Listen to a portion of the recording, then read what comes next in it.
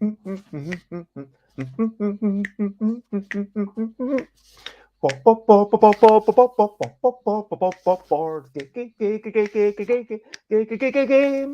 board games, board games. We might be talking about board games, but I'm not gonna shout. Today we'll talk about efficiency. I've got so many amazing guests with me, starting with Rita Modl over there. Check out Rita, they have blonde hair. Rita's also got blue lights behind. But of course, that's not the main thing we've got in mind. A photographer and designer, and we'll talk about efficiency in both things, but we're not going to shout. What is an efficient game and what's efficient rules? What are some things we're doing that maybe we could lose? Board games and efficiency, it's what I'm talking about with all these amazing people. Thank you for coming, Rita. And I'm not gonna shout. Hello, good morning, good afternoon, good whatever it is, wherever you are. Time it is 10 a.m. ish UK time. Time for Busy Beats and Board Game Blether. And today I am delighted and excited, and I'm feeling like a little bit anxious. Like I had a bad phone conversation. I'm not gonna lie. Um, and then but today I've got so many amazing guests. I'm going to actually line Yes, them up right yes. down. So we're going to talk about in game making, like what is an efficient game? What with you, Rita? Like what is efficiency in photography? I don't know. Maybe we can draw some parallels between photography and game making. What have you started doing less of? And you're happy because you're like, oh, I never needed to do that. What is an efficient way to recharge? How do you rest? And what matters most to you, because it's all about working out your own priorities. I hope we can agree that sufficiency is working out what is most important. How can we work that out? How can we be more efficient? And then now you can see my guests in chronological order, starting with Rita Modl, who's right there. Thank you for coming and joining me, Rita. Yes. So for those who didn't watch the whole 3 years, um Since 2020. It's only yes, 2 years. Like, it's amazing how many days there are in a year. If you yeah. do something every day, then it goes up to like 700 quite quickly. And I was actually planning ahead. I'm going to get to 1,100 and then I will stop. Yeah, so I will never forget our sessions during Corona. We all were It's in the lovely. lockdown and we met once in a week.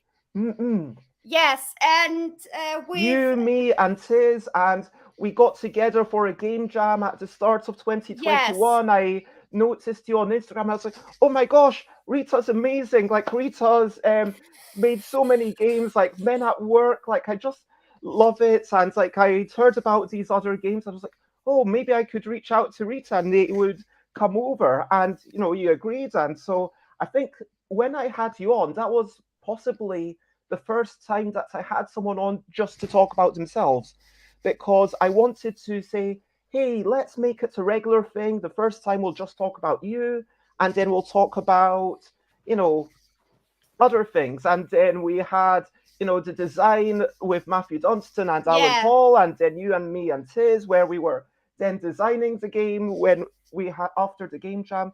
But it has been a privilege to get to know you over the past year and a half. Yeah, yeah, me too, me too. So Oh, it was a fantastic time. Okay, it was Corona, but for this it was fantastic. It was the best we could make. mm-mm-mm. Yeah. And I let's. I am going to have recent highlights at the start. I'm not going to do it for everyone, but I want you to have a moment to talk about yourself. Rita, what matters to you, and what would you like people to know about you? I'm sweating. So we have 25 degrees here, and today it's going to be a very hot day. So, whew. So I'm Rita. I'm from Munich, Bavaria, in Germany, and I design games for now. I started 2016, so it's uh, 4, 5. years? 6 years. Oh God, 6 years. Let Time us flies. say 5 years. Okay. And yeah, and it's always challenging, but the good thing is that this business is so great. So there are so many great people in this business, so that we can talk together about how designing works, and we are testing together, play testing together, and so this makes the job a little bit more easier. Mm-mm-mm. And yeah, so yeah, it's great to be here again. 700, and now you're making your 24 hours Oh, no, no, no, thing. no. It's No, not going to be no. so long. It's going to Okay. be 8 hours. So Okay, okay, I okay. think I'm a for little bit episode 400, I did 24 hours, and then 500, I did it again. But then I only was like so tired at the end. I was like, this is just too much. Let's do eh, something that I actually enjoy a bit more. oh, only 8 hours. I'm a little bit disappointed with. Oh, hello, Nicholas. Hello, Nicholas. It is lovely to see you. Thank you for joining us. And hello, Adam from Punchboards, who says, hello, lovely humans. Congrats on 700. Thank you very much. And we've just been sitting here reminiscing for a moment. And I do think that, look, I hate that the pandemic happened. And I obviously, if we could go through the past year. And hello, Uli. It's just lovely to see you from Spielberg. Ollie! Ollie, write your sentence in the chat. You know what I mean. So Ollie and I have a sentence, and always when we met, he said that, yeah. Yeah. So did he write it? A little bit of time. Wanted to say hello. Yes. Okay. Later you can do that. Yeah. Cool. Well, it is lovely to see you, and thank you everyone for joining us, Uli, Adam, Nicholas. It is lovely, and I think that's the key thing. That for me, when like the first day of lockdown, it's what am I going to do? I need to, hey Sally, because this is Sally Jones who works on games and is like makes crafty things, the Crafting Jones. And it was like, hey, can we play a game tonight? And then we played a game on Tuesday and then on Thursday and Sunday, and it became a regular thing. And it Cool. was like, oh, how about I do some streaming because Heather like suggested it, and I was struggling to get up in the mornings. And that is why I started. And I think, even though that's not a recent highlight, let me quickly go about recent highlights, living life, and seeing the sights, recent highlights, playing games and other delights, recent highlights. I mean, I just want to acknowledge, yeah, yesterday I went to Bristol. It was a fantastic day. I played loads of games. I will share photos. They're already on my Twitter if you want to go and see them. I got interviewed by the Yogscast, which is like a really big YouTube channel, and then like about, hey, what's the scenario? We will recommend free games to you, and then I don't want to spoil it, but one of the game I knew very well, one of the game I owned but I haven't played yet, one of the games I knew out, but they were saying these are the best games for this scenario where you're traveling and you need to teach games without any common language. These are the best games. And that was really fun. Then we sat down, I enjoyed Chance Encounters, it was lovely. But over the course of the last 2 years, when I move recent highlights to what's been going on over the past 2 years, because it has been a year, Rita, it's been about 18 months since we met.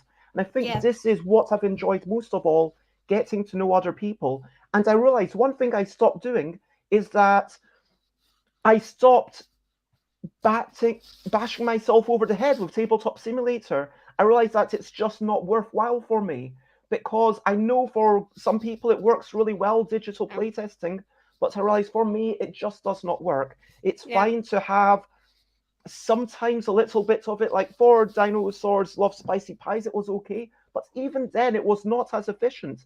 I mean, if we had been actually able to get together in the same place, I believe that we would have finished that game. I don't know if you agree, But I believe that if all three of us had been in London, then we would have finished that game and we would have, proceeded maybe twice the pace. Yeah. And at a certain point, it's like, what can we do right now? We can have a conversation, and that feels good because we can still do that. It's not like a worse conversation. Well, it's maybe 10% worse. Whereas playtesting, it feels like it's 50%, 60% worse. That's how I feel. But I don't know if how you feel about that, Rita. How has the past year and a half been for you? So many questions. Okay, let's start. So Corona was shitty shit. Um, so everybody thinks, I don't know, hey, you're so successful, and I don't know what people think about me, but maybe I don't know. It's not always the truth because Corona would take me 1 year. So I have 1 year and nothing happened. So, and I would say if I doing And this job, presumably at that point, if it's like an entire year that you've not been creative, it starts to get you questioning, am I a creative person? Did you ever feel that? no, I was creative, but all in all, everything was takes so long, and so I would say I lost 1 year. For sure, for minimum 1 year. And it wasn't fun because we can test very good. So we all testing online, and this was also takes very long. So normally when you play a game, it's 30 minutes, and online it takes 3 hours. And it was very long, and also the times when I show to publishers, so I had online appointments, and so they could also not test, and so it takes also a long time when they get me feedback, and it was it was exhausting, really exhausting. And this year, so I would say the first half year we also had Corona. Oh, Dutch Yoder is also here. Hello. Um, Hello, the Yoda. And also, thank you, Trywin Games, for following along. I appreciate it. so this year the first half year was also Corona, and we had a little bit stress. I had private stress, and this comes together. So you don't always have only Corona; you always have other problems. Yes, and so this all ends in, I would say, May, June, and from that I was only around. So I had two luggages, a big and a small, and I just put the things in the other, and so on. And so, and a big highlight was last weekend BerlinCon. It's a convention in Berlin. I don't know if you heard about it. Oh, yes, I was hoping Yes. to go, but I've not sorted out my passport. It needs to be renewed. Yeah, And it is. also, I was feeling a bit anxious about the flight, but I am definitely planning to go to Essen. I'll be going with the ferry, so I don't need to get in an actual airplane. This is so BerlinCon. It is a small fair. Yes, By only Hunter and Glue? Hunter and friends. Yes, Yeah, that's Hunter and it. Co. Yeah, Hunter and Hunter and friends. And this was the first time for a long time it was a normal fair, no masks, and a lot of person are very happy. And this was my highlight for this year because it was the start. Okay, now we are having a normal thing here, and everybody is happy, everybody can play games, everybody can make their job. So yeah. It is really nice being back to relative normality. We are Yeah. still easing in there. And okay, DCC episodes. Oh, D is 500. Okay, not Dallas Cowboy cheerleaders. I get it. And thanks for joining, Robert. My question to you, Rita, is let's go through the questions that we asked at the start. Yeah. So, photography. Are there any principles in photography that have made you a more efficient designer? And what is efficiency in photography? So it's not photography, it's my design studying design. I study design. So we don't only have photography, we have being creative, making creative things, and organizing, and so on. And this helps me.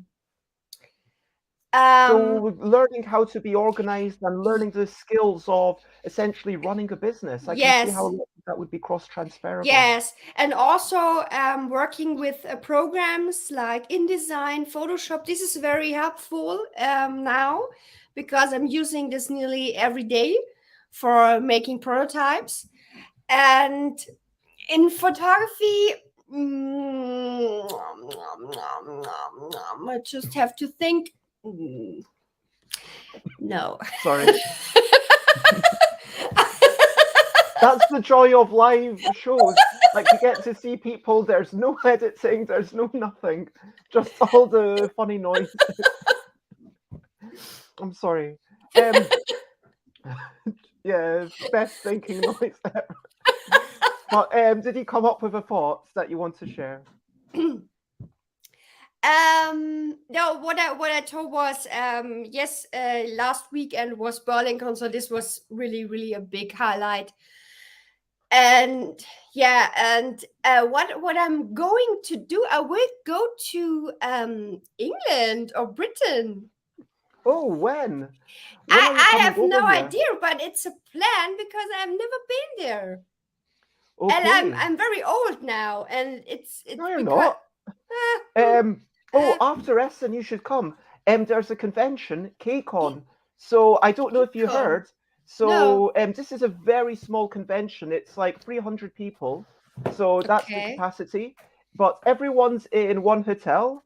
Well, 150 Oh, people in one hotel, and then yes. everyone you can get to bed for either one person or two people. So Yeah. one person is like £70 a night, two people is £90 a night because Yeah. it's and then you play games. If you were there, you could get a table for like half a day or one day if you want to do playtesting or prototyping. It's not really an exhibitor con. Yeah. The Yeah. point is to engage with people. And then last year I went there, I tried a few prototypes and had so much fun. But also, in case some people aren't aware, I am leaving the UK, and in 2023, my leaving party will be at KCON 2023 because I'm partnering with Kel, who is running the convention, and I will be allowed to host my leaving do. So there will be some special things because it will be my last, possibly my last ever convention in the UK, Where 2023 do you KCON. go? Thailand. What? Really? Yes. Because they're playing a lot of games there, or No, what? more because it's cheap. I like warmth. I like the food. Okay. But yes, Um, anyway, so the point is that, and hello, Oliver. It's lovely to see. That's Oliver Kina. I was actually, yeah, listening to some of the recent ruminations. I love is it the Tuesday thoughts or the Thursday thoughts? I can't remember the alliteration, but I, I mean, Oliver does reviews, which are, yeah, I would call them reviews rather than critiques because they're kind of okay. Here's a bit about the game. Here's what it is. But also, what I love that Oliver kind of does is like they've got these weekly. Hey, here's something that I'm thinking about. It's like let's talk about player aids, or let's talk about complexity in games, or let's talk about teaching games. But yes, that can we is. talk about you going to Thailand? I'm a little bit shocked. And hello, Matt. I thought you were aware of this. I put it up on my No. Facebook so many Really? times. Yeah, Huh? so many times, so many times. What? But not everyone sees everything, I guess. No, I'm every day on Facebook, so it can be that I don't No, know. I promised you I put it there. But yes, in case someone didn't know, Okay. I am going to Okay. Thailand. So Anyway, that's not. when It's is this at the end of convention? next year, so I'm here for another year. So enjoy the next Okay, year, okay, okay, and okay. maybe come over to KCON, and then we can have time to hang out. And Because KCON, at Essen, I won't have a stand, but if I go, like I know you'll have a lot of meetings, I will hopefully have a lot of meetings. I yes, will want to help someone who's hopefully selling my games. I will want to go to yes, Gigamic and see if I can help them. I will want to go and help Surprise Terror Games, and that we will both be super busy. We won't have time to yeah, yeah, yeah. socialize. Do you know what I mean? Whereas when we're at a tiny convention like KCON, that is the joy of it. So that's why I would encourage you, And Rita, to when come is over to this? KCON. When is this convention? Tell 2 weeks me. after Essen, Okay. And where? um, in Milton Keynes. So it's in the middle of England. And Matt said, I didn't know until someone told me Facebook algorithm sucks. I assumed this is to do with me going to Thailand. Yes. So I also didn't know. Well, now you know. Yes. But yes, Wow. come over to KCON and maybe we can make a game together in 2 days because we could do so much more when we're actually in real life. Imagine if we're this much energy just across the screen. Imagine how energetic we will be in real life. So, Rita, Yes. talking about efficiency, Yes. um, what matters to you? Is there something that you've decided this is something I will always do? And on the other side, is there something that you've decided I am allowing myself to not do this other thing? Do you get what I mean? Like personally, I've decided that Yeah. So there's one I'm thing here. allowing Yeah. myself to not um, hoover so much. I haven't hoovered for months, but which if someone comes over and they've got a dust allergy, that is a problem for them. But most of my friends are like, yeah, that's fine, we don't mind, and we don't judge you. And it means that because I'm not stressing about it, I've got more energy and time to do other things. And it's not about the time, it is kind of about the energy as well, like oh, that's just another thing to do. But is there something that you've decided in your gaming profession, in your photo design profession, something that you will just, no, I don't need to do this? So there are two things. The first thing is I don't make appointments very early because I like to sleep very long. And this is something very important, and it's also all affair. So if you make an appointment with me, there is no appointment before 11. Okay, I'm And very 11, lucky. yeah, 11 is the earliest thing. And yeah, I really need my sleep. I can't say. So if I don't get enough sleep, you can throw me away. So, like, if And I started my show at 9 a.m. UK time, so it was 10 a.m. for you, then we would have never met. Imagine that. yes. So I would have reached out to you on Instagram and you would have said, no, that's like 1 hour earlier than I do my. It's really important to have these kind of boundaries, right? No, it would be okay because after we meet, I can go to bed and sleep again. And on a fair, That it's feels like it's kind of okay. So when you talk about meetings, you mean meetings at a fair where you actually have to get out of the house. and also online meetings. Yes. Okay. So yes. I mean, I know that now because we know each other, maybe you'd come. But like if I had been, a year and a half ago reaching out to you and you didn't really Yes. know me, then and I'd said, hey, would you come at 9 a.m. UK time, I 10 I a.m. would do that because I had nothing to do the whole time. So I Oh, so you can were super bored. yeah, I'm super bored and I stand up and then I go to bed again. Fair enough, that makes sense. I mean, have you found yourself having like going from a period of having not enough to do and being super bored and not having enough social contact, and now you're going into where you're almost having too Yeah. much and you're Yes. overloaded? And how do you decide um, which appointment to say yes to and which Yes. ones to say, you know what, that sounds like a great opportunity, but I just don't have the energy or time for Yeah. that? How do you So decide? Um, it's the first thing on fairs, on big fairs like Essen or also BerlinCon. I go there 1 or 2 days before, so I can be there and saying hello to everybody and starting very slow, because if I go there when the fair starts, it's like I'm here and everybody is wants to talk with you and so on, and it's so stressful. So this is one thing. I go there 1 or 2 days before. And another thing is, I really need my sleep, so I don't make so much party. Mm, mm, mm, So mm, mm. normally I go at midnight in bed.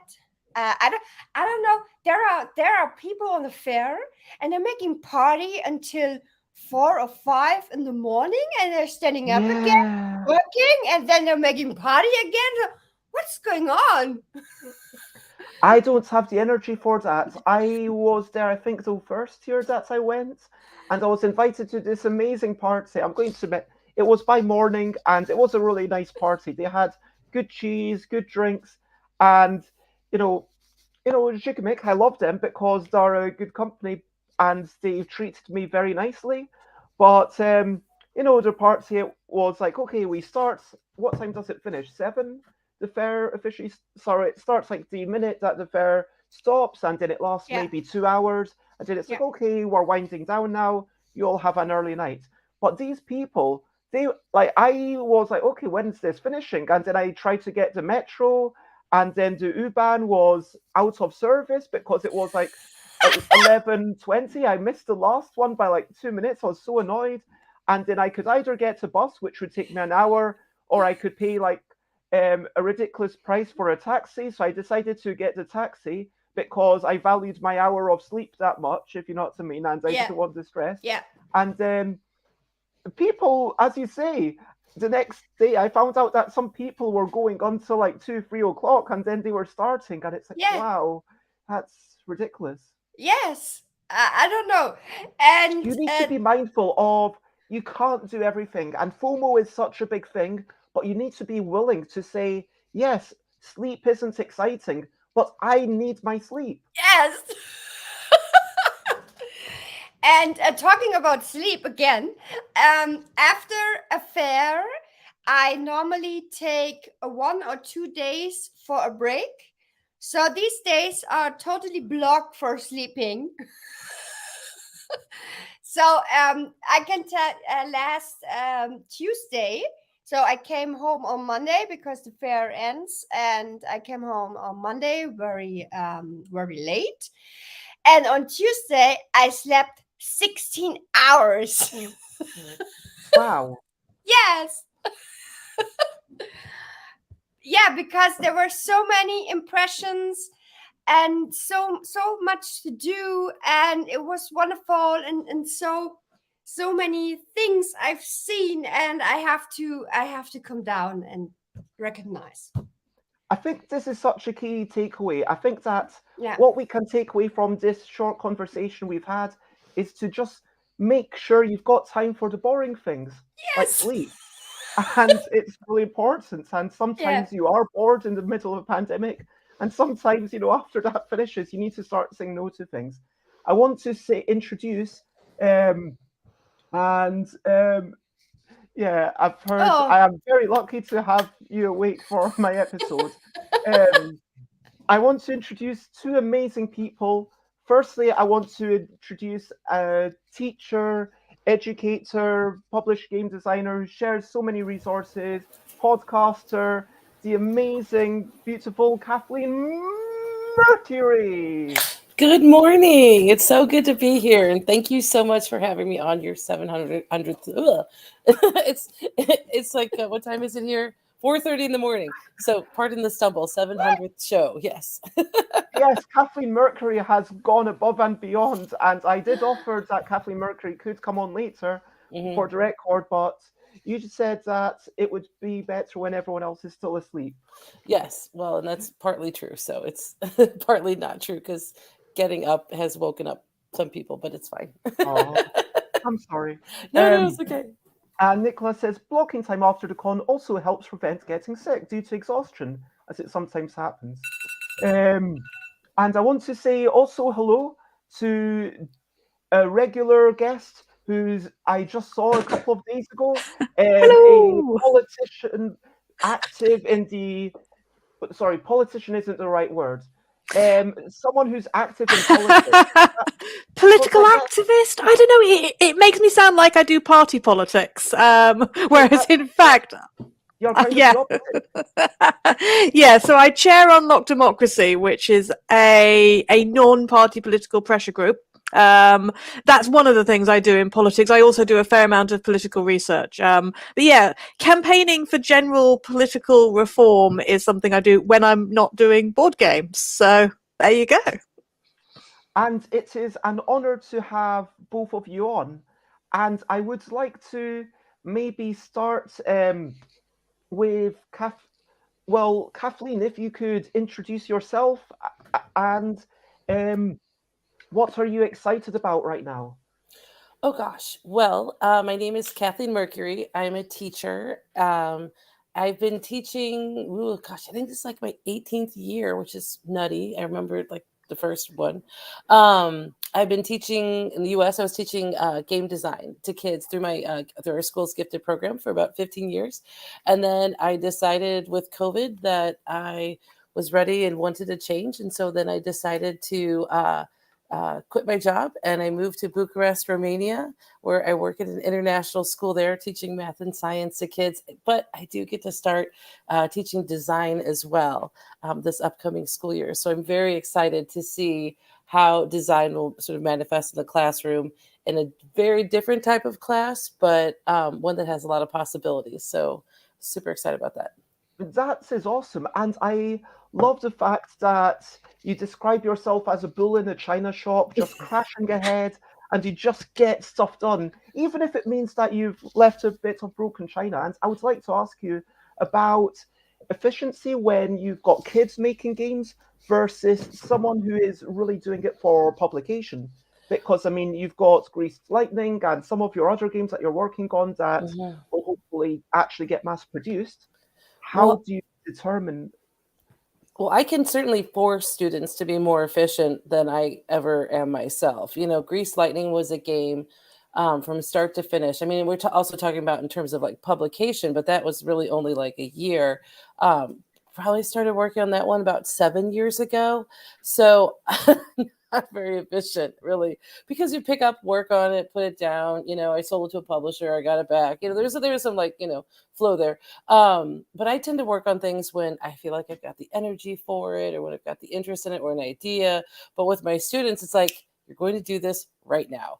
And in a lot of ways, I think that's been a detriment for me as far as design this year, is because like I would do it with them. You know, the first game students ever play tested would be one of my prototypes. So I really miss, in a lot of ways, having that, you know, consistency for myself until today is like, we're going to be designing games right now. We're going to be designing games right now. We're going to be designing games right now. And so for my students, they'd have to be much more efficient. Like, okay, you're going to have an idea that you're going to, you know, you've got 2 days to start making a prototype, which means you have to have an idea. And we just go, go, go, go, go. I mean, it is, you know, so hard into efficiency in some ways. And you've done these workshops where you get people to make a game in like 8 minutes. Yeah. That's and it's amazing what people came up with. I first did it for Tabletop Network, and so I had this idea for a game design jam where they would basically design 3 games in 30 minutes. So I would present, you know, like the challenge, and then it was go. I'd give them the bits and pieces that would limit them, but it was just go, and it was really incredible. Like, people surprised themselves what they came up in 10 minutes. But it was also fun. One of my favorite challenges was when I gave people a dossier on McDonald's. They used to have in the 1970s all these weird characters. If you look up commercials from 1970s, it's like a surreal sort of nightmare with like the big giant hamburger head and stuff like that. And so I gave people like the dossier and all these characters. Like, McDonald's wants to be cool and hip and make a game for them. Go. And like the energy in the room just like plummeted. Because they're like, oh, what do we do with this? But that's with the real world. Sometimes when you're working in design, you have to work with a customer, you have to work with a client who has a very specific idea, you make it work. And so I think it's really interesting when you're talking about efficiency as doing the most in the, if we're going to have a definition, they're doing the most in the smallest amount of time possible. Like that is such a nutshell way to do it. Mm-hmm. And it's about doing the most that kind of matters, right? Because it's not just about doing lots of other things. And, it's not about, and when you say with the least time possible, and it's also about thinking about your energy sometimes, because, if you do something for 2 hours and then it burns you out the next day, then maybe that's not so great. Yeah. And I think too, you don't have time to quibble over your different decisions. You have to make a decision and go. And I think that's one of the great things about that type of pressure. And the idea was actually inspired by a mutual friend of ours, John Brieger. And he was talking about in his design classes, he had a professor who told him about a sort of little experiment that he did. And he gave one class 2 projects to do over the course of the semester, and the other class, he gave a whole bunch of smaller projects. And the students in the class with the smaller projects were much better designers by the end because they had gone through the design cycle so many more times, and that just developed that design skill set that, you can apply to other things. And so I think, when we love something, it becomes precious and we don't want to let go of things. I used to give students 3 weeks to make their first prototype, and they would do these beautiful sort of art projects, play test it, it wouldn't work, and they wouldn't want to throw out the game. And back then, in the beginning, it was like, oh, you have to. And then over time, I was like, that was terrible. With teaching is also a form of game design that we definitely do a lot of play testing, and so now towards the end, when kids, it was time to make their prototypes, maybe 2 hours, over a couple days, that's it. Like you have to pick something and go and just make those decisions.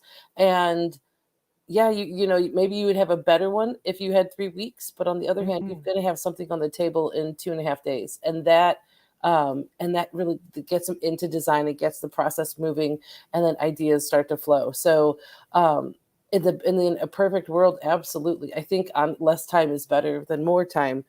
But when you have endless time, then you're like, it's really easy to kind of fall back into that. Well, yeah, it's so easy to just fill that time. And so often I find myself being efficient by waking up early on the Friday.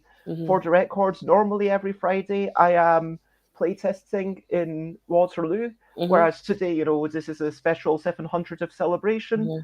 And I might wake up early and make a new sheet for my drawn together game. And if it doesn't work, well, I don't feel too bad about just throwing it away, or I'll work out exactly what prototype bits I need for a new game. And I'll make it, like maybe it's been mulling over in my head, but the actual construction will all get done maybe in that hour, or maybe even when we're sitting and waiting for us to get started and other people are chatting. And yes, it's a little bit, some people might see it as disrespectful because, hey, we are expected to spend an hour and a half playtesting this game that you've only spent half an hour making right in front of us. But that's the thing, like it is a collaborative process. And then at that point, it says like, okay, well, that can be thrown away, or this rule can be totally changed. And I think that's such a lovely thing from what you're saying, these 8-minute games, these 2-hour games. It's brilliant. And yeah, Jess, do you have any thoughts about the notion of teaching and design and how would they intersect? Do you have any questions for Oh, Kathleen? Absolutely. So I've been listening to Kathleen and thinking, oh, this is gold. So later this year, then I'm going to be doing some workshops with people within the democracy sector. So this is one of the places that I live and I operate, I suppose. Within other campaigners, and part of the whole reason I'm here making games. My first game was Disarm the Base, which was about the peace movement. The current game, which is kickstarted, and I am desperately doing all of the last bits of the graphic design and the digital mess, etc., which is great. It'll be fine. That's Library Labyrinth, which is about, historic and fictional women, and it's, really, getting those characters to the forefront of our consciousness. So I'm really interested in where the ideas intersect with it. But later this year, then I'll be doing some workshops with other people within the campaigning sector, where the aim is partly to get us thinking about our messages, because sometimes that's something that we are not so good at, and game design can really go, okay, what's the crucial thing you want to do? It can really hone down all those things. It is a great thing for taking off the edges of things and saying, okay, right, we'd like to say this, we'd like to say that, but what's the message you want to get across? And I've been thinking, oh, okay, right, will we end up with a couple of games at the end of it? So yeah, just listening to you talking about the amount of time that that it might take to design a game, because I've designed games in a couple of hours, and then I've designed games which take weeks and weeks and then are completely rubbish. So perhaps it's something around those expectations around, should it be that design takes this amount of time? And in fact, where does the design end and the development start? Because it can be quite easy for us to think, this is a linear process. You've got the design, then you've got the development, then you make it pretty, which is actually completely not. You might start with the initial idea, but I know from my own experience that I go back time and time and again and go, okay, right, well, I'm going to change the design. And sometimes the idea that you have for one game morphs into something else, and it's really actually quite hard to tell when you created that game, because it's morphed so much from the various other ideas. So yeah, I was really just listening to Kathleen and going, oh, okay, right, that sounds like, yeah, that feels like a really good approach. And I love the way that you were talking about the workshops and about getting people to really think about the different designs. Definitely a lot to unpack there, and I guess one question that you asked is like, is there a correct amount of time that is somehow more efficient, or is, like, I mean, the throwaway answer is it's all contextual, but what do you say, Kathleen? Well, in thinking about it, there's one thing that, for me, selfishly, I've always kept design as a freelance part of my life. I've never pursued working in the game industry. I've never pursued or never thought of myself as someone who wants to be a full-time designer. And if I did, I would push myself and I would do it very differently. But this is something that I've always intentionally sort of kept as on the side, because I always wanted teaching and the work that I'm doing with my students to, be at the forefront. And so I think sometimes what we sacrifice with efficiency is when we're going with time, we're sacrificing the pleasure of it. We're sacrificing just that, mentally walking around kicking rocks, kind of approach, and I think for any person, you have to figure out what works best for you, because my mother and my sister, I'm here with all of I have three sisters. We're here from all over our little corners of the world, at Lake of the Ozarks, the middle of Missouri, in the middle of the United States. And my mother and my sister cannot quilt together. My sister is all about the process and moving the pieces around. And to her, that's quilting. And my mom is all about, let's get it sewn, let's get it done. Efficiency, is my mother's beacon, right? And so they can't quilt together because neither one of them is doing it right from the other person's perspective. And so when they're trying to come together, I know it's so funny when you're saying quilting, it's been messy. No, I understand. I can imagine it being super cutthroat. I was that sounds like a really bad situation. I'm just kind of going, Yeah, no. Yeah, I can imagine that. And this is something really key that you're talking about. When I'm spending 8 hours talking about efficiency, which is kind of a joke. Yeah, it's kind of ironic, right? That I'm doing this super long show, and talking about how to do things quickly. But efficiency doesn't mean doing things quickly necessarily. It means doing things that matter to you and also getting good stuff done. And when you talk about walking around, kicking those rocks, seeing what works and experimenting, that's such a key part of that creative process and giving yourself space. By the same token, when on the tweet that I sent out, I said that I would ask you this question, so I better ask you it. Is the notion of efficiency in schools a potentially harmful one?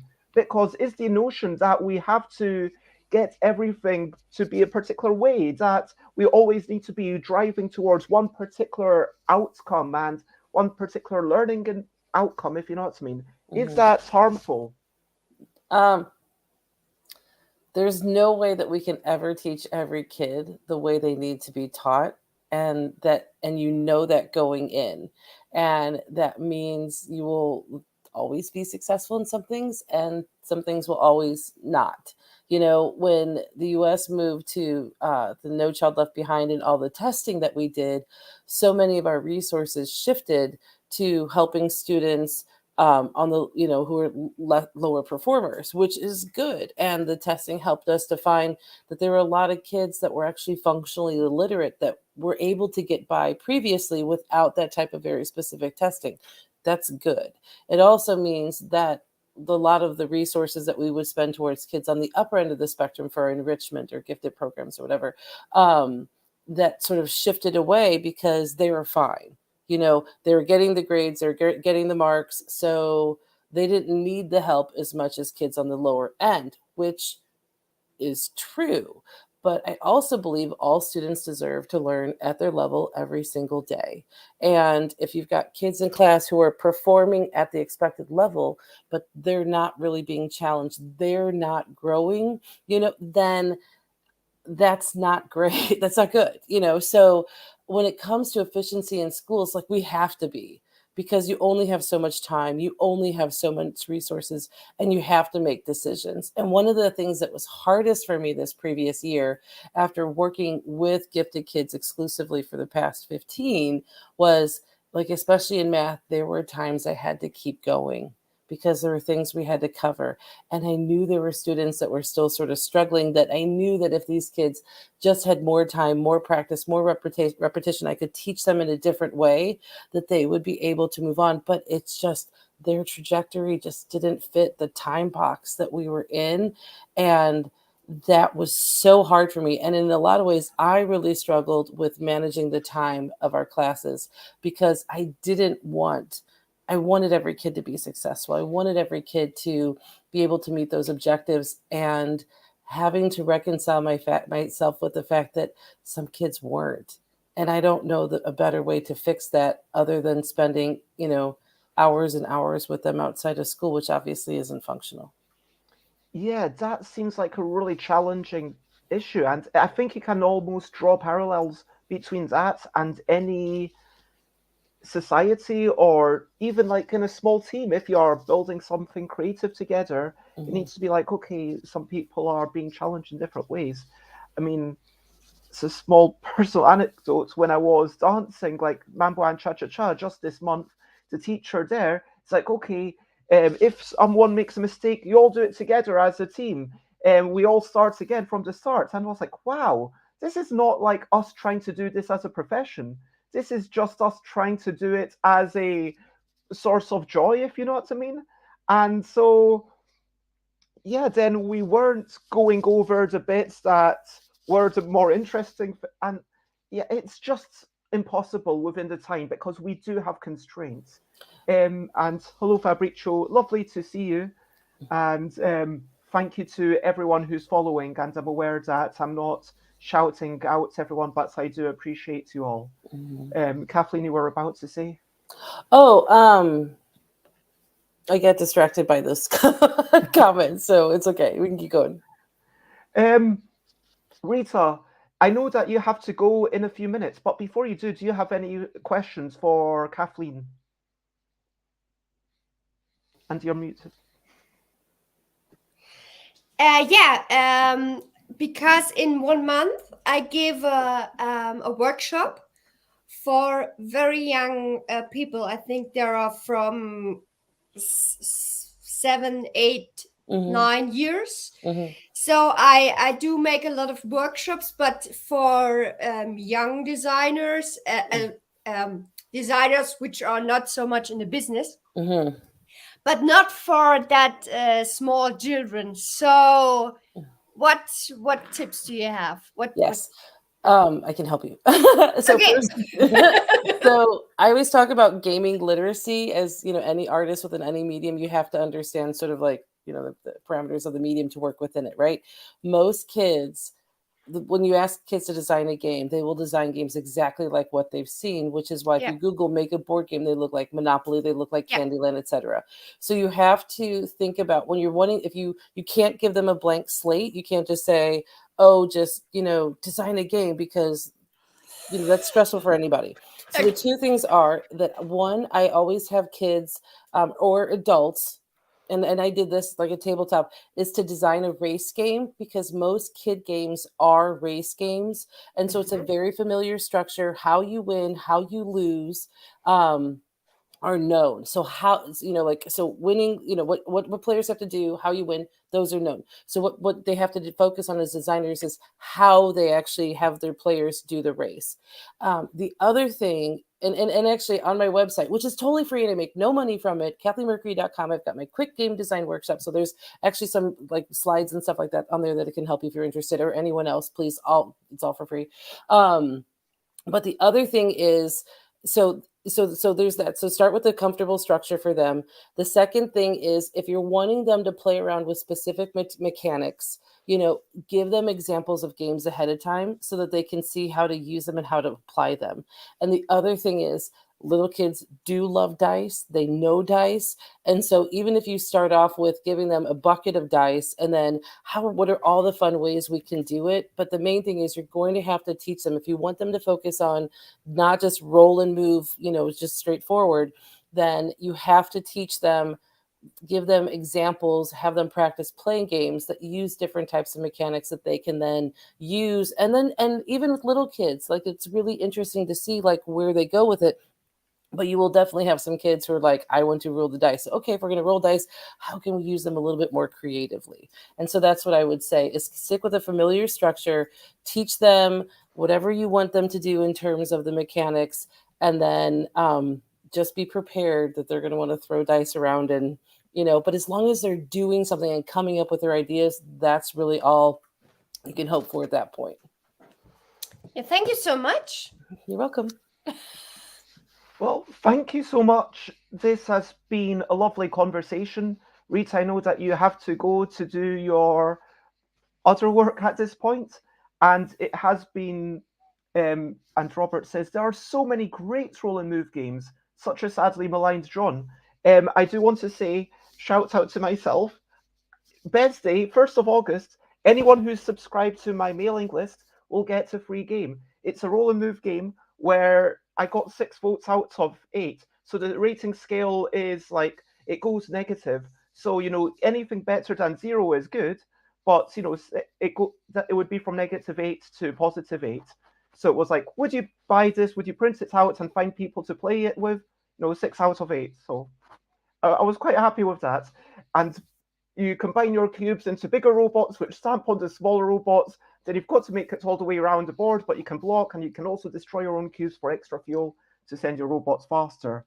And Roberts is also working a roll and move game. I'm excited to see it. And like so many things like That's Life and Formula Day, there's so many great games. It's just like where it's misused, like in my opinion, Cluedo never needed movements at all, if you ask me. No. But yeah, 3 out of 4 people agree, and one person hasn't said an opinion. But yeah, Marita, it's been a delight. So at this point, what are you up to? If you're willing to share, what are you up to the rest of the day, and where would you like to be found? So I have a photo job after that. So now I'm a full-time board game designer. But in my life before Corona, I was a photographer, and so I have a few jobs during the year, and I still do it. So so I'm going to photography after that. And yeah, where to find me? I think Instagram is the most best thing to go there. I also have a podcast, but we are not doing so much for the podcast now because we are also busy in being everywhere. And so on Instagram, Rita on Fire, and I'm posting there a lot of things, and also a lot of things for board game design and where am I and so on. So you can find me there. And I mean, you do so many amazing things. I've not showed this. I don't actually show off your photography link because you never asked me to, but I just think that it's so cool. Like all the things you do, it's like just like really interesting to see that, yes, even full-time board game designers also have this other side of what they're up to. And I think it's just really cool to, hopefully you don't mind me celebrating. No, this. it's okay. It's okay. But it's been a delight to have you on, Rita, and lots of love, and see you soon. Yeah, have a nice day, and I wish you all the best. Bye bye. Bye bye bye bye to Rita. Bye bye bye bye. See you later. Bye bye, Rita. And yeah, we've got folks saying bye bye. And yeah, Jess, I would love to focus on you for a wee bit. But before we talk about you know, how the intersection of politics and efficiency and game design, I would also like to introduce a guest who's been waiting in the wings for a wee bit, a publisher, designer, distributor over in another English-speaking country, New Zealand. And so I think the appropriate phrase is kia ora? Kia ora. Kia ora. I do apologise. Hi. Hi, Bez. Congratulations on your 700 show. Hi, Kathleen. Kathleen and I've got to meet in person. She was in New Zealand with her family, and I lived in a big house at the time. And so my poor husband, I'm like, we're going to put up, how many people was it, Kathleen? Like 5 Oh, yeah. or 6 of you. Yeah. And we'd never met. And she said, well, because we needed a place to stay in Auckland. We hadn't booked a hotel room. She's like, come stay with us. I'm like, no. She's like, yes. I'm like, yes. So I have stayed with Julia at your house in New Zealand, and it was great. I would live in New Zealand anytime. Oh my gosh, it's beautiful, gorgeous place. Yeah. Yeah. We have our problems. And hi, is it Jeff? Not Jess. Jess. It's Jess. Hello. I recognize you from the Hasbro. Oh, yeah, we were on a pitch thing recently together on a speed pitch, and you know how those go, where you're all waiting in the wings, sort of going, what's happening? And you know, they are terrifying in one way, but also really exhilarating in another. So yeah. It's a bit awkward. It's like being in an elevator, kind of. Oh yeah, but actually the level of kind of, you know, support behind the scenes, and people come back and everyone's like, "Whoa, how'd you do?" And they're like, "Oh, I don't know," because you never. I mean, you get a sense, but then there's also this, "Oh, right, you know, should I have done that? Should I have done that?" Plus, also, you know, when you're pitching to publishers, quite often it's not so much that you're being assessed on how good that game is, but how well that game fits with that publisher. Which is, you know, you need to never lose sight of that, because it's so easy to just be like, oh, they're assessing whether the game's good. But it's like, actually, no, you know, they're assessing whether it fits with them, which is a completely different question. Yeah. That was why my game wasn't accepted, I think. Speed pitching is incredibly efficient from both the designer's and the publisher's perspective, because from both perspectives, you're kind of getting a lot done. I mean, I guess there needs to be a bit of curation from it up front, because you can't just say, okay, now everyone submit your games, because the publishers don't want to see literally everyone, and they might be able to tell within like 5 seconds, hey, this isn't for me, so let's Yeah. It's certainly one of the parts of the pitching process, and I think that it makes the whole process much more efficient to have it in there. Supposing that speed pitching was the only thing and people were like, hey, we've got to decide in 5 minutes whether we're properly going with this or whether we're not, then that would be a terrible way of doing it. But having it as part of the process where you essentially get a really good targeted sense of whether this game and this person, because in a sense you're trying to work out whether the person who's designed it is right for you as well, whether the way that they think, the contents of their brain exactly is right for you. So I think it is important that it's the designer that pitches it at speed pitching things.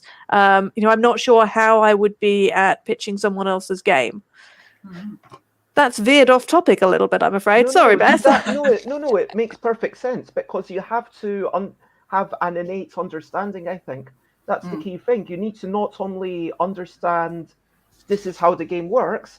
Like, if you gave me a game and then I was forced to pitch Library Labyrinth, let's say, which, let's be honest, even though we've chatted for a long time, I don't really understand it well enough to... Well, I definitely don't understand it well enough to demo it and teach someone else, let alone pitch.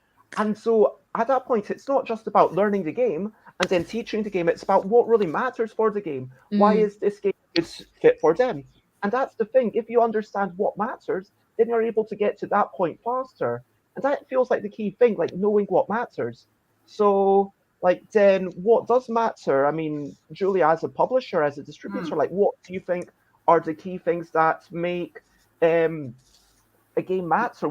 How do you decide this is the part that really matters for the game? What do you want a designer to pitch to you? That happened to be the topic of my last blog, and I'm a horrible, inefficient blogger. And what Kathleen was saying, I think earlier, about sometimes not doing things until you're really inspired and have the energy for it, that's kind of how I am. But unfortunately, I don't seem to get those big bursts maybe as often as I used to. But yeah, I think I've refined my sense of what is a cheeky parrot game over the 8 years I've been in business, and I can tell pretty quickly now. But those other things matter too, because being a one-woman company, I really like to deal with people that I will get along with. And I think it's Jess who's into politics. I'm quite political too. So actually, politics are kind of a reflection of people's values, really, So I find that often if we see eye to eye on that's a good sign.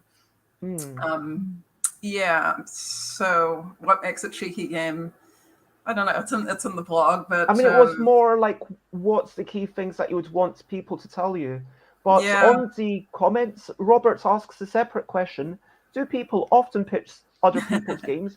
I don't know how I'd feel about someone pitching my stuff. Well, I will say that my first game, now known as Yogi, only came about because of Dave Cousins. And I'm eternally grateful because Dave Cousins was at Essen, I was not there, and Dave said, hey, I'm selling your game for you. Would you like me to give away a number of copies of your games to potential publishers? And I said, yes, absolutely. I trust you to decide who to give it to. And then I got offered contracts from 2 companies as a result. Wow. And, I went with Gigamic, and I've made an amount of money. And it's like, that is basically what allowed me to move into this full time, to be able to say, like, it's still, like, I'm not able to support myself off this one game. Don't be, like, under that illusion. I've got to do a lot of other stuff, and recently I've had to borrow money, but, like, it's allowed me to at least say, this is viable. This is something that I can do. And this is, like, it's almost like, I'm not going to say it's like universal basic income because it's not guaranteed. And this year, it's actually looking like it's half of what I might have. It's less than what it was last year, which is not great. And, there is going to be a lifespan to any game, sadly. And, there will be a time, even when Pandemic stops selling, even when Catan stops selling, everything will have, like, some sort of lifespan, and it might carry on forever, but you really don't know. And that's the thing. But yes, I would, if I were in a position, like if it were everything aligned, then yes, it could happen. But I've not heard of it happening very much. I don't know if any of you three have any examples of this happening. Pitching other people's games. Well, I effectively just did that this week at Hasbro because I was pitching a reskin of a game that I've published, and I was involved Norbert's game, and I was involved with Norbert.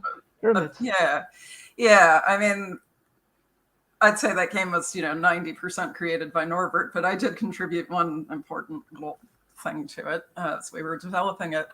And so I was pitching a reskin of a game that I published, but that I don't want to necessarily publish because it's not quite a cheeky game with the reskin. It's more firmly in the family games category. And I sort of have to straddle here in New Zealand. So I try to pitch my games to hobby gamers. Hey, these are good starters, fillers, games to play with your non-gaming friends. And also, obviously, the family and casual market. And as Hasbro put it, the hurried mom is going through Walmart and needs a birthday gift or something. So the question was, does that happen a lot? I don't know. But then the other thing that's happened this year is the person who developed the reskin of Flaming Pyramids is a German living in England, because we're all everywhere. And he agreed to represent me at the UK Games Expo and got to meet you, Pez. Which is very it was a delight to meet them. And and that's the thing, like, it is all about these relationships, and it's easy to say, oh, we're just spending time playing games, but getting back into the notion of kicking rocks, like playing games with people matters. You get inspired. Meeting people matters. You might find people to work with. And that, I guess, leads us into kind of politics. Jeff? Everything leads me into politics. I mean, there is something, the things I've written down on my, my little pad of paper while people have been talking are, firstly, that I'm really interested in this idea about, kicking rocks. Where do you get your inspiration from? And also, where does it... Sometimes things can be much more efficient than they appear. So I've worked within two different styles of having meetings. One is a model United Nations form of debate, which is the traditional dub dub dub. It's quite combative. The other is a much more collaborative process. And my experience is that the much more collaborative process is harder to do. It appears to take more time, but it does that mainly because the entire decision making is there in the meeting. So in the Model United Nations style, the traditional debate style, then actually a lot of the work goes on behind the scenes. Before the debate happens, you'll find a lot of people going, oh, right, we want to say this and we want to do that. And they'll go and have little sub meetings and, be like, right, okay, when we're having the debate, this is the proposal we're putting forward. Because in that style, then it's very difficult, nigh on impossible, depending how rigidly you're doing it, for an idea to emerge from the floor. You've got to have a fully thought through proposal, and then people have to say yes or no to that proposal. And there can be amendments, and it can be quite difficult to work out, you go down the list of amendments and vote for them, and then you vote on the main thing that's been, suggested, whether it's amended or not. But actually, a lot of the thought process is not happening within the debate. A lot of the work is being done outside of it. That's why politics appears so backstabby sometimes and so sly and sinister. It's because all of those meetings behind closed doors, we're not really privy to what's been done. But the process itself doesn't allow for that to be done in public. Whereas a much more collaborative style, a business method which is very collaborative, which says you cannot come to the discussion You cannot come to this discussion with an idea fully formed. You've got to have, you've got to come with some, some principles and some premises, but not a proposal. Some outcomes, but not a proposal. The proposal has to come from the floor. And that is really tricky to do. But, and it looks like it takes much longer.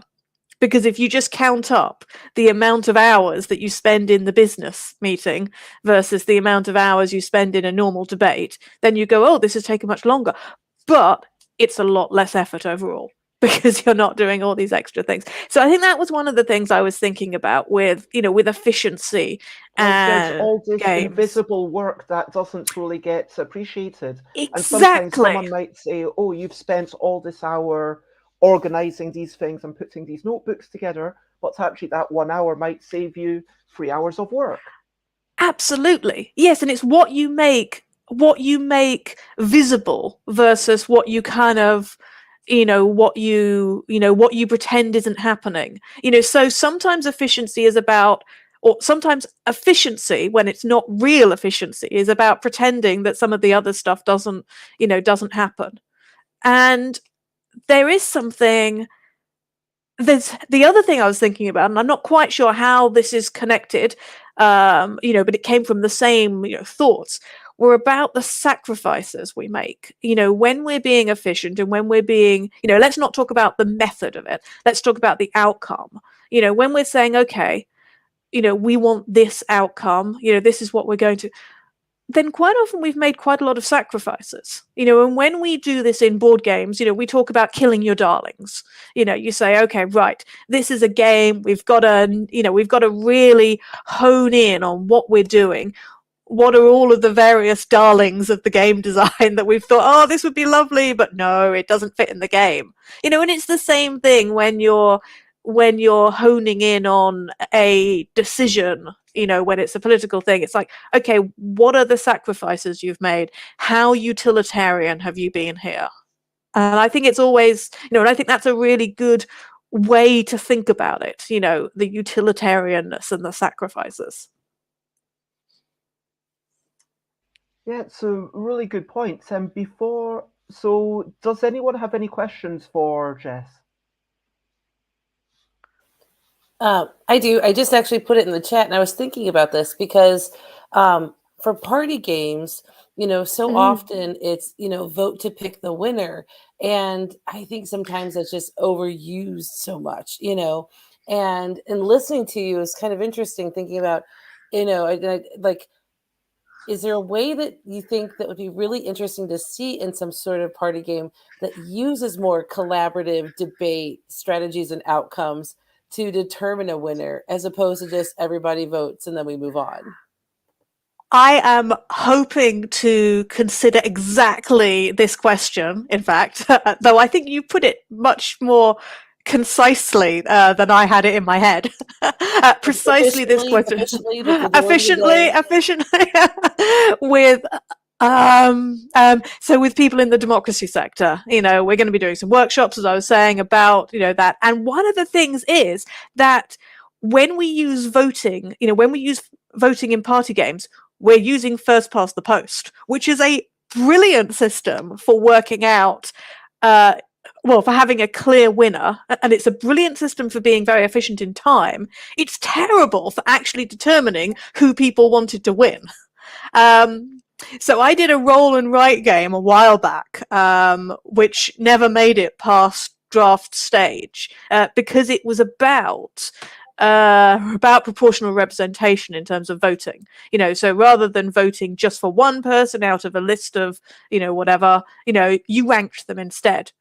The trouble was that most of the game was maths. So the game only worked if you were, either prepared to do the complicated sums. And I was using the D'Hondt method, which involves fractions and is like, a really good method, but is really, really quite difficult to work out in a game, and I was like, okay, well, I need an Excel spreadsheet behind this, because otherwise it's not going to work. And I was like, I can't have a roll and write game where you then need to go and use a calculator to work out who's won.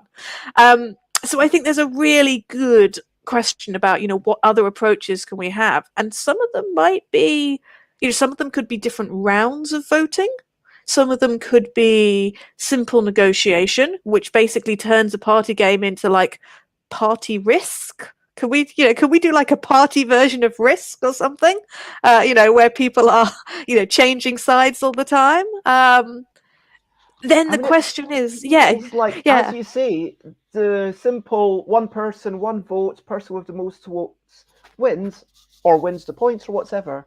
That is just so easy to understand and so fast to do. As you said, Jess, that does Yeah. lend itself to a party game. But if you want to do a different thing, it almost feels like the party game then has to be about the voting somewhat. So it almost feels like you'd want to do it in a almost party game plus. And maybe that's what you want. Like maybe a game where rather than it being a party game about drawing, now it's kind of like a vaguely negotiation-based game about who made the best drawing, or did they? And that would be interesting. But like, it's kind of, you need to step it up to like just make it more of a family game rather than a party game, if you know what I mean. Yeah, a party game about voting. The other question is about if it's about voting, yeah. but then again, is the maths involved too much? Because this is the key thing, like thinking about the audience, what are they able to do? And right at the start, actually before we started going, I was talking to Rita about the notion of what is an efficient game. What is a game that actually does a lot with not many rules? And I would like to actually, before you go, Kathleen, and also Jess and Julia, what is your opinion? What games do you think are the most efficient? And everyone who's watching, I'm interested to hear your comments. What are the most efficient games that you think? Kathleen? Rock, paper, scissors. Oh, that's a good one. Yeah, that is good. I mean, and especially one of the things I did at my school is I had a little afternoon class, outdoor games, and it usually just was, we'd play capture the flag or assassin tag or whatever, or infection tag, sorry, and any dispute, like I'm not gonna, like your foot was there, your foot, I like rock, paper, scissors. Sorry, I'm just and kids got it. You know what I mean? Rock, paper, scissors, and then the dispute's over. Then they would move on and play. Blessedly simple, absolutely clear, an interesting little puzzle in of itself. Rock, paper, scissors, most efficient game there is. Yeah, that is brilliant, and I love to do it on a semi-randomized walk away of deciding which way to turn. What do you think, Jess? What do you think, Julia? It's so difficult, thinking about games which have really efficient rules, because there are games which are really complicated but have quite good rules. It's partly about how the game's been designed and not just how you're expressing the rules. Because there are so many things that internalize. Sure.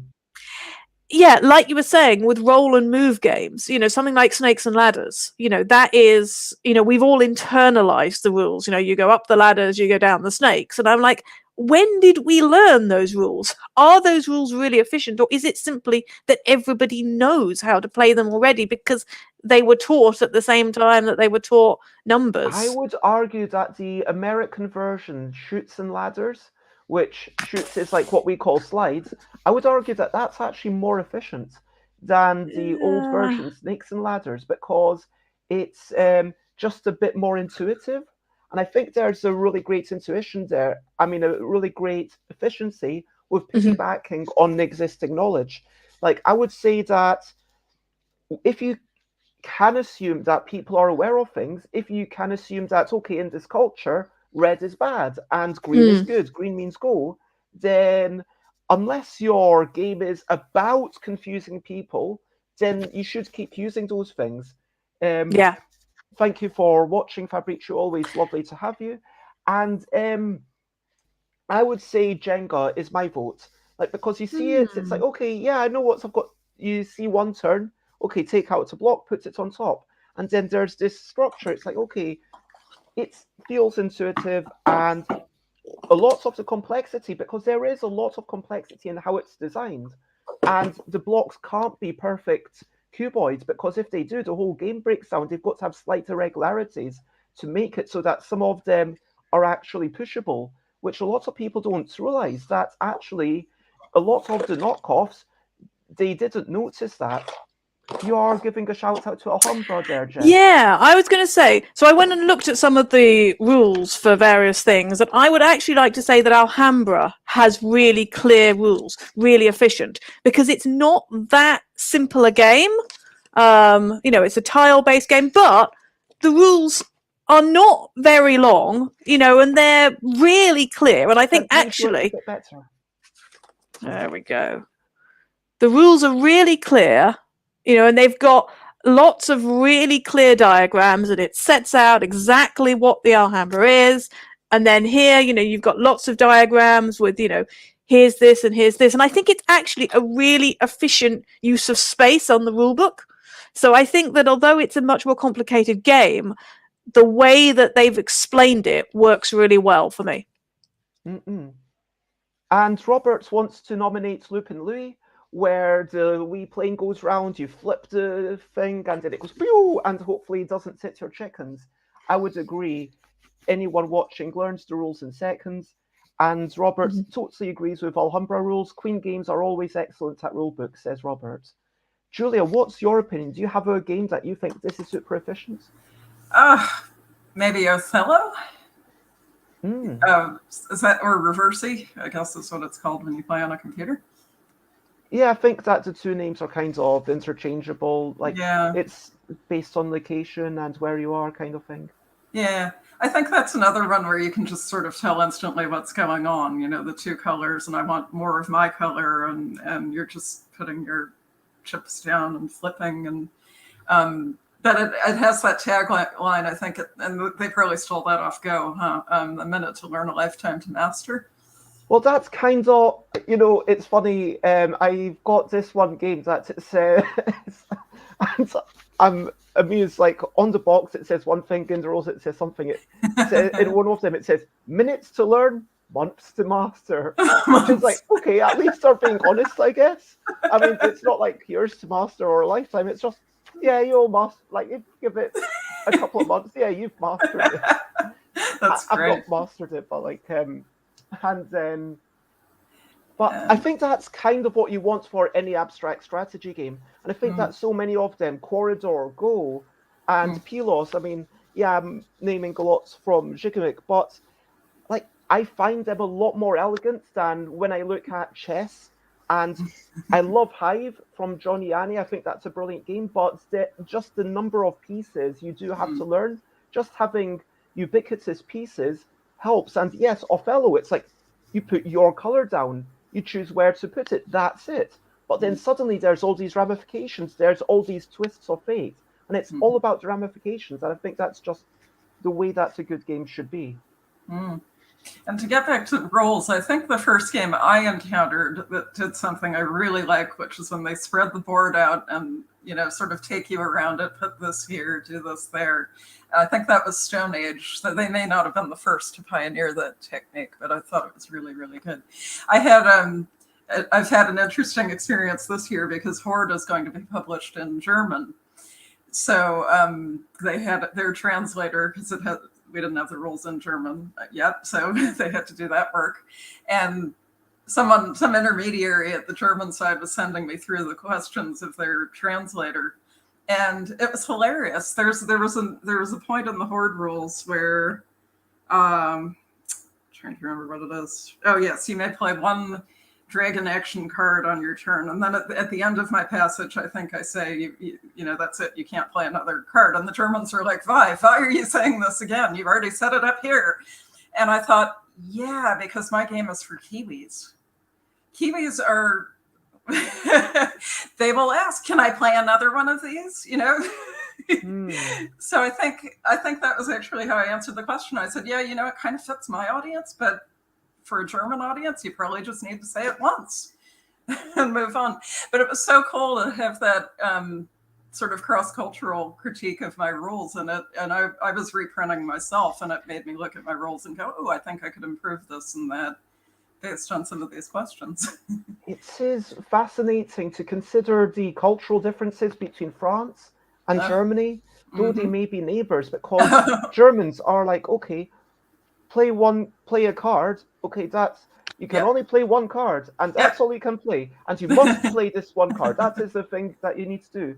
Whereas in France, it would be like, well, maybe I can play a card, maybe I don't have to play a card. Like it's almost like play a card, and you may It's a play a card are almost negotiation. synonymous. I mean, I'm Yeah. exaggerating maybe 5%. I'm not exaggerating.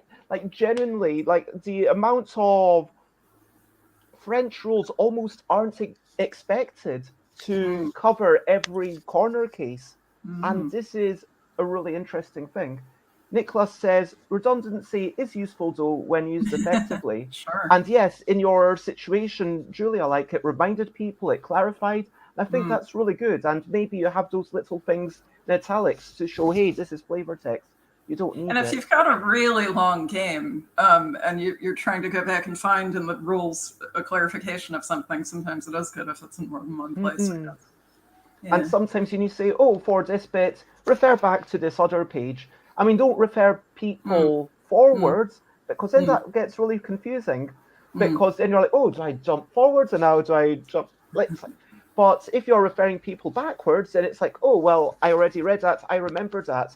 But if people are checking things when they're looking up rules, then it's like, oh, where is the rule about how to move Alex the adventurous? Is it in the Alex's page or is it in the moving page? I don't know. And then you go to the moving page and it says, for specific details about how to move particular characters, look at their specific character bits. And it's like, okay, that's good. There's definitely something really good about having a decent table of contents, or at least having lots of, headers and subtitles and things so that it becomes obvious, because there's nothing worse than scrolling through and going, okay, I can't find it, and I can't even necessarily work out where one section ends and another begins. Most rule books are quite good at that, but it's one of those things where decent formatting can make a huge difference to someone's understanding. That's so interesting. Like if you've read books on Kindle, I find it unsatisfying because sometimes I want to go back and find that one brilliantly written sentence. I can't do it. Whereas in a book, I can sort of remember it was on the left side about this way through, And so when you said scrolling, I thought, yeah. Some people prefer, I guess, to watch videos and things to learn how to play a game. Well, with the scrolling thing, I mean, actually, I tend to make sure that anything I'm doing online, that I've got the pages, because I do not scroll with, just one continuous page. No, it's got to have the things separated in some way. There are some things that, if you're reading books online, sometimes there are things where it's, by chapter, and at least then you sort of go, okay, right, well, it's that chapter or that chapter. But otherwise, I'm like, no, give me the PDF, which is how it would be printed, and that's what appeals to me. And I think it's exactly the same reason that you've just highlighted. I think it'd be really interesting to, I don't know if anybody's done this, but you know how people have had they created AI bots to read through movie scripts, and then they've come up with a movie script. It'd be really funny to see what would happen if you gave them a whole bunch of an AI bot, a bunch of game rules, and to see what the game would be, Or let's do it. There are a couple of bots that come up with ideas. I know that there's one on Twitter that comes up with ideas, and it's got a whole load of things in it, and it just so it says, this is a game set in space which involves trick taking and strategy, something like that. And every now and again it comes up with something that's really left field, and you think, wow, that would be great. But I would love to have a bot actually create a rule book from scratch and see how much it recognized the things that need to go together. That would be fascinating. And then what type of actions that you would have to take, oh my gosh. I mean, if we trained it on games that are simple enough, then we could actually try and work out a way to make whatever it makes playable, just so, I don't mean playable as in good, I just mean playable as in we are able to follow these instructions. Not broken, because the problem would be when it came up with something which was, a complete opposite, where it says, first player does this. Well, no, the player who does this is simultaneously the first and last player, for example. That wouldn't work. I could imagine there are things where it's like, no, that's completely impossible. But hopefully it would recognize Although, imagine that. if the computer did come up with a game where you were first and second simultaneously. That would be an exciting game. For you. I think that we should get someone to do this. This should be, you should have like a shout out. Can anybody make a bot? Use a bot thing, not a game where you're first and second simultaneously. No, I want somebody to come up with the bot. I think that would be fabulous. Let's, let's see if someone can do it. Okay, so then then going with this, just tiny little thought. What 2 games would you want to feed in to the rulebook to see what would come out? Like if I know rock, paper, scissors, and Catan, right? Pick those 2. Like, those rule sets would go in there, and then and you're like, well, you can maybe see it. Catan, there's some negotiation, so maybe rock, paper, that sort of thing. Like, what games do you think would be really interesting to put into the AI bot to come out with some outcome? Would you have to have the games that you put in being similar in terms of components? For example, would you say, okay, let's put in tile games? So you've got Carcassonne and Forbidden Island and Alhambra and whatever. Yeah, exactly. I mean, just like or would it be I think I'd like to put Dixit in there as one of the rule sets. I like Dixit. I would nominate Yogi. I know it's self-serving, but I think that the simplicity of it would work. Train it to make simpler things. Especially if you have like physical actions, that players have to do, and then like, tabletop actions that they have to do. Because that's something I think is so interesting, because especially, when you're talking about games, and I mean, it's like if you just like spin the wheel of a theme and then slap 2 mechanics on there, and you tell everybody in the room to make a trick-taking game about dice and space or something like that, similar to what you had said, then everybody, would come up with something different, and so I think the idea of a robot, an AI bot, like kind of come at the most efficient way in some ways from it's, from that programming perspective, I think that could be so fun. Yeah. Well, at this point, I would like to push on, so hopefully we can chat to Julia a bit more, but also with my next guest, who is a composer studying interactive music, how music could be potentially applied to board games, and it's a delight to have you with us, Timea Farkas, and thank you for joining. There you go, you're unmuted. Hello. And if I may be, yes, so I hope that you're generally well. What are you up to?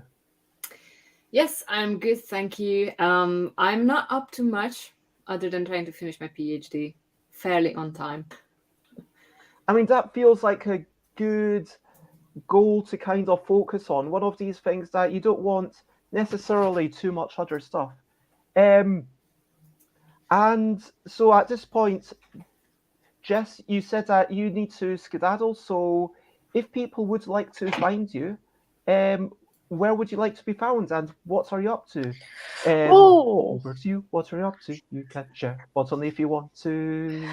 I am doing more stuff for Library Labyrinth, doing a bit of How to Descent stuff, but mainly today I am looking at some of the cards for Library Labyrinth and going, what are they actually going to look like? Because we've got a few extra bits, particularly the player aid cards and the, turn order and things, So in fact, this fits in very nicely with rulebooks because, because we're going to have a player aid card and one side of it is done and the other side, we know the text. I know more or less what it's going to be, but I'm like, the formatting is still eluding me. So that's what I'm doing today.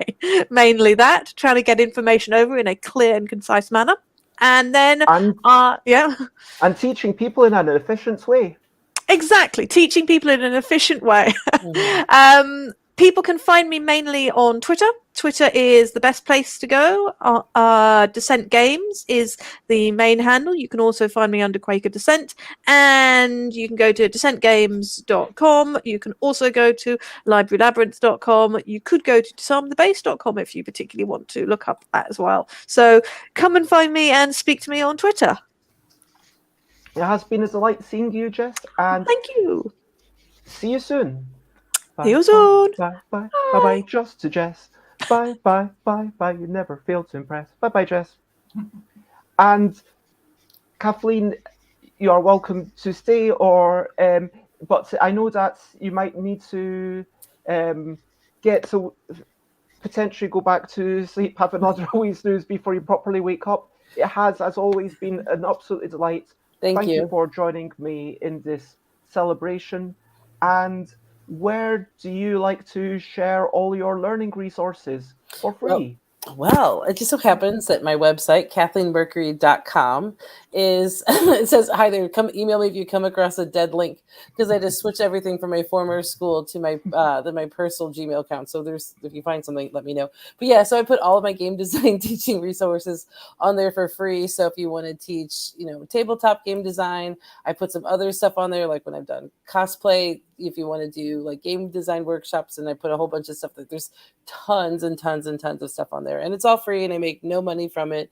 It is just to help people teach game design and to have them so there's tons of all kinds of stuff on there for people to use, and it's all just Google Docs, Google Drive, use it. So anyway, but thank you and congratulations, Bez, on 700 episodes. That's amazing, and I hope you're very proud of all your hard work and bringing so many amazing people together. It has been a delight to have you, and thank you, and enjoy your time over on your holiday. All right, thanks so much. Bye, everyone. Bye, Kathleen Mercury. Bye. Thank you for being here with me. Bye, Kathleen. And Tamia, before we get to you, I focus on Julia for like a tiny bit, and so. Julia, if we could, rush through the notion of what do you think is the key parts of efficiency in what you do, in publishing, in distribution, because even though, I guess I've got T. Cares coming on later, who works for Snowbright, but other than that, you are, and myself, are the only kinds of people who are actually doing the publishing. So I'd like to hear your perspective on what makes it efficient, how we can be more efficient. How can we be more efficient? But what would that mean, actually? Like publishing even more games? Yeah, what is efficiency? What matters? For you, what is efficiency? Is it maximizing happiness that you impart into the world, or is it profits? That's a question everyone has to ask themselves. Yeah, it's true. And I'm very open about this. My husband does the heavy lifting as far as supporting us. And we hope that, down the line, perhaps Cheeky Parrot will be generating more income. I mean, I'm not a drain on us, but I'm not exactly contributing much. And the last few years have been hard. So, yeah, when I started out, I kind of thought maybe if I have about 10 titles that are reasonably evergreen, with some hit or misses, but just 10. That might be enough to have a sustainable business in New Zealand. Don't think so anymore. I'm up to 7, but it really seems like the other idea was I have to get into some foreign markets, but that's hard from this little island. But yeah, I guess what I think about those is not just the producing the games, but then you have to sell them. And I'm not the world's best salesperson, I don't think. So efficiency as far as being able to describe a game, I guess it's similar to pitching a game, but in my case, I also have to pitch it to retailers. Why would they want to stock this game? I mean, let me stop you from beating yourself down, because sure, you are not the world's best salesperson, but only one person is. And I know there's kind of a lot of, I hear a lot of self-doubts in there. I feel it myself sometimes. Am I good? But you are sure you're not earning millions, or not. You're not kind of you might not be able to do everything that you want to do without some financial support, but it is a financially successful business, and frankly, that's the interesting thing, that Yeah. everyone has to look at what matters for them, for their personal Yeah. use case. Oh, yeah. I mean, And to still be in business after 8 years is actually pretty significant, because most people who start businesses, well, I don't know what the percentage is, but a lot of them just fail, And I think I had that thing maybe in my 3rd year of business where I went through this sort of bottleneck financially, and apparently that's quite common, but I got through that. Yeah, and I guess I'm just in it for those, the joy, as you said. I know that, I am spreading some joy. I don't get to see a lot of it, I suppose, because but people aren't necessarily playing and taking photos and sharing them. Of course, that's not the biggest priority. I've started actually putting on some of my games at the back of the rules. Hey, if you like our games, please go on Board Game Geek. And, because I think my probably, what is it I'm trying to say? My standard, that's not the right word, but my typical customer is probably like a family person who picks one off the shelves at Bookholes, which is my biggest retailer by an order of magnitude. And they're a nationwide book chain here in New Zealand, but they've moved into the board gaming space quite significantly because the toy chain didn't, I think. So I think these people probably buy my games. Well, I try to make them appealing. I try to make the price competitive. The quality is really good. They might see, New Zealand, that some people might be turned on by that, but they're not there to buy it because they heard about it on Board Game Geek. They don't know what Board Game Geek is, probably. But, it's kind of nice for me to see, people have played the game and they liked it and they're interacting with it there, Yeah, it's definitely really good, not just about legitimizing it to other people, but also for your own personal and emotional well-being, knowing that other people are actually enjoying it, not just buying it and then it disappears into an ether.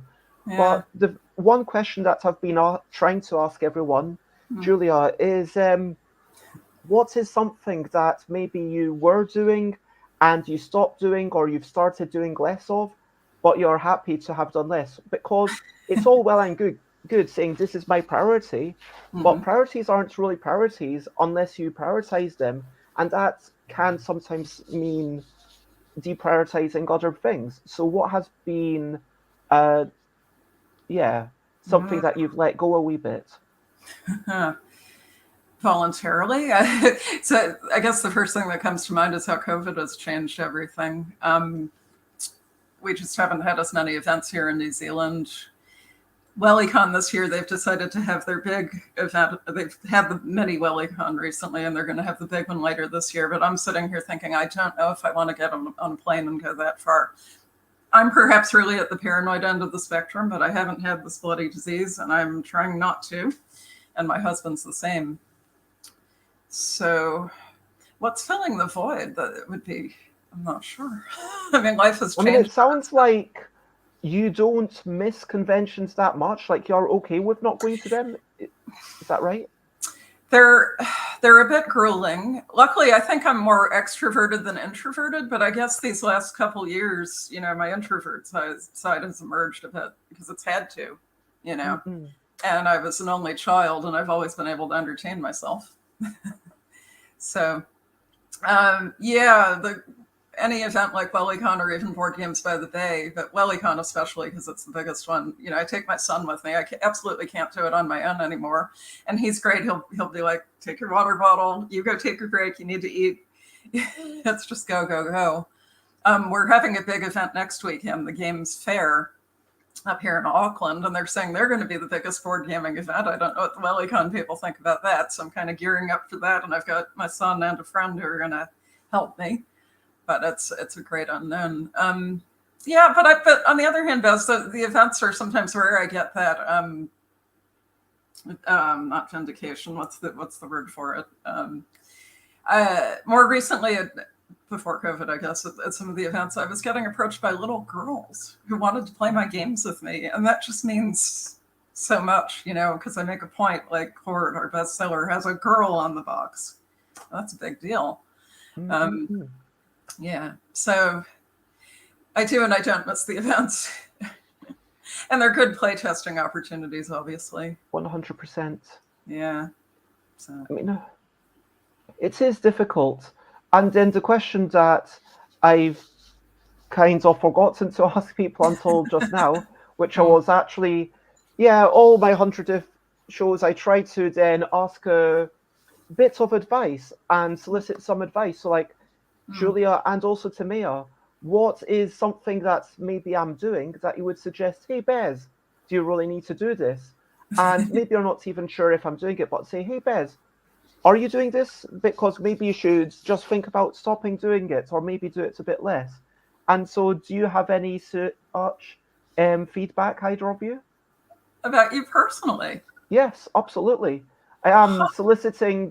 This is not unsolicited feedback. I'm soliciting your feedback and advice, and anyone in the comments. I mean, Well, I share a lot on my stream, so anyone who's been watching, like, I don't think anyone's seen actually all 700 shows, but if you have, then you probably know more about me than most of my friends. But yeah, I share a lot. So if you are watching and just based on what I do on Twitter or Facebook or whatever, however you interact with me, what's something that you think, maybe Bez might want to not do this or stop doing this or whatever? Like, one thing that I stopped doing that I decided was, okay, I am going to limit this show to 8 hours. And I know that's still a lot, but like, I started off just saying, okay, we'll have a bit of a long show, and it ended up being 2 hours. And then I said, oh, let's do this show that's going to be like this long, and then it's like 5 hours or something, and it ended up being like 10 hours. And then I was like, okay, I'll just do a 24-hour show. It was so much fun. I'll just have loads of people, and that was fantastic. And it ended up being like 26 because at the end there was kind of a wrap up, and that was brilliant, and I'm happy to have done it. And then in the second 24-hour show, it was like, oh, that's a bit tiring. So then last time for episode 600 was like, let's do it short enough so that I can still, just do a short stream the next day and be like, yeah, it's kind of, I'm not exhausted. It's not like a big thing. I don't have to give up on my sleep because, I know that 2 a.m., 4 a.m. here is a better time for you, Julia. But it's just such a bad time for me. I was basically falling asleep and I didn't get much benefit from it. So part of it is just saying, I need my relatively early nights. That's something that I've realized over COVID. But is there something that either of you think, oh, Bez, maybe stop doing this other thing? Nicholas still has a screenshot of the 26 plus hour timer somewhere. Honestly, I don't think it's funny, I am very judgmental in some ways, but when it comes to face with people, I don't think I would dream of telling them to be different, because I've had that. Here in New Zealand, I mean, here I am, this transplanted East Coast American who came over at age 29. So, the personality was already developed. And, New Zealand is terribly British, I suppose.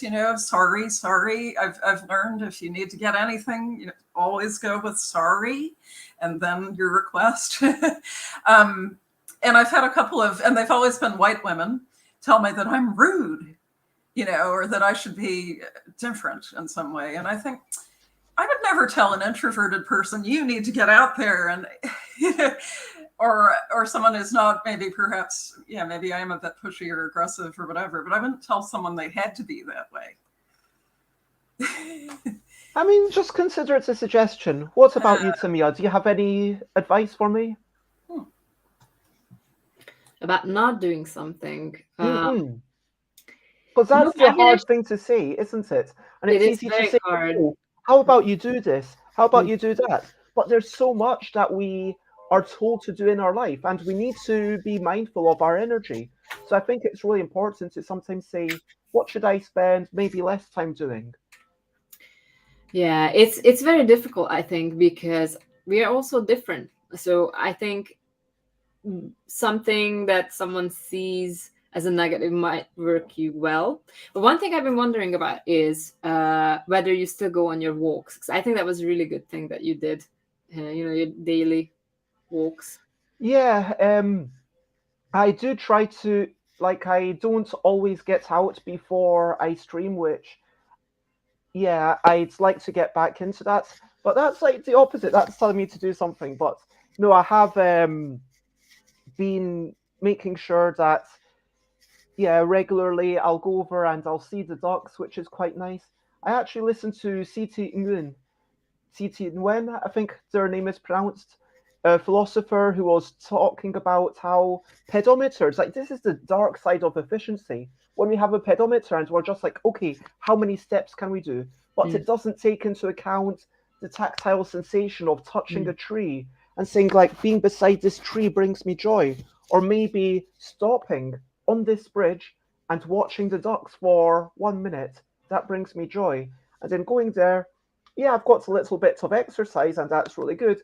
But going there specifically and then walking back, as opposed to, I could spend an extra 2 minutes walking or 5 minutes even, but actually sacrificing those 2 minutes and just standing on that bridge, that brings me value, I think. And yeah, that's the point, that we can't be hyper focused on one result. We can't be, because games are brilliant at giving us clarity, but life is messy. And we can't expect absolute clarity in life, sadly. Because if I could try to turn this around and phrase it in a way that it's a don't do statement. So it might not even be super personal to you, but I think make sure that you do not ignore your own intuition when you need to recharge is probably a message for all of us. I like that. But yeah, maybe. No, thank you. I feel like I've drawn that out of you. So don't ignore your own intuition about when you need to recharge. That's a lovely statement. And Tamia, do you have any questions or anything for Julia before Julia has to skedaddle? Yes, actually, because I've been working, so I just joined, so I missed a little bit. But I'm actually curious about the board game scene in New Zealand in general, because I've never been.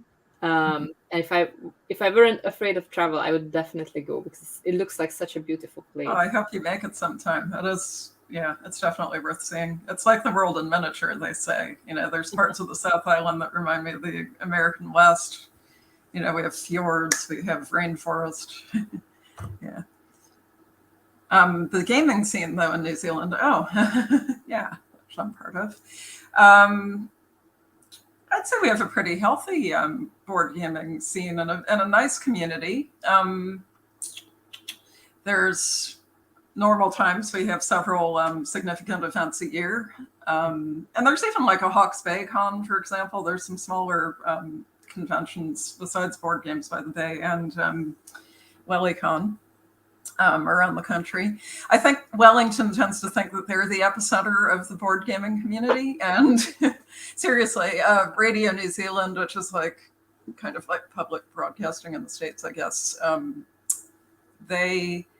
whenever they do stories, they tend to go to the same board gaming cafe in Wellington.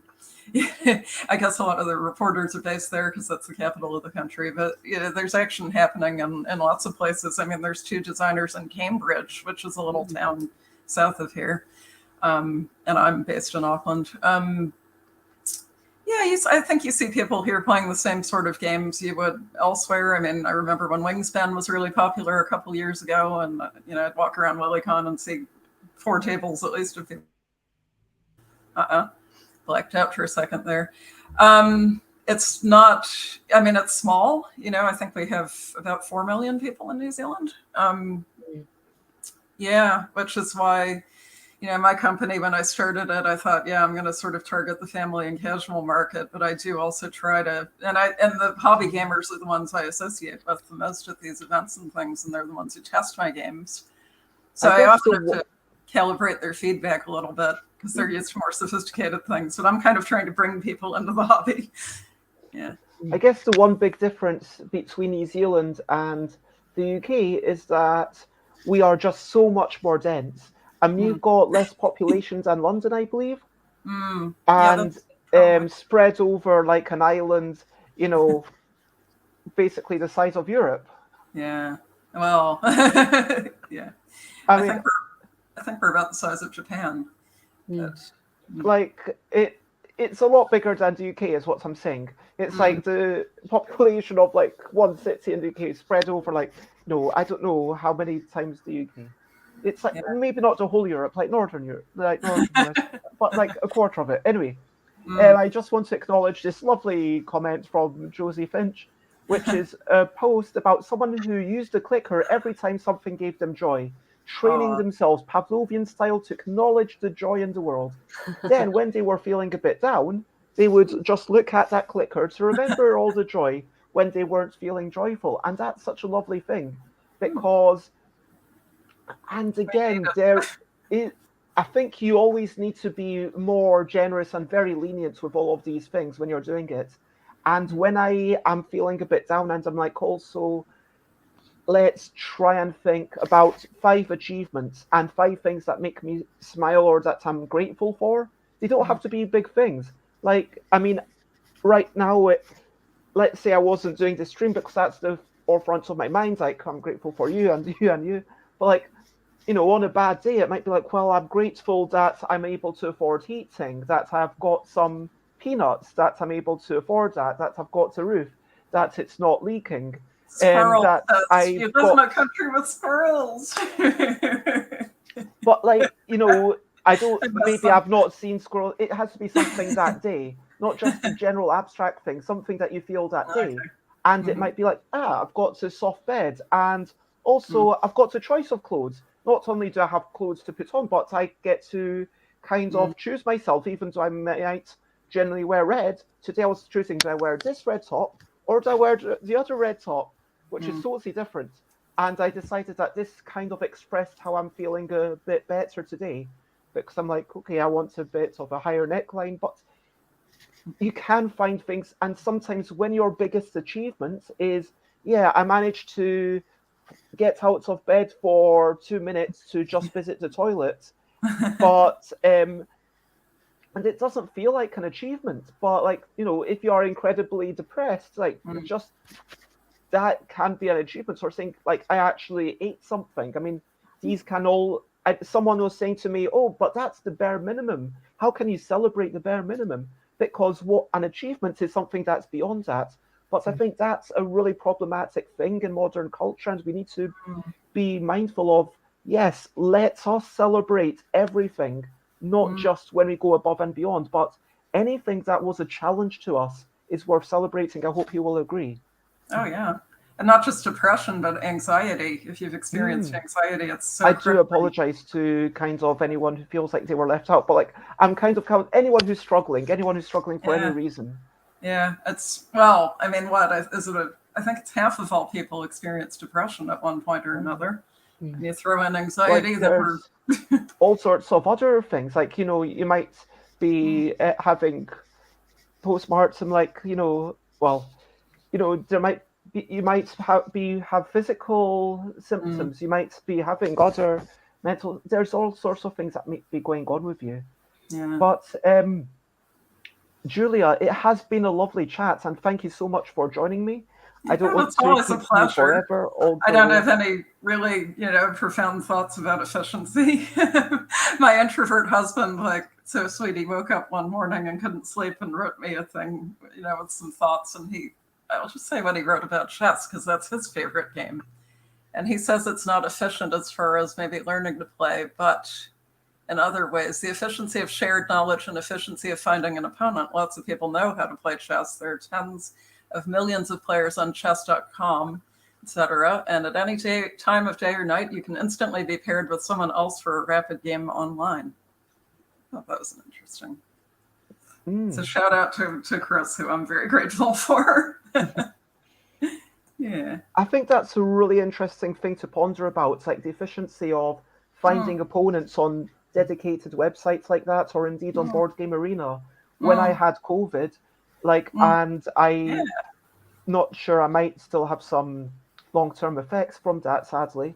But like I was completely knocked out for the better parts of a week, and like I couldn't even bring myself to bring a game out. I couldn't like sit at the table to like that was just beyond me, if you know what I mean, just beyond the level of energy that I had. But I was able to play some games on Board Game Arena because you can just click randomly and you won't mess it up. And Yeah. then when it's like, okay, I'm probably going to lose, but I've got the social contact. That's what really mattered to me, to be able to connect with other people around the world, like whether they're in the UK or in America, or I think, yeah, I actually was playing a game with CD from New Zealand, and so that was We had a lovely. game or two of something too, I remember. Oh yeah, we did actually play Flaming Pyramids as well. Yeah, And we then really we played King Domino as well. That was lovely. Thank you for that. And you Oh, you know, bet. that's the beauty of the internet. Like not only not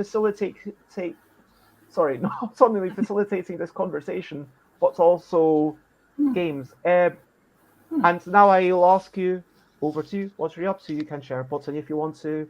It's probably quite late at night, so I imagine you'll be going to sleep relatively soon. But if you want to share anything that you're up to, or so where would you like to generally be found? Okay, yeah, it's just going on 11 p.m. here. Where do I like to be found? Facebook, Twitter, both good. There's the Cheeky Parrot website, which when I was one of our lockdowns, I redid the website and put it on the Wix platform. So yeah, those are all good places to find me. I do have the Instagram. I don't feel like I get Instagram as well as I do like Twitter and Facebook, but one tries. And next weekend I will be at this Games Fair event in New Zealand on the Auckland waterfront in a structure called The Cloud. And I'll be playtesting a game I'm considering publishing. Just a clever little card game. Seems to be a cheeky game, but we'll see what people think. Yeah. Where did you go, Bez? There you are. We can't hear you at the moment. I'm just trying to get myself a couple of drinks very quickly. She might be because I was run out of hydration. I think that's why to have a tiny bit more. But it has been lovely to have you with us. Thank you very much. And for now, I guess the time has come to say bye, bye, bye, bye, just to Julia. Bye, bye, bye, bye. It was lovely chatting to you. Bye, bye, Julia. Bye. Good to see you. And Tamia, Farkas, well, I guess the first question is, recent highlights, live your life and seeing the sights, recent highlights, playing games and other delights. What have you been up to, and what would you like people to know about you? What I have been up to. So I recently went to the Game Developers Conference, not GDC, but the UK one, Develop Brighton. So that was interesting. It was really, really crowded. So I didn't really expect it to be that busy. But it was really nice because I got to meet some of my other PhD cohort members. And even though we are doing the same PhD, we rarely meet because we are scattered through 4 universities. So that was really nice. And another thing that, I haven't really been up to much other than work. I'm running a study right now. So that is taking up a lot of my time and energy. But we recently made a small container pond in the garden, which is just like a really big sort of, like a half barrel. And then you can put some aquatic plants in and then you fill it with water. Cool.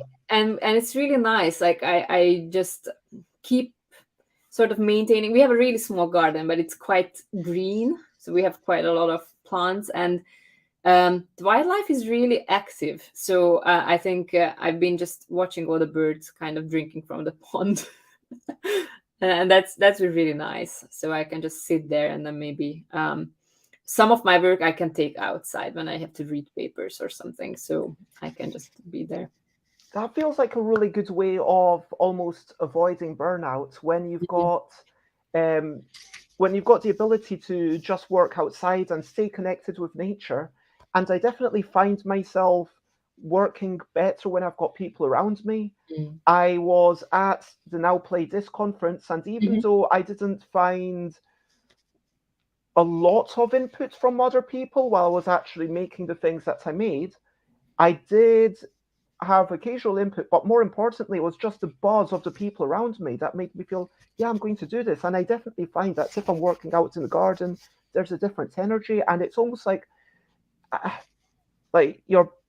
It's not really like relaxation, but it's kind of like it is efficient because it's less draining. Because if you do need that connection with nature or with other people, you're not then blocking yourself off. Yeah, I do like to change up my work environment. I can get sick of my office, even though we moved this year, so I have a bigger office space and we have a bit more room, but still I find myself just changing up my workspace depending on what I'm doing. So of course I have to I'm running online studies right now, so I have to be in front of my screen. But whenever I do anything else that can be done anywhere else, I just move it there. So I often just bring out maybe an iPad to my living room and then try to do smaller tasks there instead of at my desk. And then books or anything that I can take outside, I take outside when the weather is nice. I don't know if it helps. I don't even know if it's efficient. I can struggle with motivation when it comes to work, and it usually happens when I don't know what I'm doing. So a lot of the work is essentially planning out your studies, and that takes a lot more time than actually running them. So that time when you're trying to find out what you want to study, and you have to really narrow it down to something that fits with your research interest, but is also fitting in with the narrative of your overall research, and also is approved by the university and is publishable. So there are like a lot of rules around study design, and that makes it really hard to design one. And then once you've designed it, then it's a lot easier to work. So now I'm in the stage when all my studies are just running. So I can just turn up, do the study, then put all the data in a secure location, and then just feed it into analysis, and then I know how to do it, so I just sit down and do it. So yeah, it's a really weird circumstantial sort of motivation fluctuation that I have that makes me prone to procrastination, because when I don't know what I'm doing, I kind of feel down. Yeah, I get then, that. and Like then it working on spirals. yourself as well. Like there's all these uncertainties. Like, am I doing the correct thing? And sometimes, I mean, at least with a PhD, you have someone that you can ask. And Oh gosh, my supervisor is on leave oh for no, the whole month of August, and she deserves it. Like, she's amazing. oh for sure. I'm glad Like like people she's deserve traveling, holidays. but I just, and this is my last year, so she was like, you can do this, like you've done these before, you can make decisions. But I just feel like that weekly meeting that I had with her is just such an anchor in my life that I kind of feel a bit lost every time she goes on leave. But then interestingly, sort of that space that's missing, I kind of try to fill it with talking more with my other PhD peers, who are, again, we're not at the same place, but I just started brainstorming with some of the other PhD students a lot more, just asking them what they've done and what do they think of some of the studies. So because that back and forth that you get with other researchers, it just makes, it's not so much that you're not sure what you are doing. It's more like it feels better when you talk with someone, because then you feel like it's not just you making all the decisions kind of almost selfishly. I don't know. I just like to have some input from other researchers. Yeah, I totally get that. And sometimes just even any other human is worth chatting to. Let's chat a bit more about this. But before we continue, I would like to add in someone who's been waiting in the wings, and I would like to introduce Ree, who is a social media wrangler and carer of animals and facilitator of production, and has been working recently. I see there's a prototype copy just to your left. Yep. Earth Rising. And so, yes, it had a successful Kickstarter. It's on its way out. It's just got a bits of finishing off to do. Pretty much. And thank you for joining us, Ree. Thank you for inviting me. It's lovely to be here. And I was just going to ask, before we continue, actually, could you give like a 1-minute introduction to yourself? Anything that you feel people would also want to know? Yeah, sure. So I am a queer, neurodivergent and disabled game editor. I do a lot of the social media for Stop, Drop and Roll Games. I help my partner Laurie, who's the CEO of the company. Anytime he has a new idea, I'm normally the first person to see it. They normally come to me with just a sheet of paper, like, I've had this brilliant idea, we've got to try and make it work. And then we go from there. And other than that, I recently did a master's at Sussex in animal behaviour research. So I definitely get what you're saying about it being great to have other people around, because it can feel a little bit like you're getting lost in the wind. Yeah, that is true. So do you live in Brighton? We live in New Haven, so just down the road from Brighton. I might need to move to Brighton soon. Oh, I see. It's a lovely place. I really recommend it. Nice. So at least I will know someone there. Yeah. Well, we're actually going to be moving to Scotland soon, hopefully. Oh, So, yeah. that is amazing. Scotland is such a nice place as well. It's gorgeous. I was going to ask you, Tamia, about a notion of efficiency in music. I mean, can there, I guess, having fewer instruments playing, because you can't always have like a 100-piece orchestra. I mean, in fact, it's very rare that you can have that. But also with someone who's playing the piano, maybe they can't hit so many notes all the time. Is there a notion of being able to do more with less? And how would you describe efficiency with music? Does that translate into games? Oh, good question. I don't know. I haven't been thinking about music for a long time. I don't have time to do it.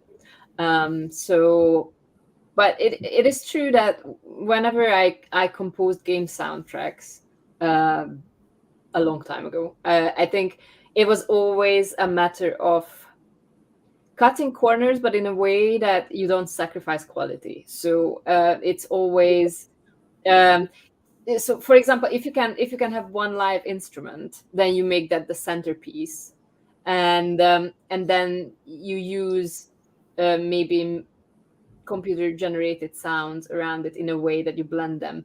And just one live instrument can make a really big difference in the overall sound quality. So that is a quite efficient way. Although I will be honest, it's like an age-old sort of sad thing about music, is that there are so many amazing musicians, and usually you cannot afford them, which is also not usually the composer's responsibility to hire an orchestra. So, for example, if you're working or scoring music for film, for example, it would be the film company who would need to hire an orchestra. So it's usually out of the hands of the composer, and composers who are not working on big productions are usually also kind of broke, which means that you cannot really hire a lot of musicians. And that's really sad, because there are so many great ones, and often you need to substitute them with a virtual instrument. And I think virtual instruments came a long way. They are definitely an efficient way of writing music, because they can play things that real musicians cannot, simply because you usually just use a keyboard to substitute. And however many notes there are on a keyboard, you can usually play on a virtual instrument, but it's not necessarily good. So it's a compromise that you do that is not really the best for anyone. I guess, unless you are making virtual instruments. So I guess it depends on the style that you're going for, because Yes, you do use definitely. that So live element. in terms of orchestra music, I think that real is always better, but it's really difficult to pull off these days. And some of the virtual instruments are amazing, I think, but composers just have to make sure that they still stay within the range that the instrument can play in real life, so that you kind of remain realistic. I think one good way to do this is, as I said, maybe getting one or two real instruments, and then you mix it with maybe a virtual orchestra, and maybe if you use some, it depends again on the thing that you're scoring for. But for example, if it's a sci-fi movie, you can always mix an orchestra sound with some synthesizers, and that would make a really interesting soundscape, so that it doesn't feel out of place. I guess the more traditional you're trying to replicate, the more difficult it gets. So if you want to write something like a Bach imitation, that would be difficult with virtual instruments. But if you want to score for something like Interstellar, you can blend whatever you want. Although I'm guessing they did have the budget for a real orchestra there. So I think there's something to be said for almost thinking about who will perform this thing. I used to be part of a brass band called Brass Eye, which is a really good name if you're Scottish. And then it was with a question mark. And, there's a show called Brass Eye as well, for those who don't know. But anyway, it was open to everyone. So there were some people who were basically professional trumpet players and actually taught it as a living. And there were some people who were amazing with the saxophone. And there was myself and a couple of other people who would struggle to play like 8 different notes in quick succession.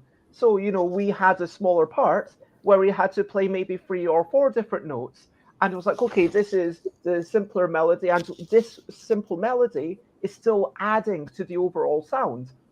And then maybe it's kind of like you're doing, we could still understand rhythm, we still had a musicality about us, but it's just my proficiency with the trumpet. Like, I'm not a bad musician, I'm just bad with the trumpet. That's objectively true.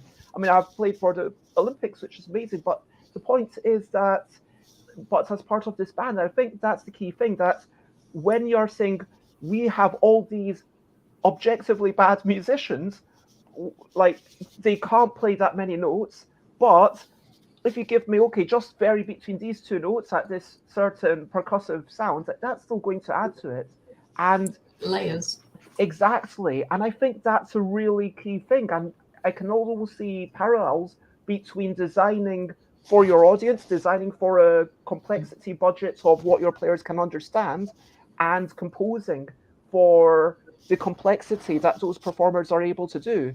And this was kind of more of a community project than we're going to be the most amazing people ever. So SDR, so hello Laurie, says film and game scores absolutely make the difference between a good film game and a great film/game for me. If the score complements it properly, it's exhilarating. And I would agree. Ree, do you have any questions for Timea at this point? So I joined, and you were talking about doing research. What research are you currently doing? yes, so I'm doing a PhD in games research at the moment. And I think originally, so this is my 4th year, so it's almost done. But originally, I think I was really interested in how to do interactive music in board games. And the more I studied, the less interested I was in it. So I've done a study about how players experience immersion. That was my first study. That kind of changed a lot of my thinking. And then I've done one on the roles of soundtracks in board games. That was quite interesting. And then the one that I'm running right now, I cannot talk a lot about it because my previous studies are published, so they are free to talk about it. The one that I'm running, I think in case someone who's participating is watching, they shouldn't know what they would be doing. But essentially, it's about reimagining the place of technology in board games. So technology currently is implemented in certain ways into board games.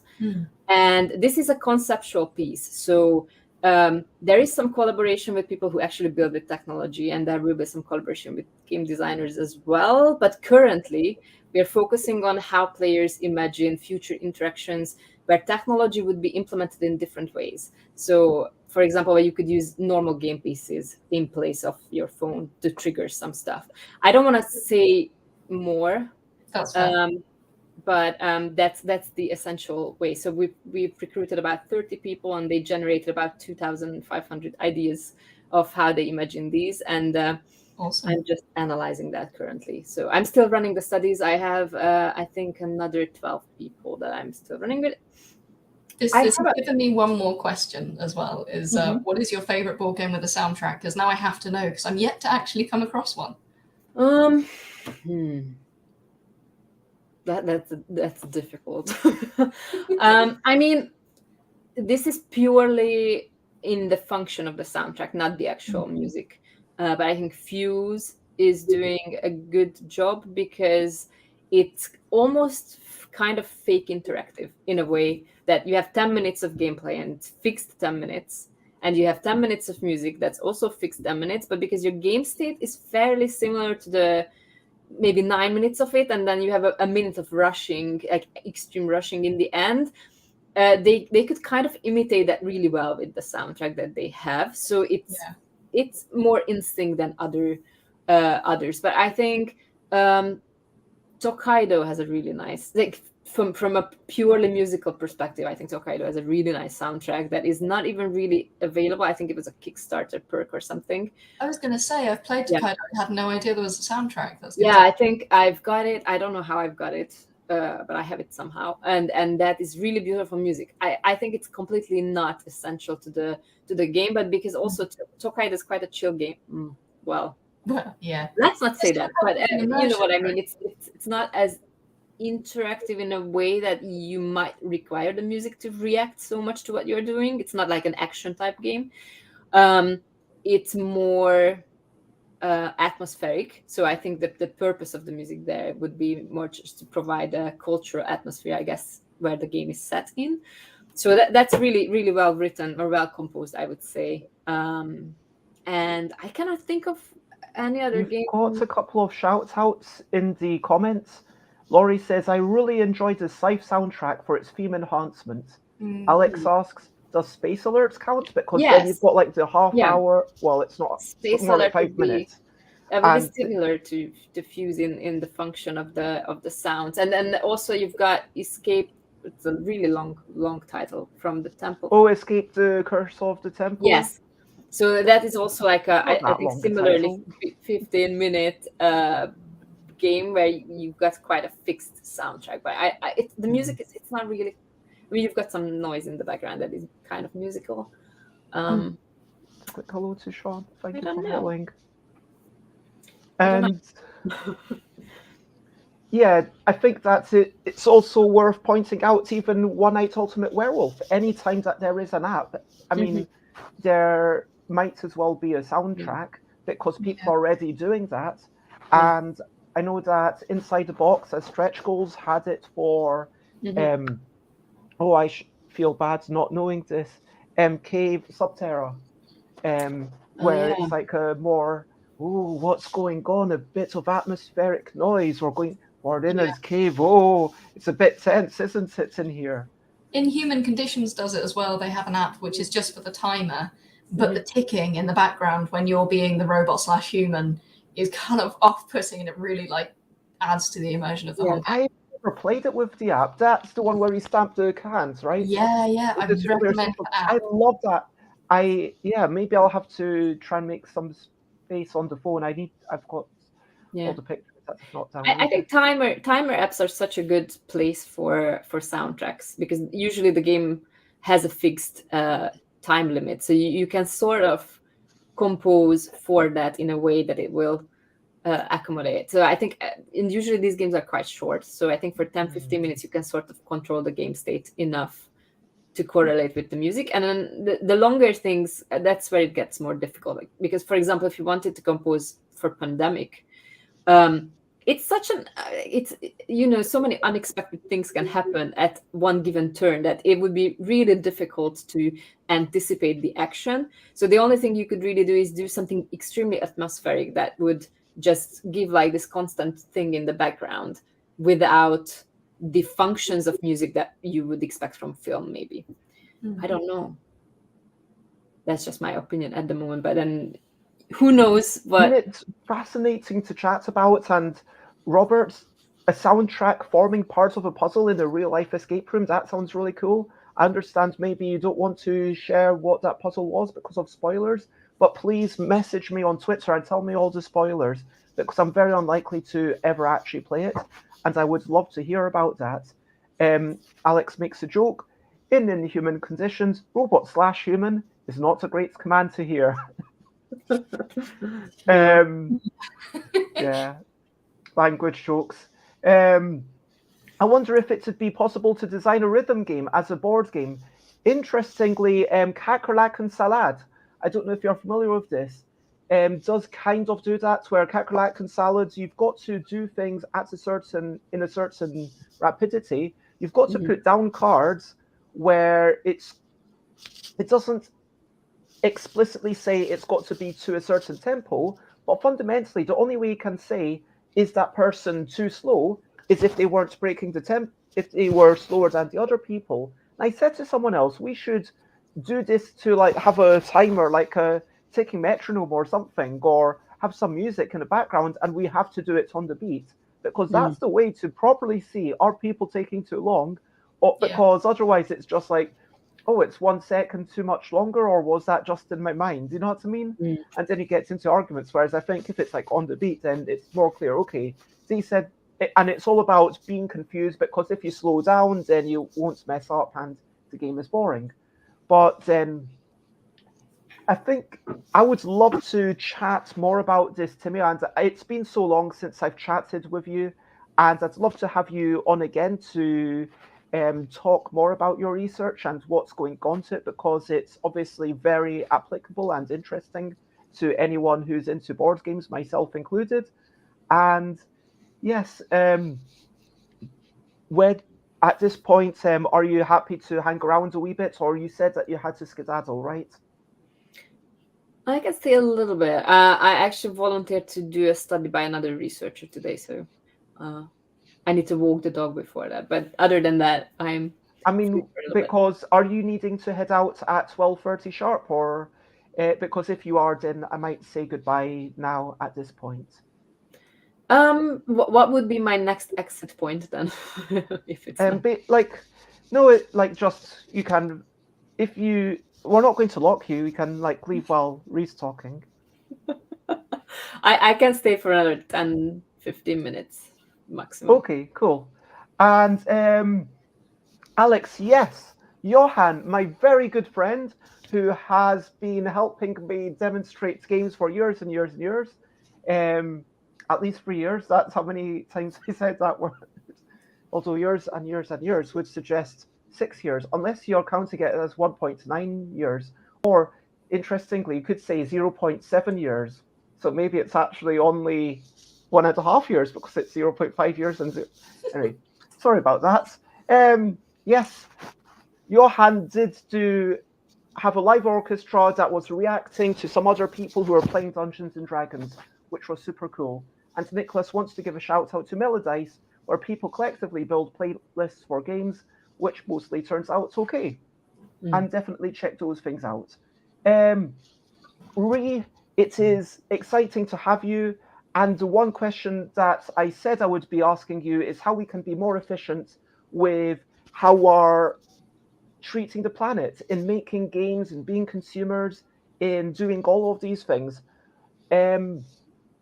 What advice do you have for us as humans? Because you're allowed to get on your soapbox, you're allowed to give us advice. It is being requested of you. How can we be more efficient for our own time, for our own energy, and also for the planet?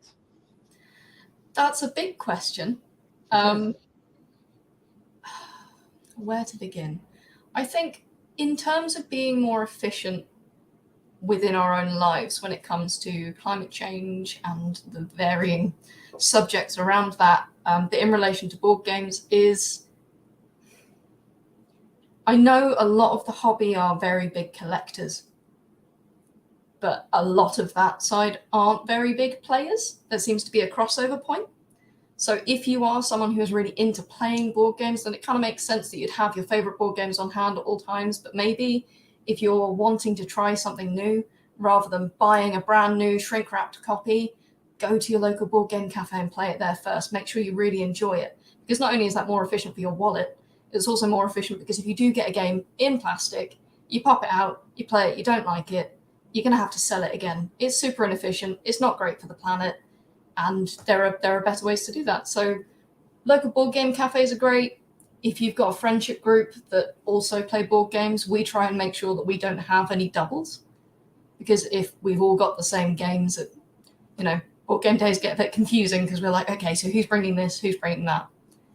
And also, if you do care about the planet, which I'm hoping the majority of us do, when it comes to backing Kickstarters and things, really ask yourself, do you want to put your money into that? Because there are so many Kickstarters with like 150, 200 plastic miniatures. Do I need them? Will they really make this game better for me? Or should I stick to the wooden tokens or the punch board? That sort of thing. Those would be my top tips, I suppose. That's a really good thing. And one thing I'd ask in return is, how do you kind of, as publishers, as designers, we kind of benefit from people buying brand new, right? Yeah. So how do you balance that? Because, yeah, I agree with you. I would love people to not buy my game if it's just going to be sitting on a shelf somewhere. But at the same time, I do want people to pay me money. So we carefully balance our support of other indie designers and designers that are doing things that we're really interested in with our need to not buy brand new as often as possible. By, for example, Bez, I often back your games. I don't keep them. I pass them on to people who I know will love them because, unfortunately, a lot of the time I know I probably won't get a chance to get your games to the table. And That is sometimes, sad, but I'm okay with that. yeah, I mean, sometimes we have, we've still got, I can't remember which one it is. We've still got one of them that we're going to get to the table, hopefully this weekend with our neighbours. And then we're probably going to gift it to their daughter because she loves your games. Oh. So, buying brand new directly from the publisher as well, rather than through game sites and things where you can, and gift them to people. That's a good way of doing it. Yeah, I love that. And one thing that Adam, parts of the Herefordshire Board Gamers Collective, they try to normalise winning second-hand games. Because why is it only brand new games that are being given away as prizes? Second-hand games also have value. And I think that's a really good thing. Tamia, do you have anything to ask Ree?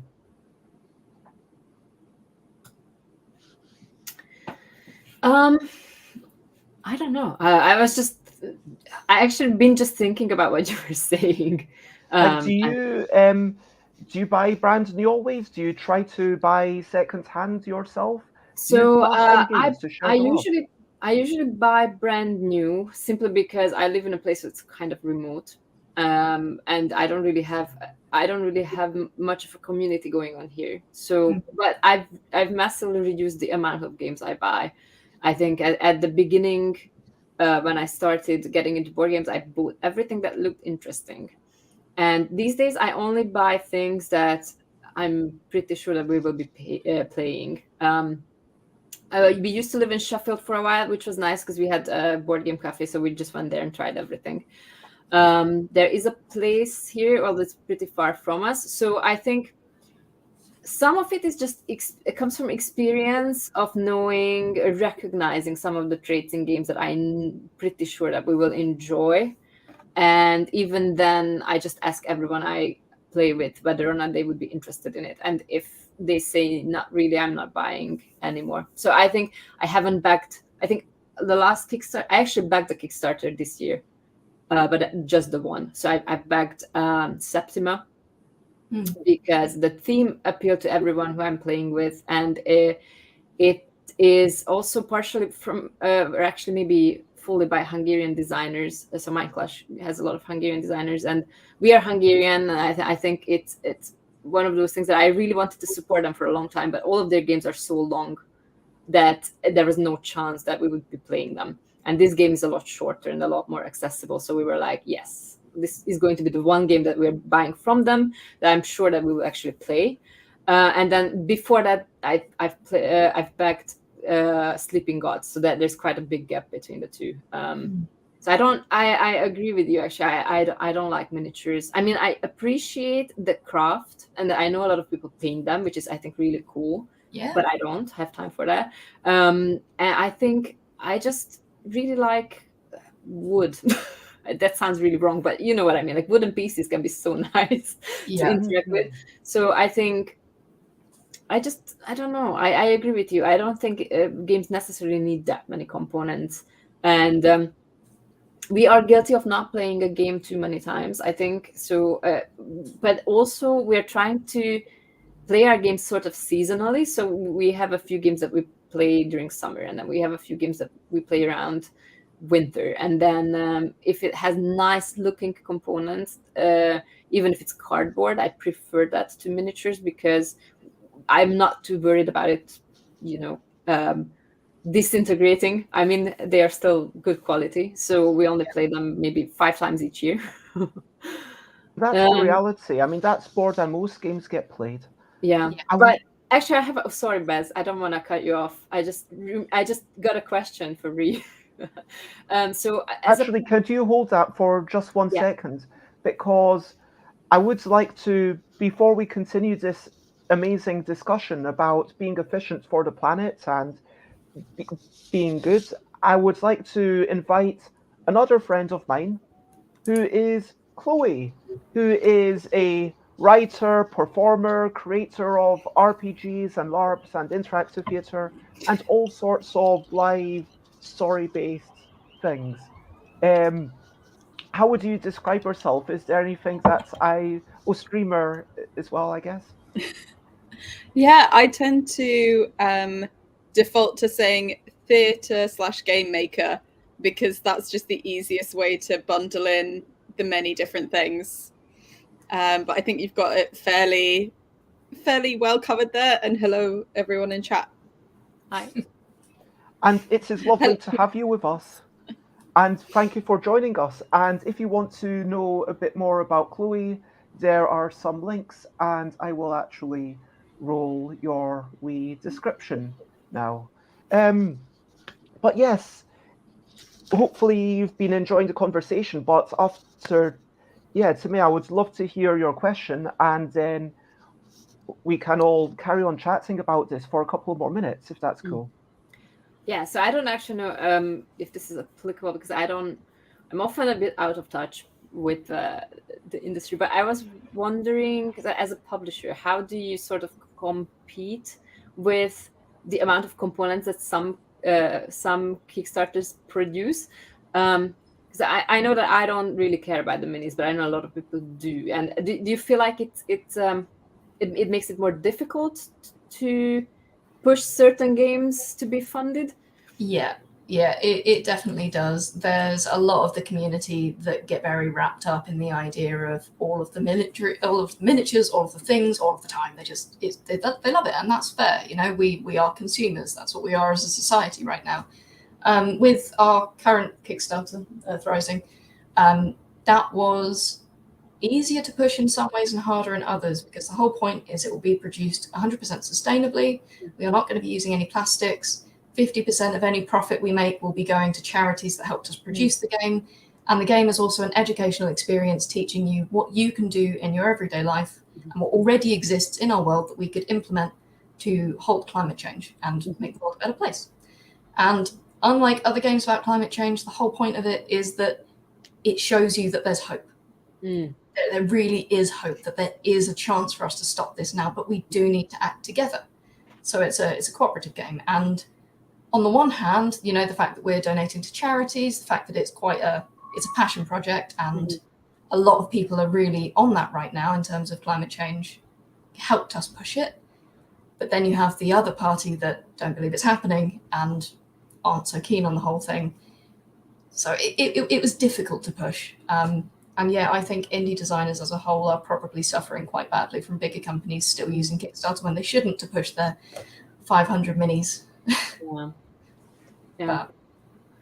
Yeah. Thanks for that. Yeah, I agree. I think every time a Kickstarter comes up, I always look at who is it from, and if it comes to retail, I always wait until retails and until the reviews are in, to make sure I can see some gameplay before I buy it. And then if it's a smaller place or someone I really want to support, that's the only way I back, because shipping is, I think, also not great for the planet, because a lot of the times, especially with all the taxes and everything, I feel like it's a bit too much sometimes. Yeah, and then you've got to think about also all these big boxes. You know, not only is it annoying on your shelf, but it means that it's got to take more fuel to get shipped across, and that's really not great. And yeah, it's interesting to think about what you make, Chloe, where it's kind of bits of paper that potentially sometimes people can print off, or sometimes it's experiences that you have to be at one specific place at a very specific time. Otherwise, you literally never see it, right? And I mean, what's your stance on the whole Kickstarter thing and bloats in general? I mean, I don't know how much I can comment on Kickstarter stuff, because I often don't feel very connected to like that part of the industry and all the things that are happening there. I mean, I agree with what's been said about like the fact that obviously Kickstarter, like way back in the day, it was a way for people to like smaller, fringier things to gather money and connect with people and make things happen that way. And often it's really hard, especially if you're a smaller maker, to see things that are taking in like 6-7 figures, and companies with huge infrastructure that of course they have the time to pour into these things because the amount of work that Kickstarter takes is huge. And so it's, yeah, I think kind of seeing larger companies use that as a way of raising funds can, yeah, I'm not so sure about that myself. But I don't know how much I can speak to that kind of stuff, because I still feel like that's one of the ways in which I'm so much more a theatre performance person, where Kickstarter it exists as a thing, but is so very rarely used in that kind of area. Yeah, I mean, Alex, I think you're talking about Aquamarine from Matthew Dunstan and Rory Muldoon, which is, yeah, it's a print and at-home game where you print it on one sheet. I wanted to see if I could reach the sheets. I don't know if no, I can't. It's a bit out of reach. But you print it and then you make marks on it, or you could even play it on your screen, but everyone playing on a little tablet where you just draw on it. It's a roll and move game, basically. A roll and write, roll and draw, whatever you want to call it. And it's a lovely thing. I've got to play it on Tuesday. Great fun. And if I play it 10 times, 20 times, then I print out 20 sheets. I don't need a booklet of 100 sheets to be delivered to me.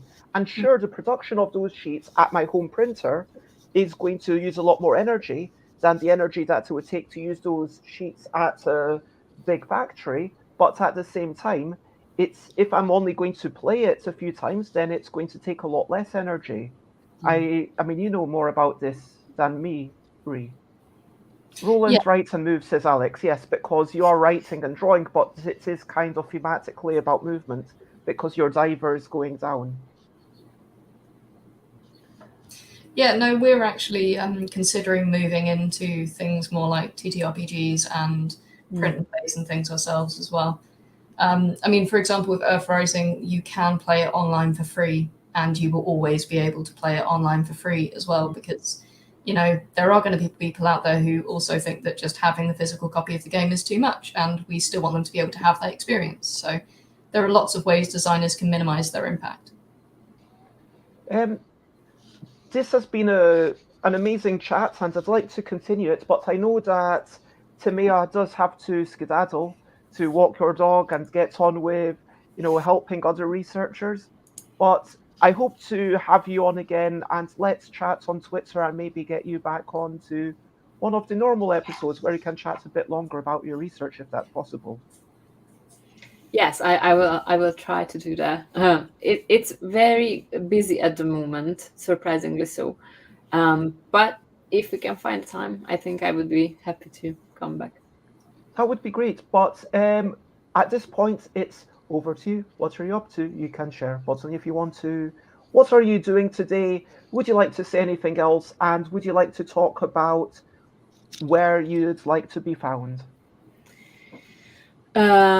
Yes. So what I will be doing today, other than walking my dog, I will participate in a research study by a friend of mine, who has made a deck of ideation cards for designing games for mental health. So I will be trying out the deck for him.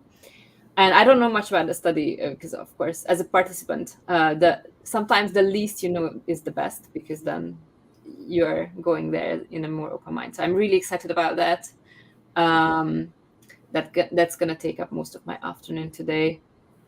And where I can be found, I think Twitter is the best place to interact with me, even though I did turn off notifications now. But I check it once a day, and I usually... When you say you turned off notifications, do you mean on your phone, or do you mean something else? On Twitter in general. So I've done that because I just spent so much time there, and then it's so easy. So when you go on Twitter, you can no longer click to see what's... No. I just don't get notified if I get tagged or something. So I usually use like a but then you can click and then you see it when you actually go there. That makes sense. I mean, I don't feel we need to kind of always be, I get an instant thing. That's, I think, incredibly damaging to us as people. And it can be incredibly almost dehumanizing when it's like, yes, here's a reply. And I love what you say. I can't remember the exact wording, Chloe, but you're like, hey, I'm sending you in weird hours because I'm a freelancer. Feel free to wait until it's normal office hours for you. And I'm aware that one of the people that I'm interacting with, who will probably be here in half an hour or so, Rose Atkinson, is actually paid an hourly wage to get stuff done for Seize the Power, whereas I am not, and I'm kind of just doing it whenever.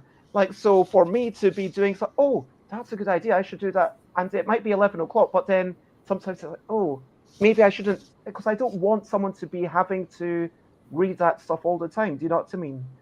And anyway, but like certainly if you can turn it off for yourself, please do. The only notifications I have turned on, that's actually ping on my phone, is yes, if you actually phone me, or if you send a WhatsApp or an actual phone message or Facebook Messenger. Twitter's off, Instagram's off.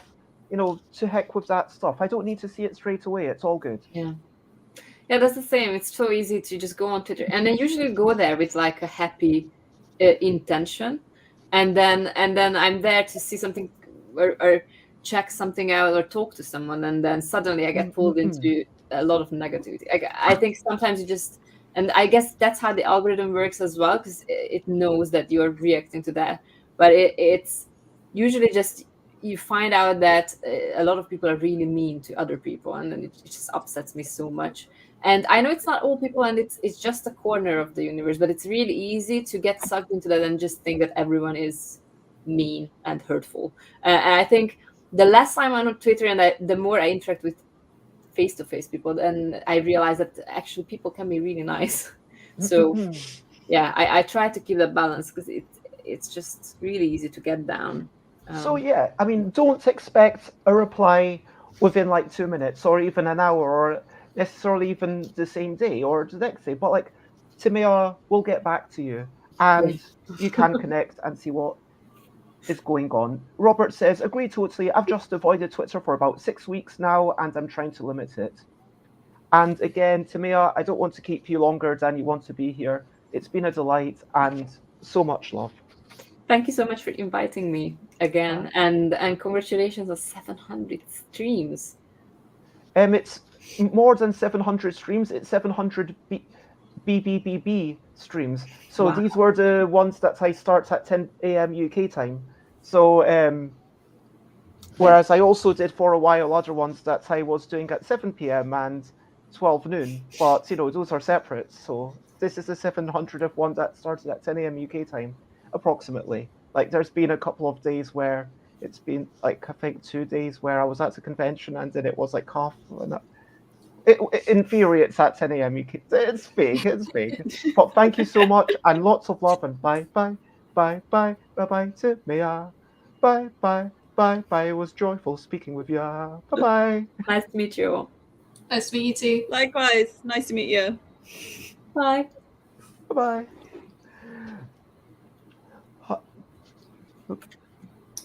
Yeah, it's just. I think that we had a couple of comments actually from.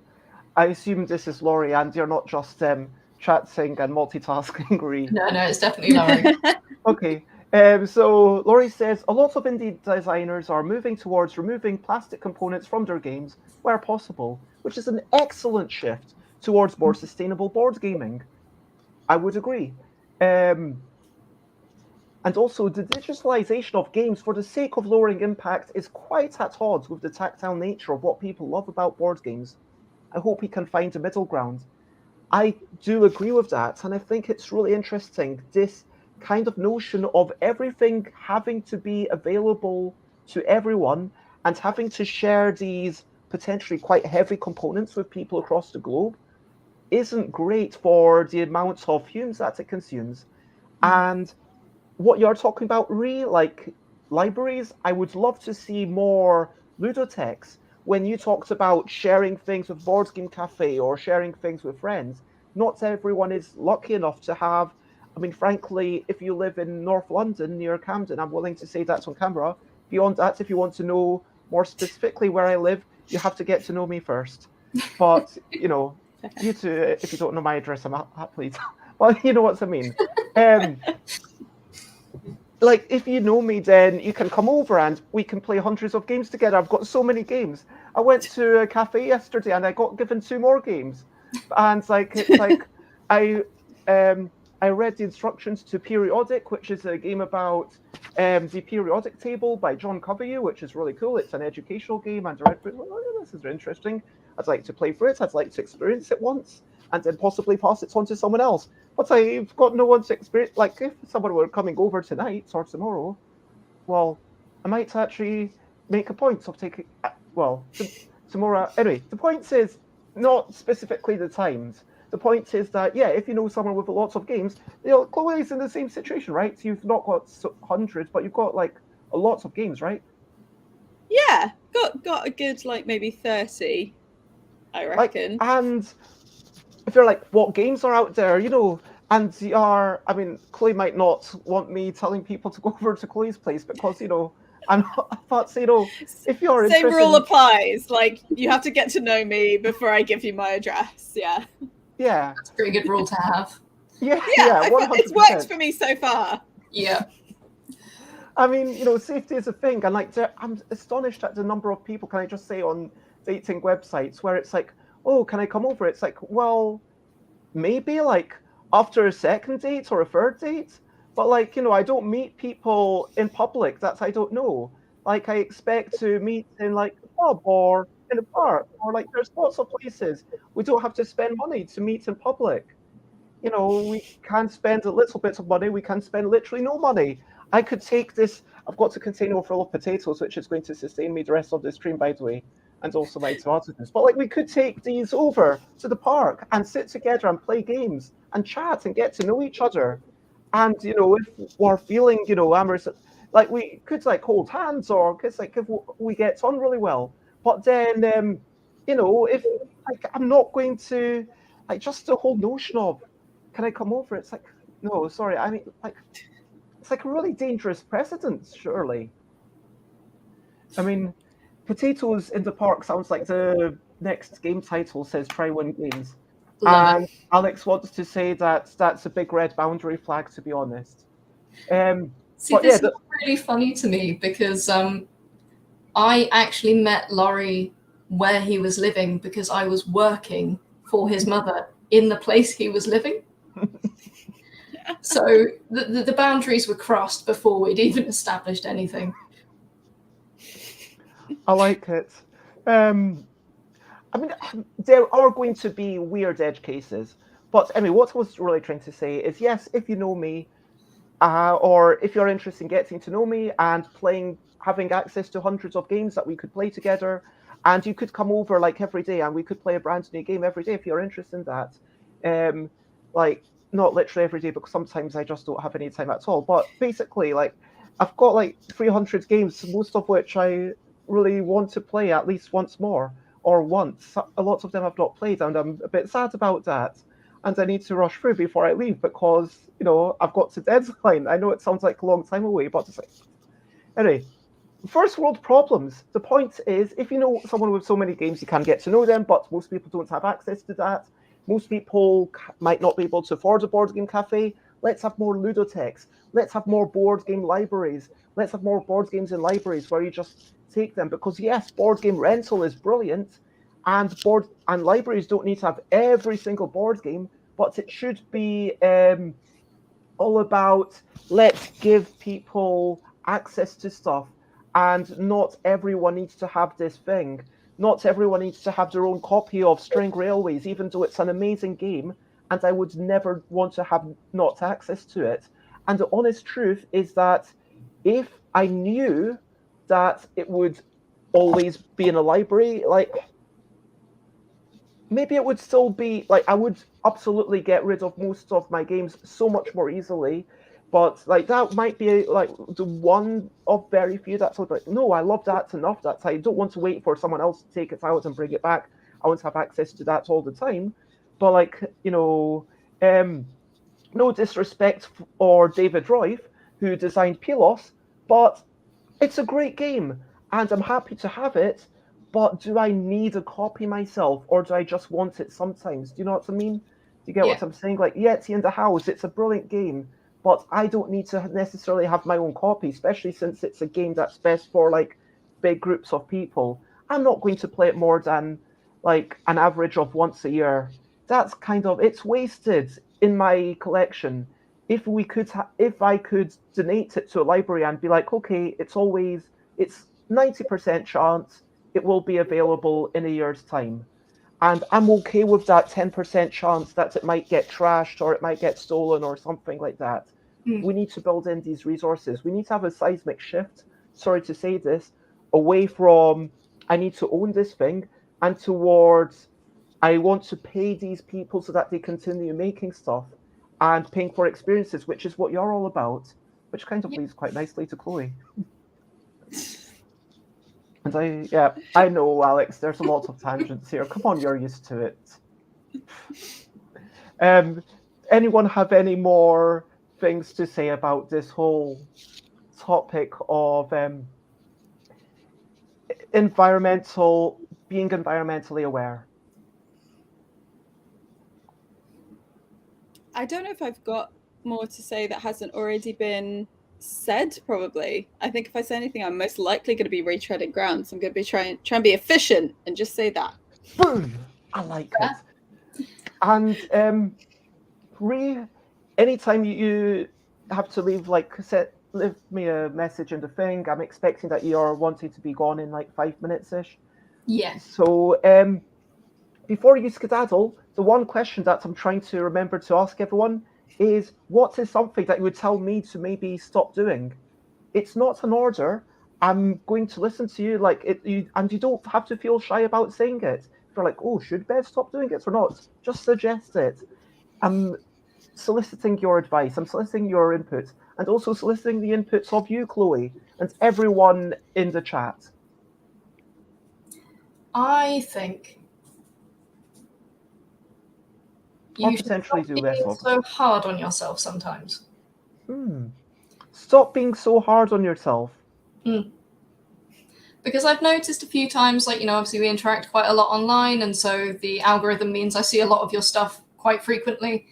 And sometimes I read it and I go, you're an amazing person. Everyone I know that knows you adores you. I think you should be nicer to yourself. You're doing great. No. That means a lot. Thank you. No worries. And with that, I think in the interests of getting you away when you want to be away, I just realised that I left the wrong banner up for a bit of time. That's never happened before. So, where do you like to be found, and what are you up to? And thank you very much for the agreement. But yes, over to you. What are you up to? You can share, but only if you want to. Where do you like to be found? And what you're up to today? I mostly like to be found on Twitter and Facebook. I'm a lot more active on Twitter than I am anywhere else. You can find me through my personal Twitter, or you can find me through the company Twitter or Facebook or Instagram, because I handle all of the social media. And as far as what I'm up to today, given that we've had deathly heat for, forever, it feels like, our rescue dog Tobin is absolutely climbing the walls. And so we're about to spend like 3 hours taking him on an adventure so that he realizes that it's not that we hate him, it's actually that we love him and don't want him to get heat stroke. So now it is cooler, we are going to treat the dog to an adventure. No, that sounds lovely, and I hope you have a wonderful walk together. Thank you very much. For now, I guess it's time to say bye, bye, bye, bye, bye, bye to Just Ree. Bye, bye, bye, bye, and thank you for chatting to me. Bye-bye, Ree. Lovely to meet you. And Chloe, it is a delight to have you. And Alex says bye, Ree, and yeah, thank you very much, Sean, to the lovely words. I'm delighted. And Sean is actually, I don't know if you know Sean Smith from the Modern Tabletop RPG community. I know Sean from Tabletop RPG community. I know Sean from Drinks on the South Bank. I know Sean from running games of Phazon and fun things. Yes. Sean is good people. And Laurie says, thanks everyone for... Look, everyone who's here, I just want to make it clear that everyone who is here, I had here because of their expertise and because are offering someone like there is, frankly, there are only like 2 publishers really in New Zealand. There's not a lot going on in that country. I mean, not to diss the New Zealanders but it's like there's like just not that many of you. There's only like 6 million. What do you know? I think it is something like the population of London and the population of New Zealand are fairly similar, I think. I thought I mean, like New Zealand may well be less. I haven't got it memorized. But anyway, I just want to make it clear that don't have to thank me, just thank everyone for joining me and being an awesome person. But the awesomeness doesn't stop here. So Chloe, as it says there, you wrote this, you are an agender game maker, theatre maker, and you're doing all this stuff. We met at Now Play This, and I just love the stuff that you're doing, and you're a facilitator of, you make things happen. Like when it was like, is this playtest going to happen for Now Play This? You were like, I'm going to make it happen. That was basically your role, right? You were like, I'm going to make it happen. I was asked by some of the folks who'd run the game design camp to basically just do the fiddly admin things of chasing up folks and making sure things happened.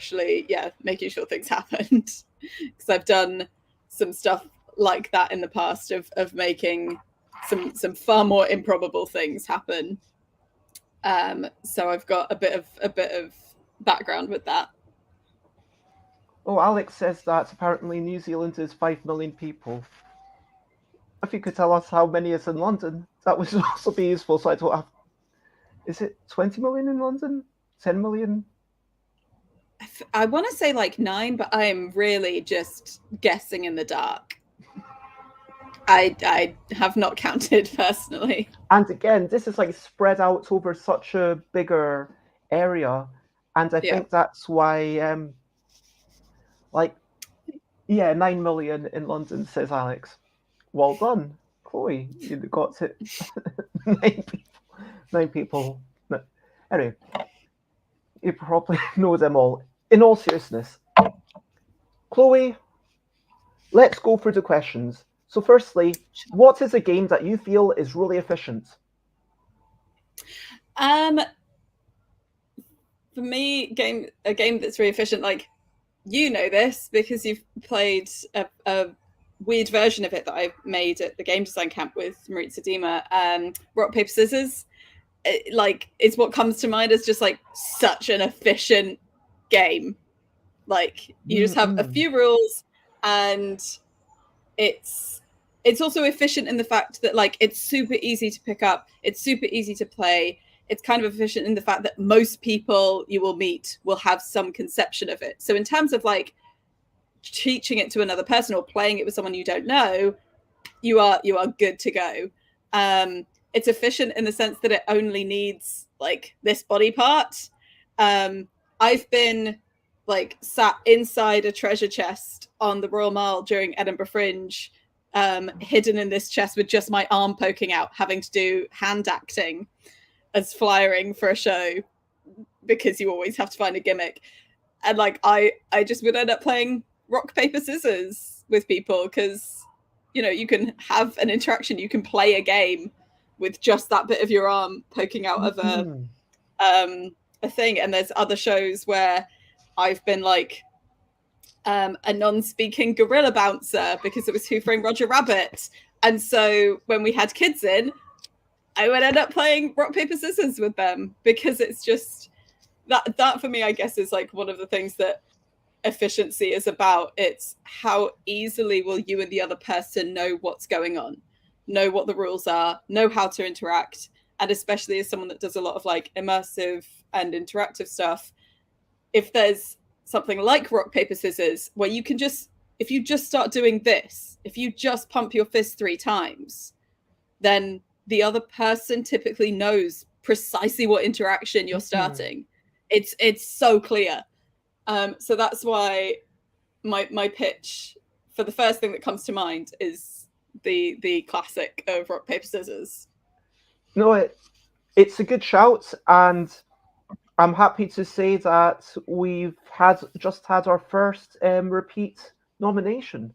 So hey, sometimes fools seldom differ.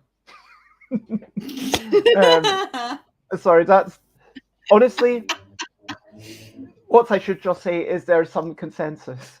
But on the other side, is there a type of rule, or you don't need to name names of games you hate, but is there something where you feel, oh, that's a bit clunky, that's a bit inefficient?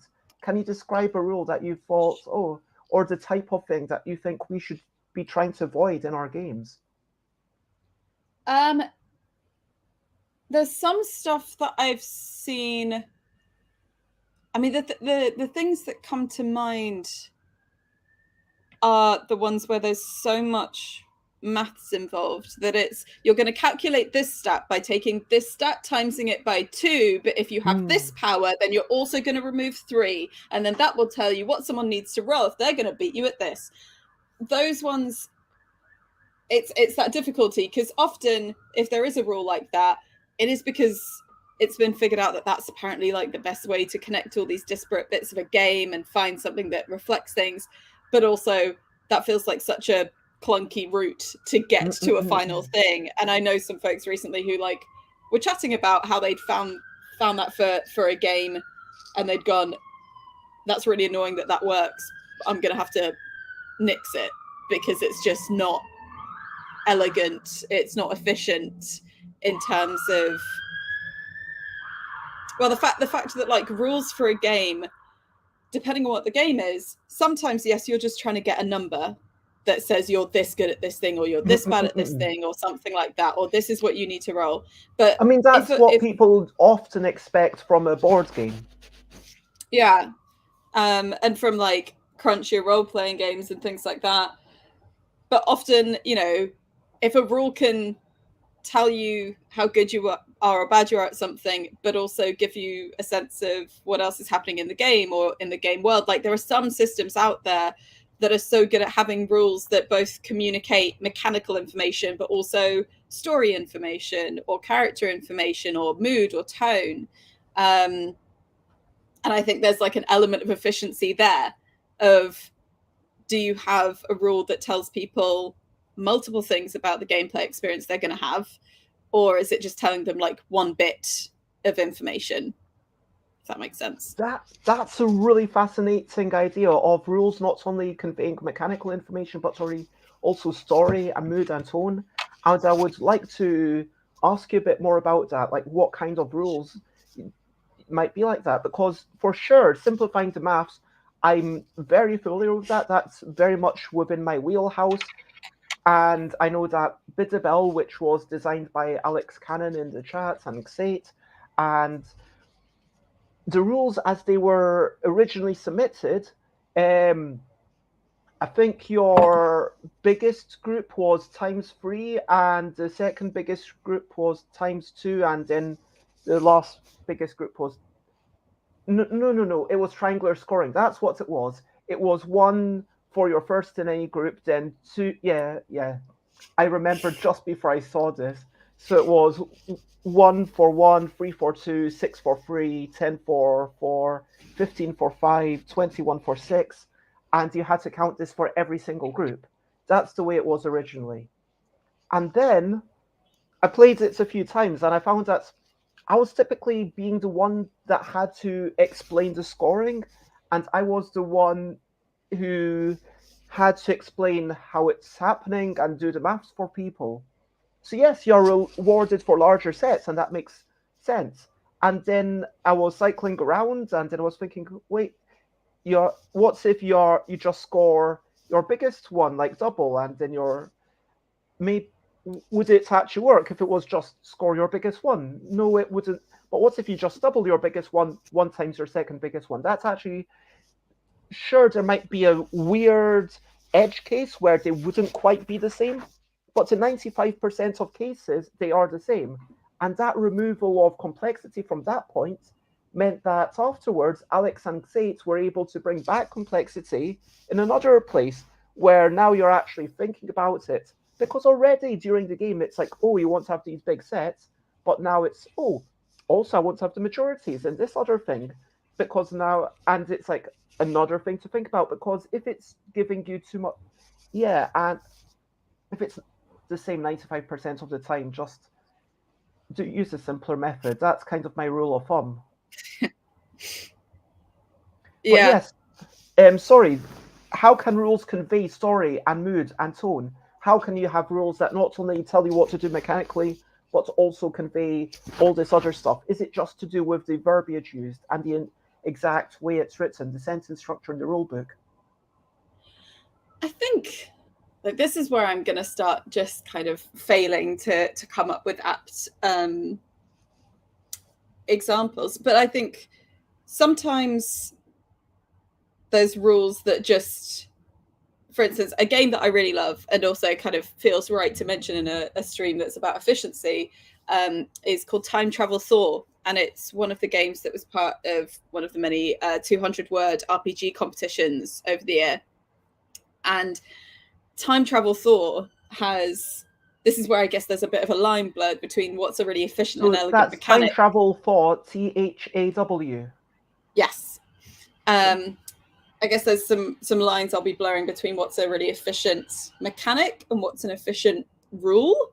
But one of the things that Time Travel Thor works is that you take a paper napkin, you write around the 4 sides of it for 4 players the superpower that their character has. So you will play superheroes who are time traveling.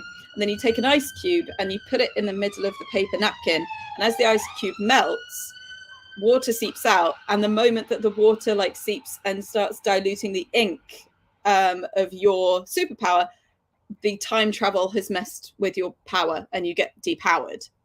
And yes, like I say, maybe I'm slightly blurring the lines and I'm going, this is a really elegant mechanic of having the ice cube. But I guess the relationship between mechanics and rules is kind of an intertwined one. And for me, you've got something there where it's like, there's something telling you that A, your time is limited. B, it's unpredictable. C, the fact that it's right in front of you and is giving you like a visual thing that you can see it as it's kind of counting down. There's a lot of things there that are just like really neatly expressed, and that's one of the reasons I absolutely adore that game. And I guess sometimes it's also just thinking about what certain rules, like what they're going to say about your game. Because, for instance, to take kind of like, you know, the big old monolith of D&D, it's just then thinking about, okay, well, if you're playing that game, say if you go to like D&D Beyond and you're on there, underneath actions, it will just list all the ways that you can do damage to something. The things that it foregrounds are all the ways you can do damage to a thing, as well as all your modifiers for a certain like bracket of different actions, like animal handling, etc.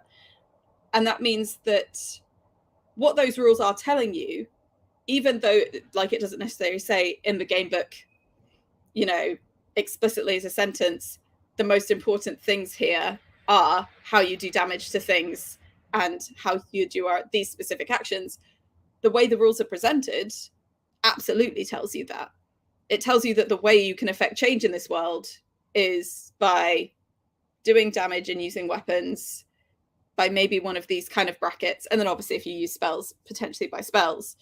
But I've had some really interesting conversations with people who that was like their intro game to RPGs. And because it actually, you don't realize that it's happening, but it's really ingraining a nature in you of like playing games such that, oh, this is how I affect change.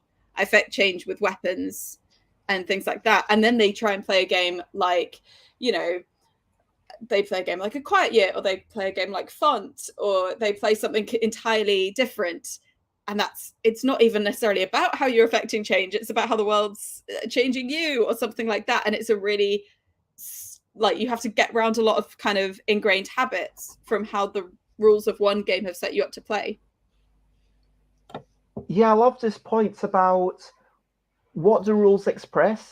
It gives you explicit affordances. I mean, in theory, you could do whatever.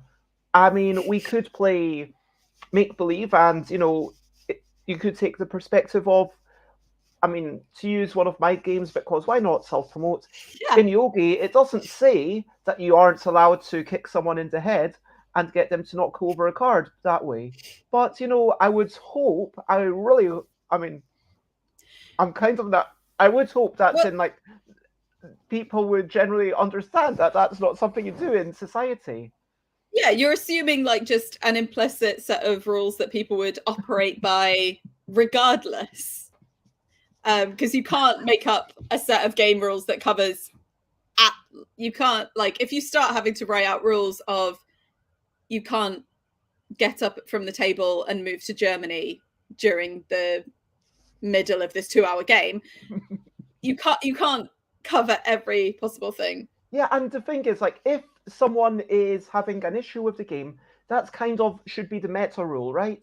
Like, I don't think that, well, it's a question whether safety concerns should be part of the game or whether that should be part of the kind of level 0 rules, you know what I mean? Because I think, this is where, like, I love what I see as the efficiency in a lot of LARPs as to how they deal with safety and with embedding meta techniques into the game. Because obviously with LARPs, depending on how long they run, you know, you want this with like tabletop games and such like as well. But if you're deep in stuff for, you know, a long weekend or something, you want to have very easy, quick access. You're not having to like remember too much to a technique to make sure that, like, to check in with someone or something like that. And so often, like, I find a mechanic from LARP that is either to do with safety or it's to do with making sure that everyone's like on the same page, playing the same game, understands what's fiction and what's not. And I go, God, that's like elegant, which I think is also like my kind of synonym for efficient in this scenario. Like, there's a game that's set in I can't remember precisely where it's set, but poetry and being poets and kind of the pageantry of that is quite a significant part of it. And if you use the word dear, I think either version of it in your poem, everyone knows to treat that poem as rubbish. You're basically communicating, this is a badly written poem in world. so that everyone can respond in character. And if you don't use it, what you're communicating is, this is a really well-written poem in world. It takes off the pressure of you feeling like you have to be able to write a good poem, but it just slips in there and it feels so neat to me. And there's other ways that I've seen that done with safety mechanics and stuff in LARPs, where it's to help weave it in alongside all of the action. But there are things maintain like, that. the X cards, or saying, the door is always open, which doesn't quite apply. I'm sure you might have a line in the rules, but it's interesting where in board games, I wouldn't expect there to be a line. I mean, to take a ridiculous statement, if there's suddenly a fire, there's never any line in any strategic board game that I've seen to say, of course you are allowed to get out of the fire room when it's on fire, or try and deal with this fire, whatever you need to do. Like, other things are important whilst this game is going on, because this game is a small part of life, and your life is like a bigger thing. And I think that's the key thing. And then I would say it's just like because that game doesn't make like the chance of fire more or less likely. Sure. It's what is your game potentially inviting? What is it making more likely? Etc. I think the reason that I even bring up these ridiculous scenarios is because then we get into table talk, which look, this isn't so applicable to story-based games. But let's talk about strategic games where I am trying to score a number of points, you're trying to score a number of points. There's someone over here, let's call them Sean or Sandra, I don't know. Let's call them Alex, because I like the name Alex. And so then we've got ABC. Yes. And so Alex versus Chloe. I'm saying to Alex, oh, if you do that, then that will hurt Chloe and it will benefit both of us. But I promise that I will do this other thing next turn, which will hurt Chloe and benefit both of us a little bit. And we could form a kind of temporary alliance. And you might be a bit miffed about that. And we have to decide as a group out with the game, how much table talk are we allowed to use? Because this is the interesting thing. Whatever your game, most games leave table talk almost up to the individuals to decide whether it happens or not, which does suggest that it's not a big thing.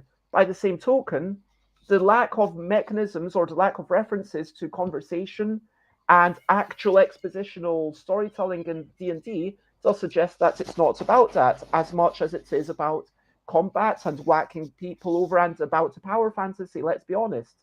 And that's okay sometimes. But then if you want to have a game about negotiation, it feels like you need to explicitly say it. Like, I didn't think that I needed to remind people, hey, by the way, in Seize the Power, you are allowed to trade everything.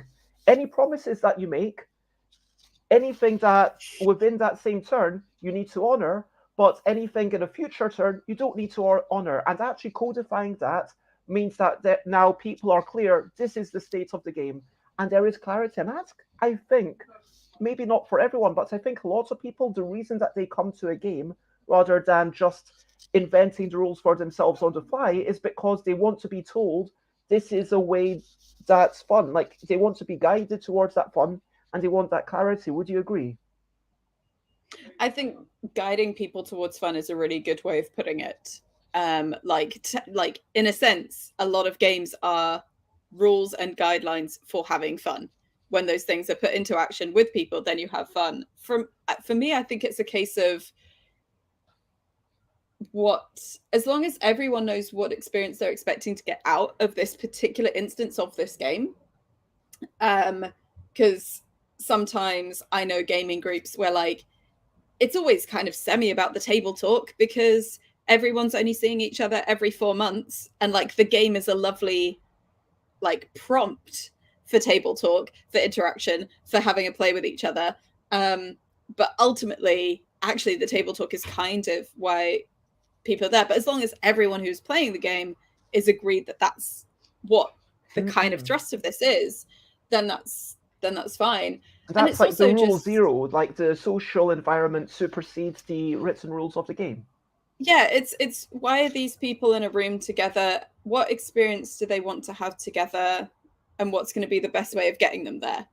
And also there may be times where it's like, well, this game would actually be best for all of you for having that experience. But you've played this game together 3 times before and you don't have the capacity or energy to learn the rules for this one that you haven't. So you're just going to play this one. And then you get into, like, I guess, different levels of efficiency, because it's like, okay, what capacity do you have to learn new rules, to take things on board, to spend, how much time do you have to learn a new game versus playing one where you don't have to spend any time getting into it. There's so many different things in terms of, like, the decision making behind why play this game with this group of people right now rather than another game. Yeah, and it's kind of why, not just rather than another game, rather than doing anything else. Yeah. Because maybe you could be sitting down and just having a freeform conversation, or doing some improvisational music making, or snogging, I don't know. The 4 activities. Games, freeform conversation, improvised musical stuff, and snogging. Yep, that's the only thing you ever do in life. Yeah. So my question about, like, inefficiency, I feel like we've come to a consensus that, yes, it's contextual, but I think that saying it's about why are these people here, why are they playing this game, is a nice thing to have in your mind. Is there anything else you'd like to say about that topic? Or I think the one thing that comes to mind is there's a really good book called The Well-Played Game by Bernie de Koven. And it's because it talks about how people play games together, kind of what we've been saying about, like, the rule zero of the social context. And it's about, like, the notion of the well-played game is the fact that, say we were playing ping pong, but one of us was a professional ping pong player. If both of us play are full strength, it's not going to be a fun game, because there's going to be, like, no rallies. It's just going to be one person completely smashing the other. That's not a fun game. So if the pro might play backhand, or, like, gives themselves some other kind of thing that makes it difficult for them, you get a well-played game, but you change the rules, because it's how can these 2 people play this game, create the best play of this game together. And I think there's something in that social context that we were talking about, of there's a degree of, yes, you might kind of tweak some rules, or tweak context, or exactly how you're playing, but it's about how will you get the best play out of this game with these people. And sometimes that's just understanding, like, where every single person is coming from, and how to make a good community of play. So I wanted to shout out that book, because it's a really good book. I have written it down with a square around it, The Well-Played Game, which will remind me squares are for things to look up. That's my code, Nice. in case I'm willing really to share good. that publicly. It's not to, feel free to use my A trade code. secret. Good shout out for a great book. Maybe I'll ask Rob to borrow. Can I borrow your copy if I see you, Chloe? Do you have it? It's been borrowed to someone else, so I need to get it back first. If I can get it back, I wouldn't be time, borrowing anytime soon. Probably, like, in a couple of months, when I actually have time to read. If I can get it back from them, because they've already had it for a few months, and I think they read it in, like, a week, but I just haven't seen them. So provided I can get it back, you are welcome to borrow it. Yay! And Rob says I can borrow two the possibles. copy. Yay! Thank you, Rob. I think that just as you were coming on, I asked, what would you suggest that I stop doing? But also, what is something that you've stopped doing, or are doing less of, and are happy to have done a bit less of? Because, I mean, I used to, with these shows, have, like, a thumbnail for, like, a YouTube thumbnail for all of them, and spend, like, a bit of time, or, like, ask Chris to make them, and, like, try to write down the perfect description. And now it's just like, this is going to sound a bit terrible, but like I don't bother with thumbnails unless it's like ends in 2 zeros, and I just don't bother. And I will do what I can, but if someone doesn't send me a description, I don't worry too much.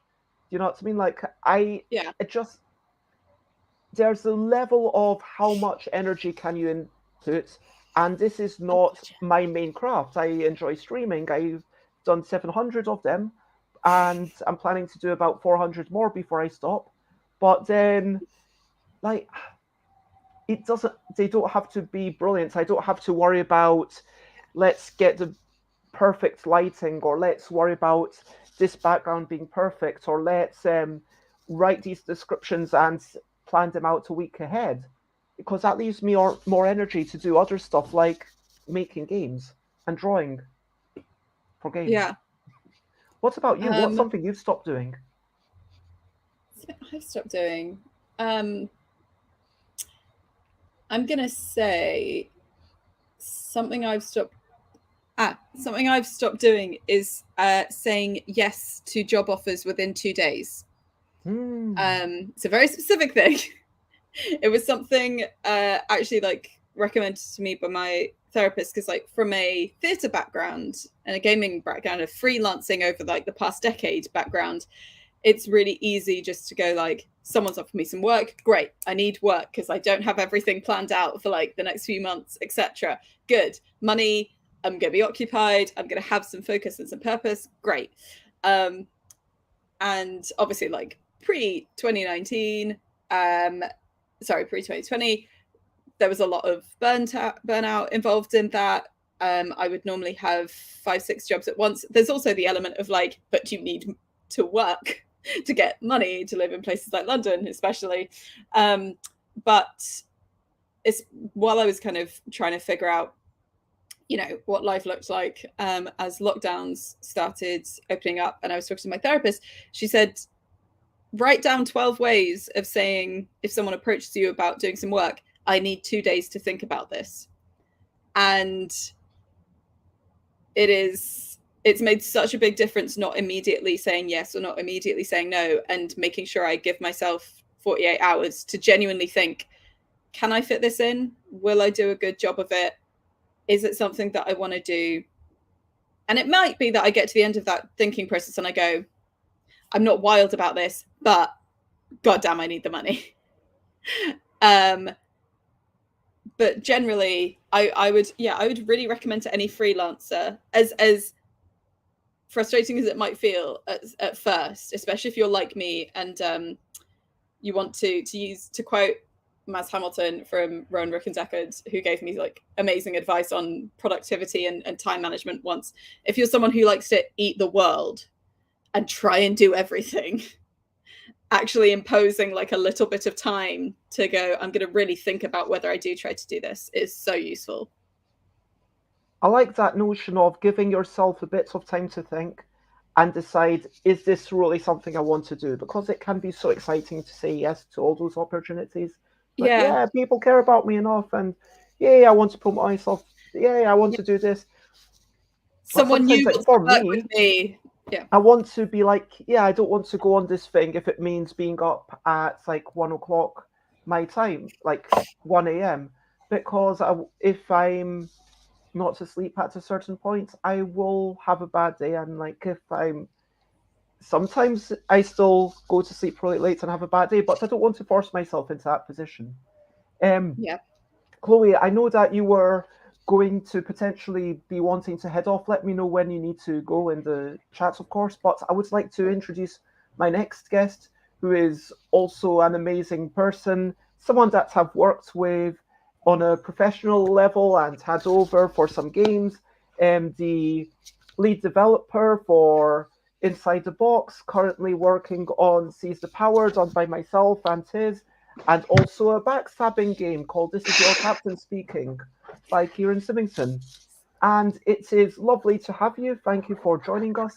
Hi, thanks for inviting me. So where are you today, if you are happy to say? I am working from home today. So this is our flat's living room.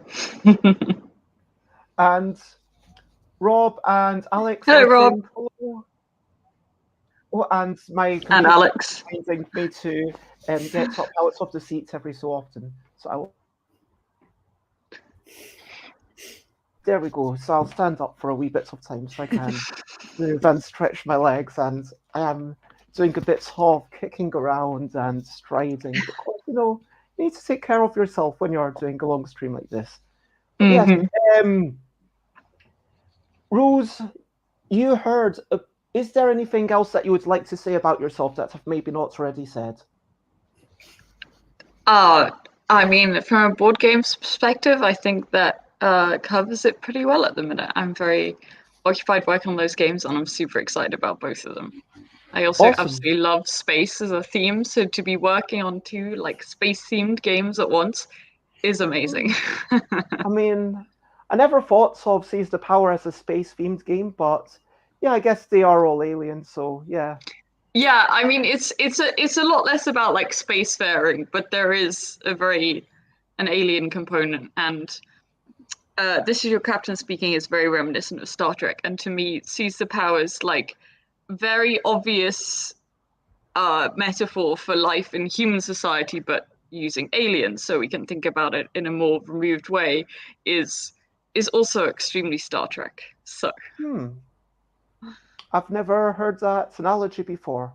And one interesting thing that I wanted to say, like, we're going to chat about, all sorts of things because we've worked together, we've spent days together, like occasionally having discussions and how we can keep those discussions actually being more efficient. Just from the notion of, what's been going on with Chloe, I don't know if you heard a lot of that, but do you have any questions that you would like to ask with regards to the working of tabletop game designs or anything like that? And Chloe, before you go, do you have any advice for me on something that I should... Did you already give me advice on what to stop doing? I told you about something that I've stopped doing. I'm trying to think about specific advice, something for you to stop doing, but I'm inclined to go kind of along the lines of what Reese did, what Reese said, and say, I would like you to stop responding to any compliments about you in chat by making sure you then compliment your guests. And I would like you just to own any compliments that are given to you. Have I done that? You have done. I've seen you do that like once or twice, where you've been like, "Yes, that's great, but like we really need to say thank you to my lovely guests and stuff, and the special people here." And I want you to just like own some of the compliments purely for you. That is good feedback. I like that. Thank you. I will try. And well, I haven't noticed you doing that, but if you do, then I would agree. Alex also says, stop putting arbitrary requirements on yourself. But what is an arbitrary requirement? Because like if you've got a deadline for something, do you mean an arbitrary requirement is like making a game for every convention? Because if I didn't do that, I don't know if I would feel like compelled to ever make a game. Do you know what I mean? Like if we didn't have if I wasn't like, okay, I'm going to stream every day, then I don't know if I would do it at all. Like for me, doing it every day is kind of easier than saying I'm going to do it 3 days a week. That feels kind of complicated. Like, and when it's just me, I'm happy to just have it be like a quick 5-10 minute. Sorry. Like when I was visiting ITB, like I had a 10-minute sit down before in the parking area and just like, hey, here I am, this is what I'm doing, and it was like a quick vlog. So I don't know if I agree with that, Alex, who says stop putting arbitrary requirements on yourself, because arbitrary requirements are what kind of keep me functional. But I appreciate and I like what you're telling me. I don't want to dismiss that. But so you two both said stop deflecting things onto other people and just sometimes enjoy the light yourself. Okay. So I'll write that down and So, it has been a lovely chat. Chloe, at this point, I think it is time for me to say goodbye. If you want to share anything about what you're up to, then over to you. What are you up to? You can share, but only if you want to. And where do you like to be found, and what you're up to today? I like to be found on Twitter mainly at Chloe Mashter. That's the place where I'm most active. Also found at Roll Flip Draw on Itch or on Facebook. Also rollflipdraw.co.uk. Chloe Mashter makes things.wordpress.com because I can't be bothered to pay to take the WordPress out of that one. I don't see why. It's a functioning website. Those are places to find me. Also, Roll Flip stream on Twitch because I'm going to start doing some more like fortnightly song streams where I just improvise songs about people's tabletop and LARP characters that they tell me about. And today, I'm excited to get back to them. I'm only doing them because like my life has a bit of consistency for the moment because I'm doing a show, which is what I will be doing later today. I will be going to Bethnal Green and spending the evening performing as part of Hidden Figures, which is a really fun, interesting show that's set in World War II. And if anyone likes kind of immersive, lightly interactive things that are based around real stories, then this is exactly the thing that you like. And so if you search for like Hidden Figures, Design My Night, you can find out more details about that. So I will be pretending to be a WAF nurse for the evening, as I do for like half my evenings at the moment on the theatre side of things. I'll be giving people some very silly medicals and talking about their lives with them. That sounds brilliant. And I guess, unless, Rose, do you have anything that you want to say to Chloe before? No, well, it's nice to very briefly meet you, but I'm afraid I was working through the rest of your stream, so... That is completely fine. Lovely to briefly meet you as well. I'm excited about space-themed things that you're working on, because also love that as a theme. But for now, bye, bye, bye, bye. Enjoy acting in the Second World War. Bye, bye, bye, bye. I hope it's everything that you hoped for. Bye, bye, Chloe. And yes, Rose, it is a delight to have you on and to chat. I think that out of everyone that I'm having on today, you're probably the person that I get to see most in person. I'm trying to think if there's anyone else today that I actually get to see regularly. Alexis, have you ever heard of procrastivity? It's procrastination for productivity. So you're like, oh, that's the thing that I should be doing, but I'm going to avoid doing that by doing this other work. I'm assuming that's what Alex is talking about. That's definitely very, very much the case. You could also call it procraftivity, which is, specifically productivity through crafting when you're meant to be doing something a lot less fun. Yes, definitely don't fall victim to that a lot. I mean, do you struggle because you are told to kind of think about certain things for extended periods of time? Like, I've got the opposite issue where I've kind of got no guidance, and yay, it means that if I am inspired to work on a game about selecting 7 cards, speedily searching for synergies, then I can work on that and get it out and make it happen. But yeah, at the same time, there's no one saying me, yeah, this is what you're meant to be doing. But with you, if you don't feel if I don't feel inspired about one particular project, there are other things that I could be doing. Whereas for you, it's like you've got the guidance, but you don't know, but you might struggle to actually stay focused. I don't know if you feel that. Am I just projecting?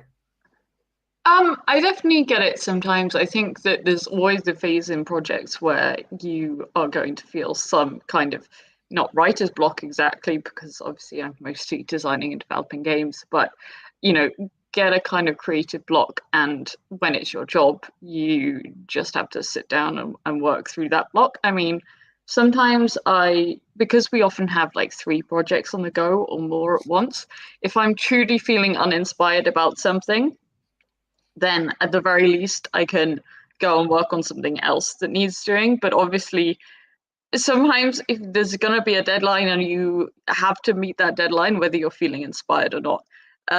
But I do find it helpful in some ways, because otherwise there is almost no project on this earth devoid of boring bits. There's always going to be some cards that need numbers assigned to them, or like specific bits in the rules that need tweaking and tweaking and tweaking. So I don't really mind it personally. But yeah, sometimes I'm like, I don't want to work on this today. I have no good ideas for this today, but it needs to be done. So and I guess the important thing to remember in those times is that something rubbish, at least it's a starting point, at least it's a next step. And if it's Definitely. like hidden roll cards, and hey, we have no good ideas, but it's like, just get something down, and then it's the first playtest, and it's like, okay, well, this was completely imbalanced, but at least it gave us some data, at least we understood some things, and that's a much better starting point than just thinking about it for another 3 days.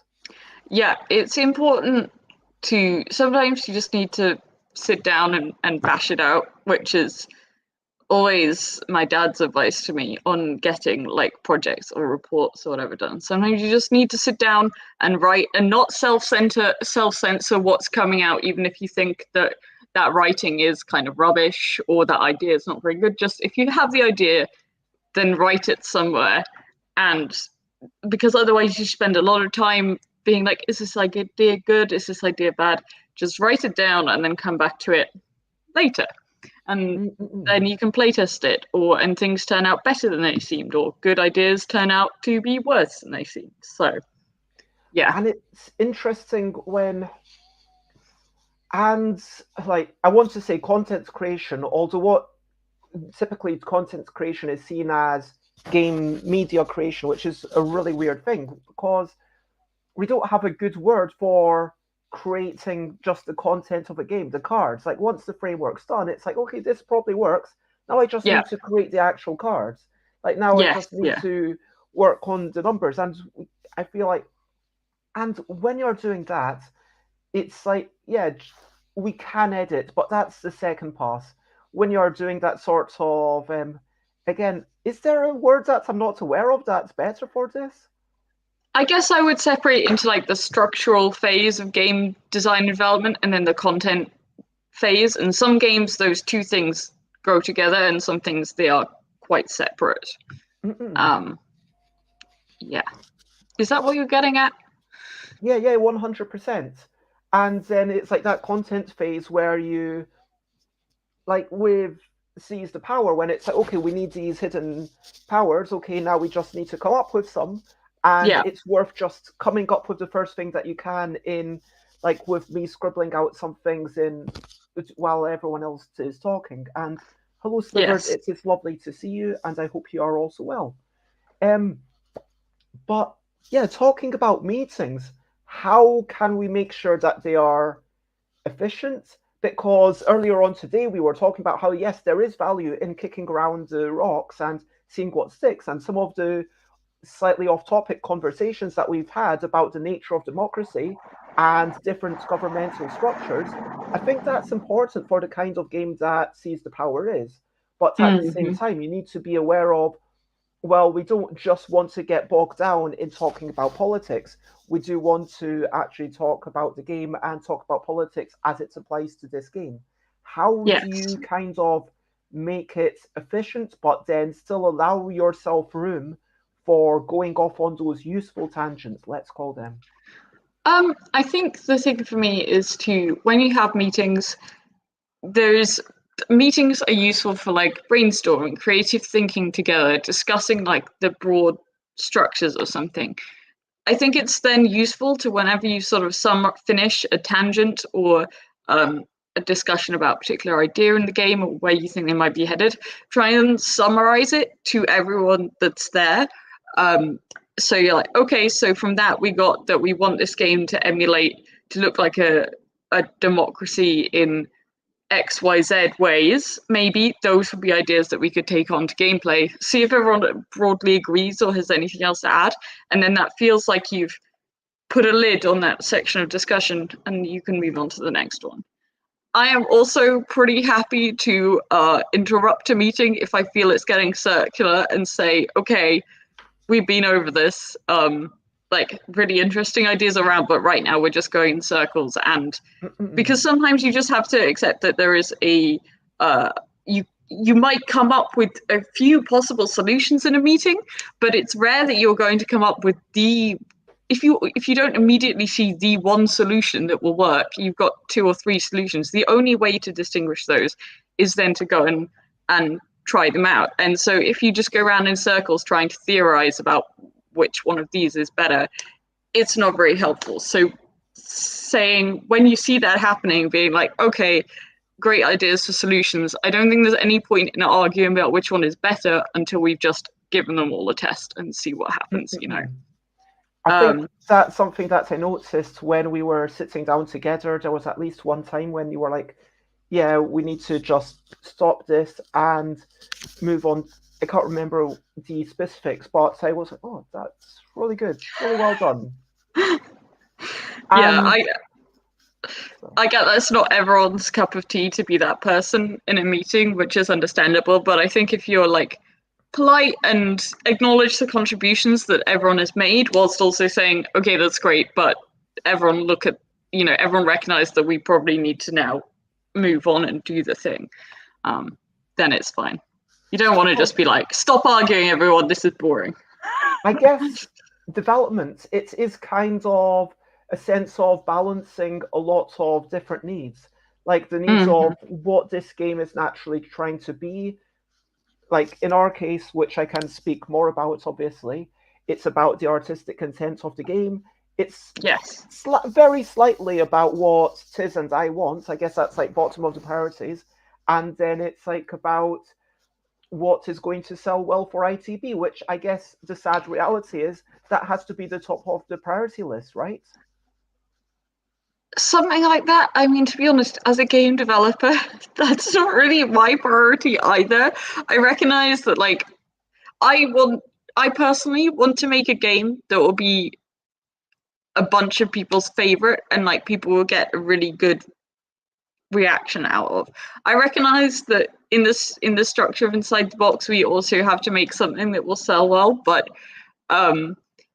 I personally would keep your original vision quite far up there, and then our view of what we would like the game to be. They're probably quite similar. It is true that sometimes, especially with this game, because it's such an art, Seize the Power, for anyone who hasn't played it, is a game that's trying to make an artistic statement. Oh, sorry, Bez, you're muted. It's about discriminatory rules. And so on Sunday, where I had a playtest and I sent a bit of text, so I assume you read that and you know what happened, then one player, it's sad to say, got a bit upset because I did a revolution which hurt them. Also, I did some wrangling with other people, so I sold one of my power cards in order to get the 20 money that I needed to get the new house, which I'd made. And the new house is a space station, so it costs 20. It's one rent, like just one money every turn for the rent, and it gives you free actions. But then, as it happens, it wasn't a good purchase because I didn't even get to second turn in this game. Because next turn they were like, wait a minute, that person to my right, because Bez and the player to my Finnemore, let's call them by their character's name for anonymity. So the Bob basically said, okay, this player has now 4 rules, which is going to trigger the end of the game. So I'm going to just sell you one for a small amount of money. And it was enough money that they managed to get one of their secret goals to get to a few points.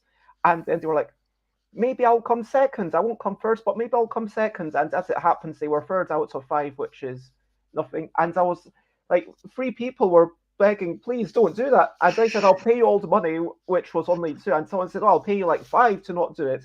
someone said, "Oh, I'll pay you all this," and I said, "Oh, if you're upset about the house, we can trade." And at that point, they'd already decided to do it, and that's sad when a game forces people down that road. And Finnemore to my left was like, yeah, I felt like I had not much agency, and I didn't feel like I was able to win. I just felt like the only thing I could do was sell this, and then I didn't even get what you got because you were ahead of me. And yeah, maybe we need to have, but like, then how do you balance that desire for fairness that is an expectation within games with, as you say, the artistic statements that Finnemore is, all else being equal, likely to lose, which I think that has to be given priority, because I do hope that it will this might be a bit egotistical, but I would love to imagine that it has a chance of getting to the state of diplomacy where in like 10, 20 years, people are still playing it and say, oh yeah, if you're playing a 6-player game, you need to give Finnemore this many resources. Otherwise, this other player is definitely going to win. So you always start by giving Finnemore, like, make sure you give Finnemore whatever you want. But then if you're Finnemore, then you ask for slightly too much. But then other people don't listen to them if they're asking for more than this amount. And then you get into all these other things. But then there's another, like, yeah, balancing these things is really problematic. And then again, like, I had this conversation. Sorry, I'm just going to use this 2 minutes as an ended meeting. Is that, like, someone was talking about how the problem with the game is that currently you're trying to be the best bigot, which is kind of problematic in its own sense. That they were saying that ideally the game would be about actually dismantling the power structure, not just seizing the power and now becoming the new ruler, now the new person with the most points or whatever. But if there was some way in the...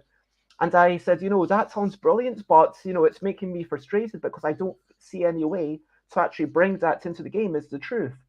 And yeah. I don't think you have to be...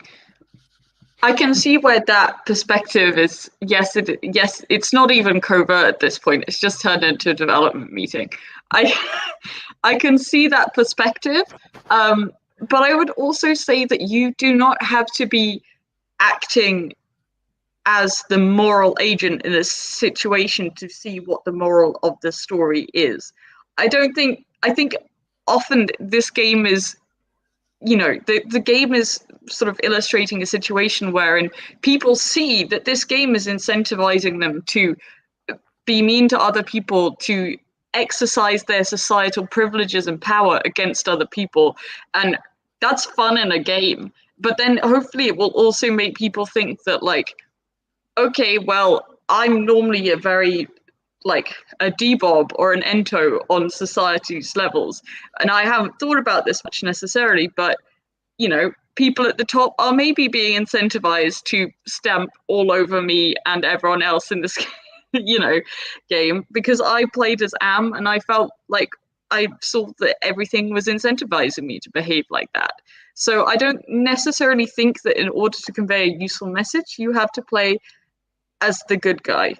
I think there's plenty of work. I wonder if there needs to be some sort, like, I'm not going to name names, but there have been some problematic people who've written essays in games, and I definitely, don't want to bring to mind those kind of things, but something where it doesn't necessarily need to be written by me or Tiz, but something about saying, like, just half a page or a page, which is not to do with the game, where it's like a reminder to people, this is what happens within you might notice some parallels within game structure, but we don't believe that this is necessarily the correct way, and this doesn't need to be the only way that things can happen, and maybe even some ideas for activism or something. I don't know if that could be something in the game. Yeah, I mean, so as well, to me, one of the things that you can, I like the idea of Ento, Finemore, and Debo being able to basically having win conditions that are very varying can set up a huge problem for game development. So having it so that Debob, Ento, and Finemore want extremely different things for society than Am and Beta and Solosa do, the highest level aliens, is what I think we would like in real life. Well, a lot of people who are of the leftist variety have very different goals, and I would say most of us are not the super rich. There are, some people are like who are rich and say tax the rich, but there's not that many people like that. But the thing is, in a game, in a board game especially, where you're very much reliant on the behavior between different people, which can, which is very hard to control. And then also you by nature have quite a limited rule set. It can be really hard it's very hard, bordering on impossible, to make a game that's good and feels fun to play, where like one person wants a very, very different thing to everyone else. Yeah, that was a confusing way of wording it, but hopefully No, that makes a lot of sense, and I do really appreciate the way that this is going, and I think that I would, I mean, it's kind of at the point where part of me just wants to fast forward 10 years and see how it goes down, if you know what I mean, because I can't wait. But I'm going to have actually someone that I would love to hear what she thinks of it. Liz Davidson. So coming here from Beyond Solitaire, where you don't just review solo games, you don't just critique solo games, you go a little bit beyond that, as suggested in your name. And you've written about the historical ramifications of games. You've done some amazing interviews. It is honestly a delight to have you on and to finally be able to, speak and then see you laugh. And thank you for joining us. Yeah, it's so nice to meet you, so to speak. I feel like we've talked on Twitter a bunch of times, like exchanged a few emails, but it's always more fun to actually talk to somebody. Ooh, Aquasulis. Bad, I take it. Aquasulis says, time travel would be a really interesting development. So, yes, I think that it wouldn't be the first thing that I thought of, but yeah, you know what? Then you could do proper A/B testing, because the only way to have proper A/B testing is if you've got time travel. Mm-hmm. Like, otherwise there's too much human variance, right? Yeah, exactly. It needs to be the same person down 2 different time streams. At exactly the same point. Yeah. Yeah. Then we can make the perfect game. Only then. But Liz, for those who don't know you, how would you describe yourself? Nerdy. That's just everybody here. No, so I am a teacher in real life and online. I like to cover solo board games, but my passion project is my podcast, which is also called Beyond Solitaire, but it's actually mostly about history and culture and games. And I read a lot. And yeah, if you want to talk about the larger ramifications of board games, I'm here for it, because I don't think there's such a thing as just a game. Is there such a thing as just a game? It's interesting because the notion of just a game can be a good one, because when it's seeking to minimize, I think obviously it can be damaging. When it's saying, considering this detail is irrelevant. But I think that it is a good reminder that I've been really enthralled by C.T. Nguyen. I don't know if you know this philosopher. I'm just in love with them, and might try and have them on for a future extended episode. But C.T. Nguyen is talking about gamification and how in games, the value of games is that they are finite, that they stop, and then you go back to life where it's messy, and then you're able to take these simple structures, but then you're reminded of the messiness of life and how you apply them. But then in something where it is gamified and then it is extended, like, for example, the way that a lot of social media tries to encourage you to focus on one certain number or a pedometer or all that sort of thing, this can be incredibly damaging, that it essentially forces us to see our entire life through simple structures and forces us to almost push it only to maximize this one number, which, grades, sure, you kind of need grades because you need some vague idea, but then the thing that matters the most isn't the grade, it's that grade in context. Do you know what I mean? Yeah, actually, I hate grades. I'm a teacher and I hate grades. Grading is the worst part of my job. So the way I've gotten around it is I do what's called standards-based grading. So instead of like you got a grade for homework assignment 3 and quiz 2, I actually make a list of things I want you to be able to do in the semester, and I just make the grade book at the beginning, and then I'll take certain assignments as evidence that you are meeting a certain standard. But if you can prove to me that you're doing better, then you can come do that, or we can prepare, and then I'll let you try.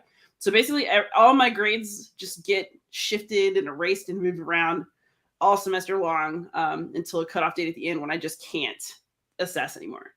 So I try to make it less scary and more meaningful. I mean, I know that for Kathleen Mercury, like a lot of the kids, it's like, you know what? The quality of your game basically has nothing to do with the grades that you get, because Kathleen Mercury used to teach game design, and it was a case of, and is going to be teaching it again soon in Romania, but like with the gifted students, they were like, oh my gosh, I need to work really hard, because if I get an A as opposed to an A+, then that's like a terrible thing for me. If I get to B+, oh my gosh, the world has turned over, because they've never got not an A in their life, some of these people. Yeah. And then by saying, you know what, it's safe, you just, as long as you do something, you will get an A for this class, as long as you put in some effort. But now I just want you to go crazy and like just be wild and express yourself and make stuff. And that's a really interesting thing. Like, you need to have that safety to experiment somewhat. Yeah. Yeah, and I think we're in an era now where students feel like they are their grades. So like if I give a grade and your work just wasn't that good and you got a C, like I gave the C, as far as I'm concerned, you could fix it later, and I don't lose any sleep over it. I, as a child, would have lost sleep over a C, but I'm trying really hard to like model for my students, like, you're not your grade. The number that you got is not the same thing as your value as a person. It doesn't even really represent your value as a Latin student, like none of those things. Grades are fixable, and you're supposed to mess up. And I try really, really hard to like bring that attitude to my class. But, you know, I was anxious about grades as a kid. And I think that students still very often are. And then you'll get the ones who are like, what do I got to do to pass? And I'm like, oh, come on, give me a little more. But they have to want it. They have to want to be doing something for you. And if you can detach it from the number, that's better. Yeah. And yet here we are, most of us, I mean, we're not focusing on story-based games where it's this vague, okay, did we tell a good story or not? That's the win condition. I mean, Chloe, who was just on, like, is focusing very much on that. But, you know, even though the types of, you might play historical simulations, ultimately there are numerical numbers attached. And what Rose and I were just talking about was the game that I co-designed with Tiz Creel, and Rose is working on Seize the Power. I don't know if you've heard about this, Liz, where it's about discriminatory rules. And so there'll be, it's all based on aliens, so it's not so hard. We discussed making it about humans, but when we actually met and we were about to draw the cards, then after like, we basically both knew that that was definitely wrong. So it's about number of eyes and number of arms and eye stalks. And the worst character, I'm really happy with this change. The worst character has 2 arms and 2 eyes. So the human is the worst possible thing to be in this game. Like, we are just the lowest of the low. And so there might be a card that says if you've got more than 4 eye stalks, you get, more than 4 eyes, you get a handout of 5 money on your turn. And so I might say, well, I'm sorry, Finnemore, you don't get this. But hey, oh, it's the start of your turn now. You should be getting 5 money. And that's like where the discriminatory aspect comes in. But then comes in the subjugation of power, where I control the rule. And some people say, well, you should be getting 5 money. How about pay me 2 money so that I can enact this rule so that you will get your 5 money? And of course, they're probably going to say yes at that point. Maybe I might even be able to extort more from them. I don't know. And so then it's all about the bribery and the bigotry and the discrimination and the subjugation of power. And it is trying to draw parallels, like when he talks about science fiction and how we talk about humanity, Rose, through this modernist, like, weird alien landscape. And I think there is a sense of that. And one fear is that by playing the aggressor, by playing the perpetrator, we then unconsciously learn those things because the game is about points-wise, who is the best bigot. That's kind of what it comes down to. But then at the end of it, does that send a damaging thing, or does that raise awareness? And I would love to hear what you think, if I may. Sorry for the unsolicited like consultancy, I guess, almost. I think that's interesting. I would really want to play the game and have the experience to be sure about how I felt, but I think it's very interesting to experiment with any kind of game that changes your perspective. I think, and like Jason Perez and I have spent a lot of time talking about this, right? That a lot of the games that we make are kind of like power fantasies where we want to be strong, or we want to be able to just deploy workers and be the boss. Like a lot of games are kind of like a boss fantasy. Historically, we like to reenact battles, but we like to change history and maybe win things that were lost and try different, you know what I mean? But we like to approach our games from a position of power, or at least from like an even plane with other players.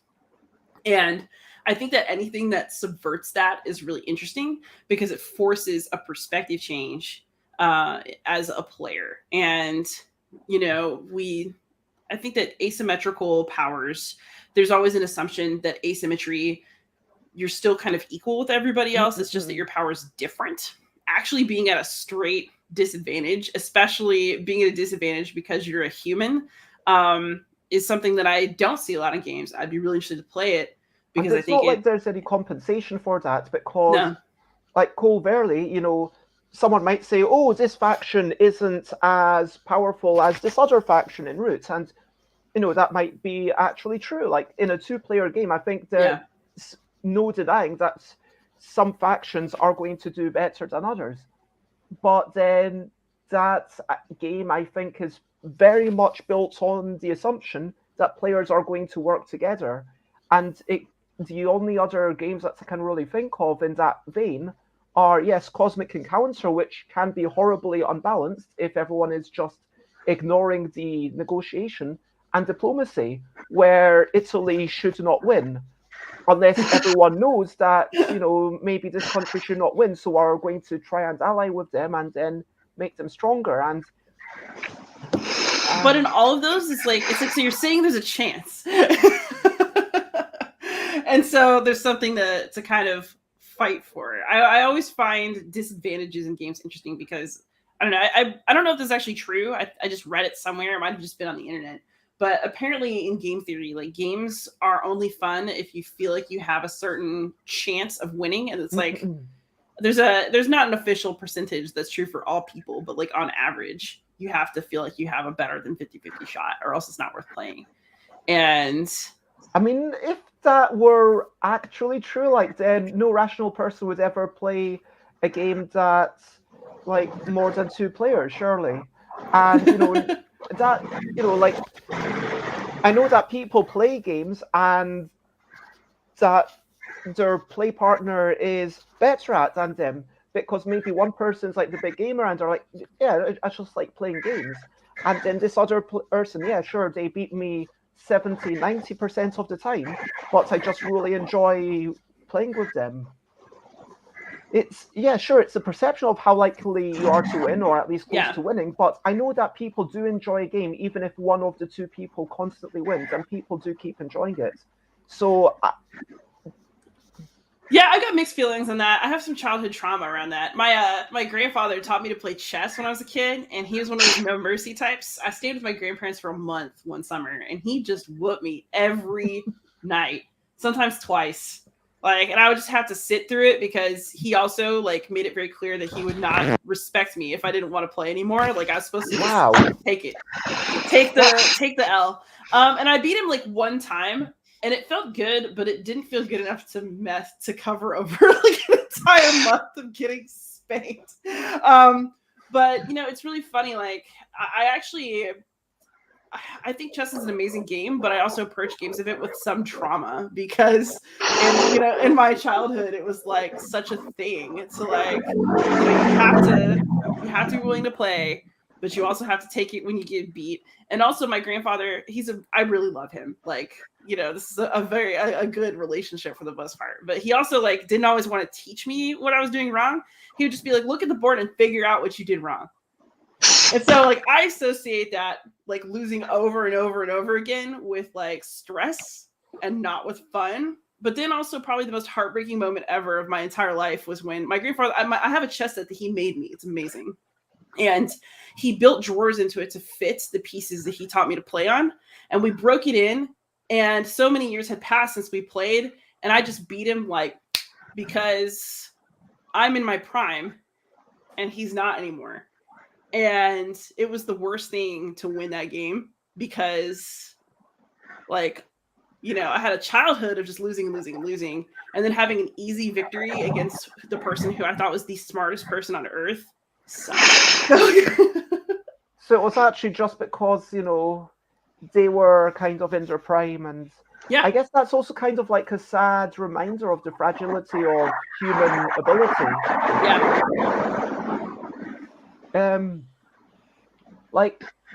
Yeah. So Rose, as a developer, for Inside the Box, we were talking about efficient meetings, and we were talking. One thing I've not really been asking people, what is an efficient way to recharge for you? Because rest is super important, and it obviously allows us to get more done, but also it allows us to enjoy life. And that's like, how do you decide which things to say no to? But what is an efficient way to recharge? Let's start with that. Rose, if I could ask you. Yeah, I mean, I am a person who likes to do things constantly. So even my recharging tends to look like doing a craft project or hanging out with a big group of friends or seeing family or something. But if I'm like really, really, really tired or ill or something, and I can't even sew or see friends or whatever because it's just not happening, then my favorite way to recharge would probably be, or go to the gym or whatever, would probably be to put on one of my like comfort TV shows and watch it. But honestly, most of the time, it's hanging out with other people, I think. I definitely find that I sometimes need a bit of encouragement to go out, and sometimes definitely the travel can be off-putting for me. But once I'm actually out, like half an hour, 40 minutes of cycling might easily be worth it if I've got an hour or 2 hours. It's like, okay, then it's definitely worth it. Of quality time with other people, or even sometimes just being in a place with strangers and just hanging out and getting to know people. And what would you say is the key thing that makes an efficient development? We've talked about efficient games and what might be an inefficient rule with Chloe. What would you say is an example of an efficient game? I mean, I want to say that one example of inefficiency was in Seize the Power, where we had this, like, what I thought was a brilliant auction, and then you and Luke said, oh, we don't need this, and you were 100% right. But it took me, I'm not going to lie, I had to get over myself, because I loved auctions. I love auctions in games, but it's just, it was just not part of the key raison d'etre of that game. And I think that's the key thing. Like, you can't be taken away from what it is. But what is an example of an efficient game, and how do you make sure that your games are efficient when published? So a game that I think is really efficient. There are a lot of small box games where you're like, this is this idea packaged down into its most distilled, like, perfect form. So I'd probably say something like High Society, because that is the rule set is low. There's no like text on the cards. There's very little like card comprehension. It is so efficient in the number of phases because it's literally just auction, auction, auction, auction, and that is it just keeps going until the end. And then it has such a neat little, it's that really neat little win condition where you win if you have the most points, but only if you don't have the least money. And that just sets up such an inherent tension in the mechanics of the game that it really fuels, that sentence fuels the entire game's structure, and it's so neat and efficient. I love it. It is so glorious. I mean, I think that everyone should play this game. Have you played? I can see from your nodding, you seem to resonate with this a lot, Liz. Oh, I like conversations about efficiency. If it isn't solo, I probably haven't played it though. Oh, okay, I just assumed you'd played High Society. I've seen it. You know, I know what it is. It seems like a really cool game, but my game group's just not busted it out. So Fair enough. It's not a game I would buy just because I have to. And speaking of efficiency, I have to be efficient about the games I allow into my home because otherwise I would just live in a game box. So. Yeah. No, I really approve of that. Sounds like we were talking earlier, like about how buying all the games that you kind of want is really inefficient for the planet. Alex says, High Society is great. I love watching people slowly realize how much they've spent is important.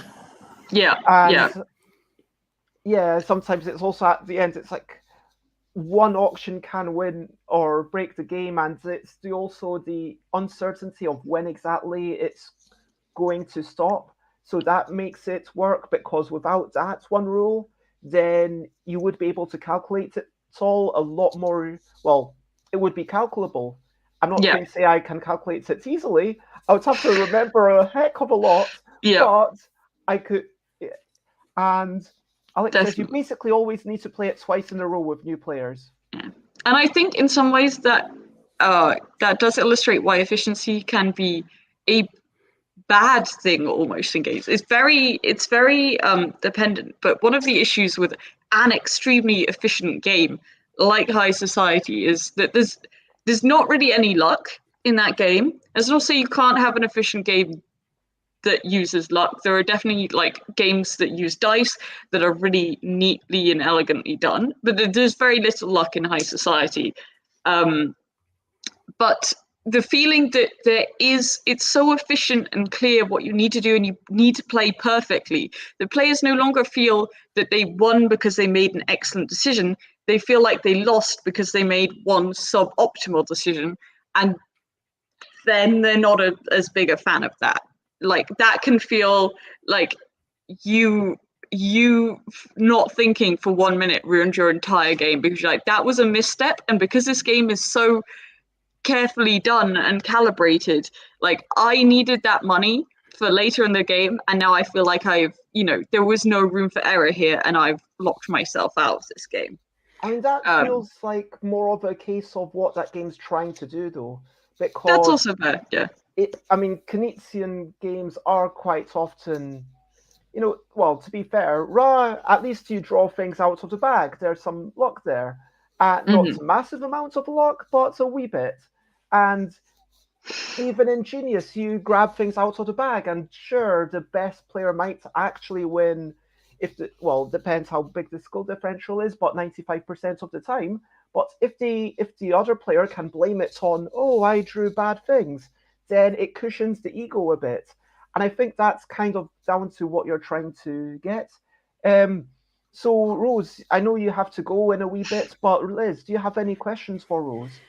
Yeah, I was actually going to ask, is it a good or a bad thing in a game when the best player always wins? I think that it depends, right? If you're playing something like chess, that would make sense. But like in my classroom, for example, right, I actually have to build in inefficiencies for games and add elements of chance, because if you are trying to get students to review playing a game, then they have to feel like, that kid that always gets perfect scores isn't going to win every time. So, and do you think that that's true for board games in general as well? Or is it just a purpose of the game issue?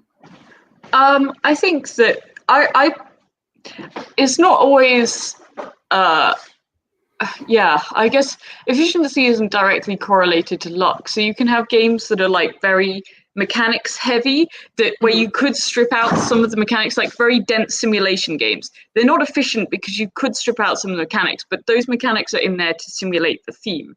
So you can still have inefficient games where the best player is going to win. It's just that they're super complex and there's a lot going on there. But more broadly, like, is it good or bad if a game with the best player always wins? I mean, I find myself dodging chess because you need to have studied it to play against someone who is good at it, you know? That kind of extremely harsh skill differential is not very fun unless you are evenly matched, in my opinion. I mean, it depends on players. I also find that games that are really similar to Go as well. I remember playing Go once for the first time against someone who played it a lot, and I was like, I have no idea what's happening. I feel completely and utterly, powerless to do anything. I was like, I don't understand what's happening. And I think sometimes those kind of games are also treated as like a referendum on your intelligence. Like, you lose a game of chess, and it's like, well, you are not good, you are not smart. People who are very logical and mathematical, and for me that's always that's very directly tied to my sense of self-esteem, because I did physics in university, and I have always been very good at maths and physics. But once I got to university and realized that I was one of the few girls in the room, I started to stress out a hell of a lot about it. And so at that point, because maths became very stressful for me, the idea that someone might think I was not good at maths just because I lost a chess game became incredibly stressful. And so I would just avoid it like the plague. I was like, I'm not giving other people an opportunity to judge me here. I know that people are making somewhat inaccurate, because I like to play a game and not think about it too hard and just kind of go with the flow. It's fun. I like solving maths problems, but I don't treat games as maths problems. That was quite a long-winded way of saying I prefer it not to be, but I prefer that it skews in the better player direction quite considerably. But it also, as now the better player in most board game situations, because I do this for a job, I play it all the time, it would absolutely suck if no one could win against me, because sometimes you just thrash someone at a game and you're like, internally you're like, I am so sorry, I wanted you to enjoy this, and I feel like you didn't enjoy it because I did the best course of action and absolutely demolished you, and now I feel bad.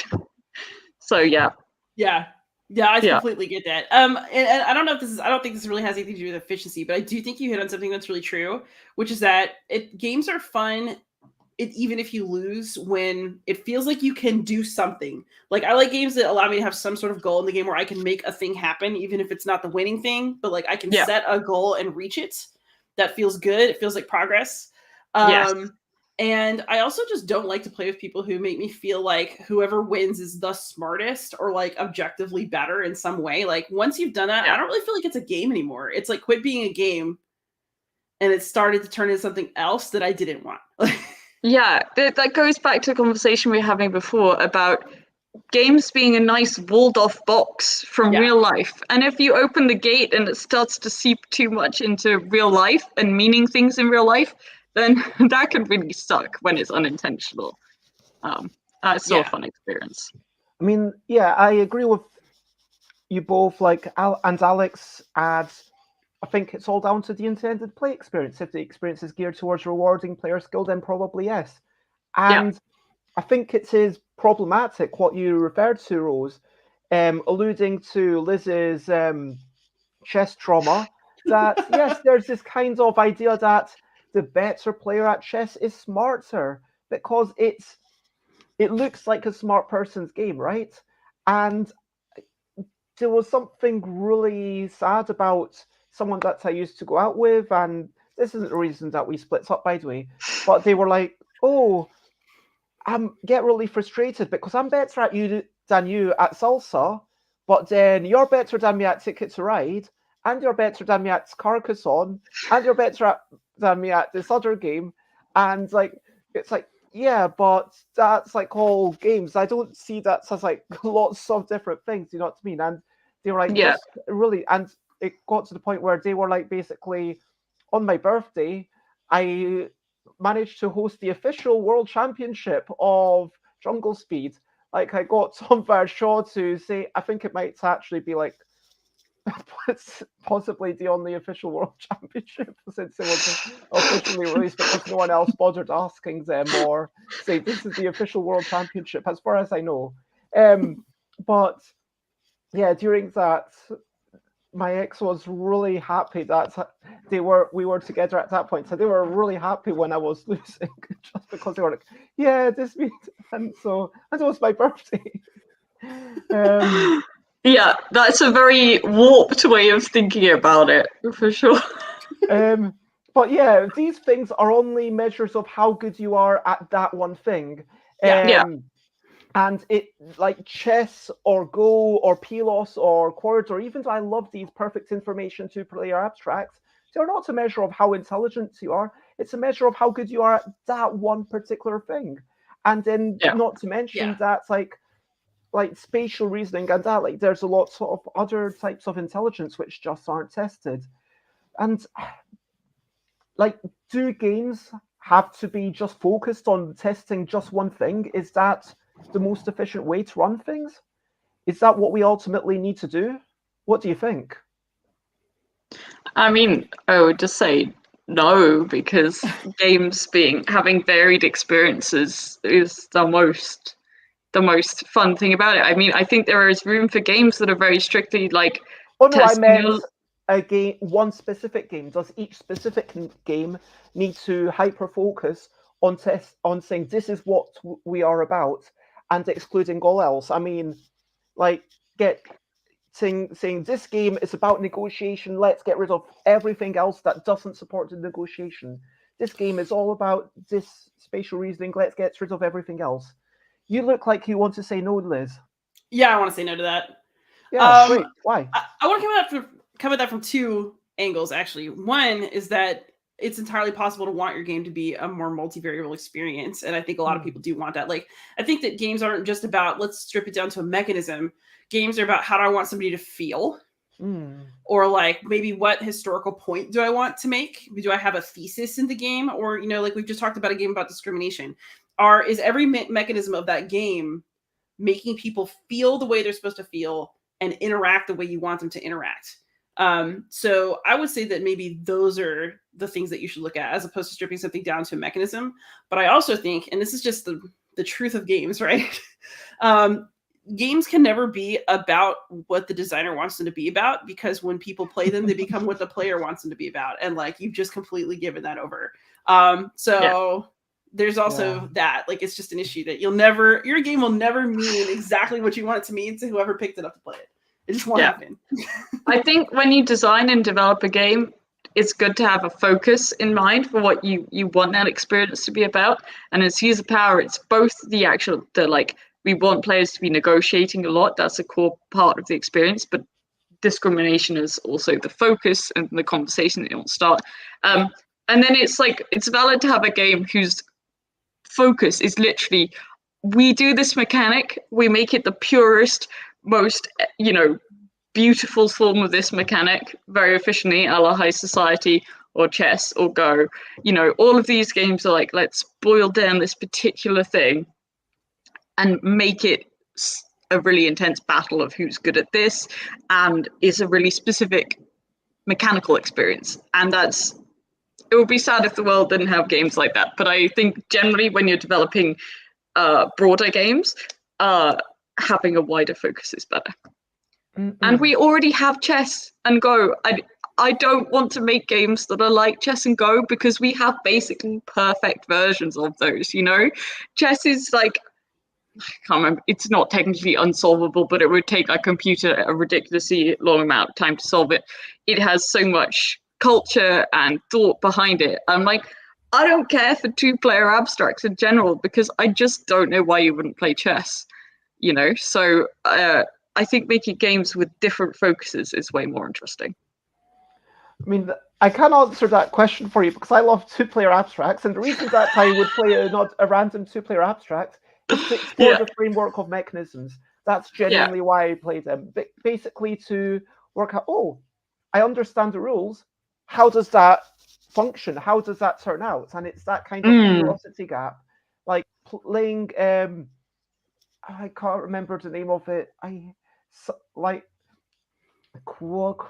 one of the Q games from Gigamic. It's not Squad Draw. It's the one that came one before it, where it's kind of like, and it doesn't matter. Basically, I got taught the rules, and I was playing it with a demonstrator in the hotel.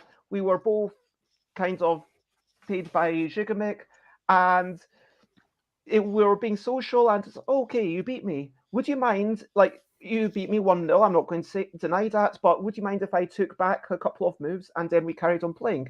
So we're like, yeah, sure. And then they beat me a second time, I took back a couple of moves, and then they beat me like maybe 4-7 times, and then, okay, I can see that there's literally no way that I could get out of this situation. Can we play again? And it's like, eventually it was like 14-1, and I managed to start learning the game. And that's the thing, like, once I start winning, it's kind of like, okay, I've started understanding it. And then for me, the initial joy of exploration has gone. And so what I love about games like that is that initial exploration. Whereas if I were to play chess, it would be about that refinement of strategy. And for me, I find a lot more joy in that initial exploration. That makes a lot of sense, yeah. Alex says, talking about chess, it reflects a wider problem where people base their self-worth on their skill or authority in a game or in a fandom. And yeah, I can dig it. Rose, I know that you might have to get back to work, unfortunately. Yeah. But it has been an absolute delight having you. And Liz, is there any parting question that you would like to ask? Because I want to ask a difficult question of what you would like to tell me to stop doing. But while you are thinking of that. So I don't have any specific questions, but it was so delightful to meet you and start hearing about your work. I'm actually going to go and check out these games later. So I love these sorts of events specifically because you get to meet somebody cool. That's why I started a podcast, is so that I could convince smart people to talk to me. And then I could... It's been a really interesting stream, so it's great to meet you too. Yeah, it's been really fun. And see you too, Alex. In response to Bez's question, I think what I would tell you to stop doing is, so I've seen on, this feels like a weird question when you don't know someone like inside out, you know, I think we're friends and I'm glad that we know each other because it's great, but I don't know if I knew, you have to know a lot about someone's life to confidently be like, stop doing that. But like it's a suggestion, it's not an order. On your Facebook, you sometimes talk about stressing about not being productive enough and feeling guilty about it. And it's such a cliche to say, stop doing that, because I also experienced that, and it's just not that simple.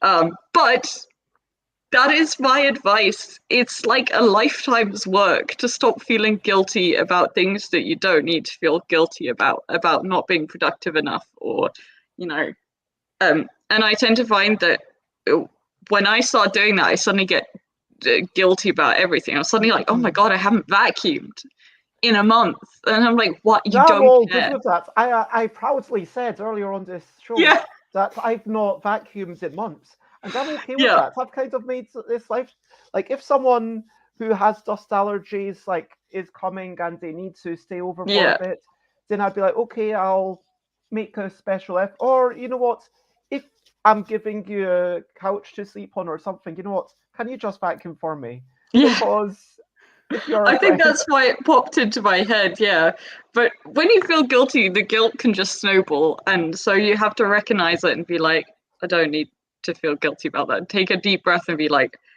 I want to do things differently, but that doesn't mean I'm bad right now. I appreciate that. I'm going to just take 1 minute to just reply to that and say I'm not stressing about not being productive. I'm aware that I've made a lot of games in the past year with my busy bargain bags, and you know, working on Eldic stuff, but it feels like, I don't know, I always feel like I'm not necessarily doing the right things, because fundamentally, as a designer, I should I feel for financial reasons, it would be a lot more productive for me to focus on what can I make that I can then pitch, and focus on arranging those pitching meetings. Because, yeah, I've had one proper pitch meeting this year, which went really well. I showed them 6 things, 5 of them they are looking at, and hopefully at least one of them they will print a big number of, and send me some money in return for that privilege.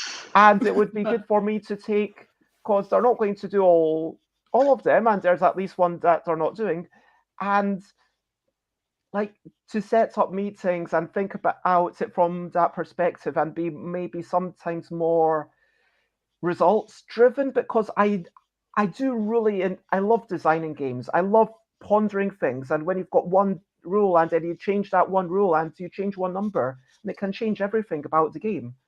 But it is also about, frankly, without wanting to be crass, what allows me to make enough money that I'm able to pay rent and to, occasionally go out. And I mean, yeah. I was not just saying buy tomato juice, but sometimes, it's not like the cheapest drink. I mean, this is a luxury, let's be honest. Being able to be like, yeah, I've got a fridge full of tomato juice, I'm not going to lie. But it has been a delight. Good to see you, Alex. Lovely to see you, Rose. And Great to see you. Thanks for inviting me. You can share Botson if you want to. Where would you like to be found? What's you up to if you want to share? I'll try and get the links. I mean, I can be found allegedly on Twitter as I think I'm at @the_Brackley. But quite honestly, I extremely rarely use Twitter, so you're best off just looking for Inside the Box board games, and everything I do is with Inside the Box board games, so games should be coming out through them every now and then, Okay. All right. Thank you so much for inviting me on, and have a nice day. Hope the rest of your streams are good. Bye. Bye, bye, bye, bye, bye, bye to Rose. We'll see each other on Tuesday, I suppose. Bye-bye, Rose. We're having a meeting to continue discussions of Seize the Power and playtests. A couple of variations. Awesome. So that's exciting, and I'm excited and happy to still have you here with me. And Liz, I wanted to chat about efficiency within interviews. I think that you are the only other person that I would call an interviewer that I'm having on the show today. So, all right. But you've done some of the most amazing stuff where you not only just ask the surface question, but you really have a meaningful conversation. I did a quick podcast yesterday. It was about 20 minutes long. Did I say podcast? I meant stream. I mean, I don't have... And it was like, okay, what makes a good interview? And I thought, yeah, you've got to speak fluently. You don't want to speak at a monotone rate. You don't want to speak everything all at once and then you say nothing. And you want to ask questions, ideally interesting questions. Maybe there's some curation based on what's already been said. Maybe you're trying to ask questions that have never been said before. But I think one key thing is that you have to respond to that person. It's not just lining up your list of questions, which some other people, without naming names, I think are guilty of. But you go in there and you draw information out. It's like you're panning for gold. But what makes a good interview to you, and how do you make sure that you kind of stay efficiently, if I may use that word, on topic and get to the main points of why you're meeting? So it's funny you should say that, because I actually really don't go into most of my interviews with a list of questions. I spend a lot of time listening to what the person I'm interviewing is saying, and then I draw all of my future questions from things they already said. So it really is kind of like, maybe like trying to find the stud in the wall, or like, yeah, it is sort of like, hey, is it shiny here? Like, let's check this part of the river again. So I don't know that my interviews are efficient, but I can definitely say that they're responsive. For me, efficiency in an interview, though, one thing that I do try to do is keep an eye on the clock. So when I have somebody on, before we actually start the interview, I do a little bit of warm-up chat. And if it's somebody I'm friends with, like David Thompson, I can just talk forever because like we just do that. So maybe this isn't a hard and fast rule. But if it's somebody I'm just meeting, we might do 10 to 15 minutes of kind of warm-up chat to make sure that the pump is primed and that we have a good connection, and that we're gonna want to talk, and it's gonna feel really natural. Because you can't just be like, boop, boop, let's record, go, stranger. People need a minute to kind of heat up. And then I try to keep my interviews, like I always say 45 minutes, but if you look at the actual times of my podcast, it's 100% a lie. We go beyond that all the time. 1 hour 10? Huh? Is the average? I'm guessing that 1 hour 10 is probably the average. For me? It just depends. So I've just started recording for my next season, and I've got some times that are in the 40s, but the first 2 episodes are 55 and 52 minutes, just about. And then, the episodes before that, I had a 49, a 47, a 42, a 43, and then an hour and 22 minutes. I don't know. Like, you just don't know. But I think efficiency is less about a specific timestamp and more about, am I wasting my guest's time? And are we talking about something meaningful? So one thing that's true about my podcast, and I'm not saying this is like something I have a problem with in podcasts, because I actually love listening to other people's banter and chat and talking about the hot games. But I actually try to keep that to a minimum in my own episodes, because I like to get down to business. And so that's just, it's just my nature. And it's what I prefer for my own work. So I ask like a couple fluff questions again, like, oh, what are you playing right now? But most of the time I want to talk about like the thing I wanted to talk about. So yeah, it's almost like you come in with a thesis question and it works. It feels like that is your nature. Like when I come in and I'm like, okay, this is going to be about discrimination and kind of inclusion in games. Or this is going to be about, how this is a historical thesis or not. And you, like when you talk about the thesis approach, like you kind of, it feels like you have that single overarching question and then you explore that, as you say.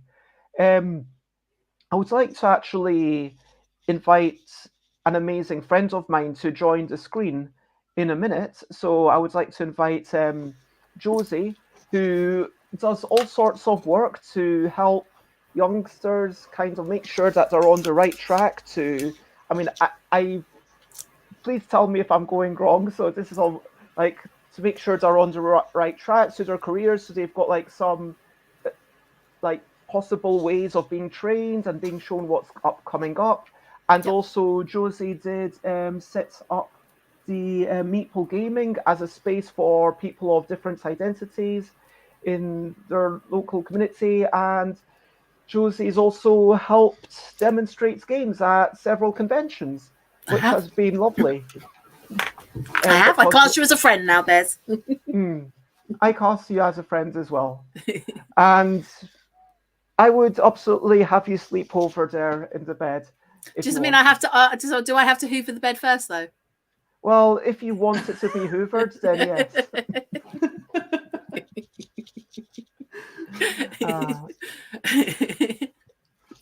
Yes. Anyway, hello, Liz. Hello, Bez. So, Josie, before we proceed, what else would you like people to know about yourself? So I work in careers. So I support young people, generally young people, with understanding what the world of work looks like. Whatever that form looks like, because it's changing all the time. So I try to educate educators around that as well, so that they understand that the world of work and how you apply for a job is constantly changing as well.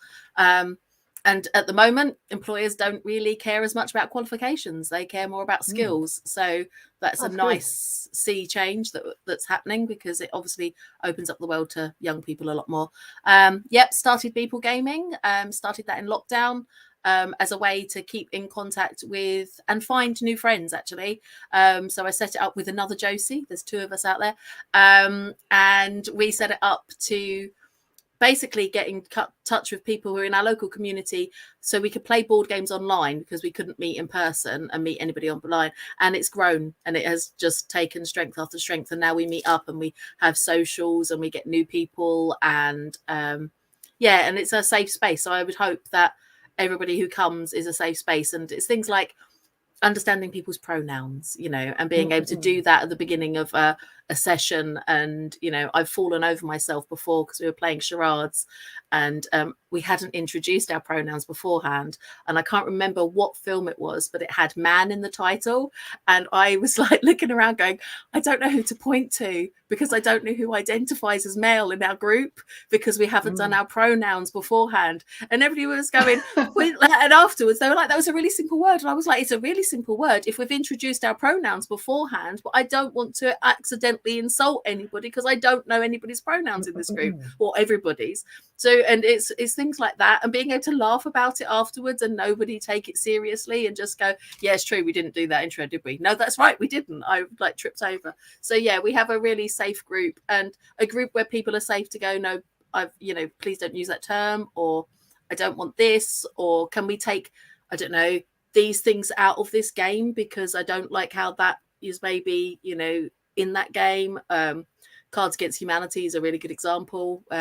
So we took certain cards out because they made people feel uncomfortable, and it's a safe space. So yeah, I'm really proud of that. And somebody said to me the other day how lovely the group was and how welcoming the group was. And actually that's a really nice feeling to know that I have created a space that feels like that for somebody, and really the space is only as nice as its members, really. So but yeah, I'm pretty sure someone would disappear if they weren't very nice because everybody else is just so lovely in the group. So yeah, they're kind of my things.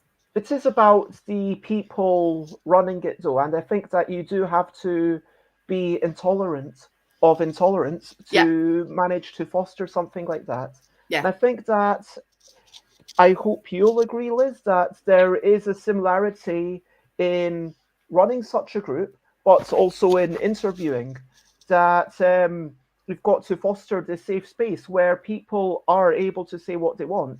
And I'm not going to suddenly start, we might talk about genocide because sometimes it is actually, it's relevant to games.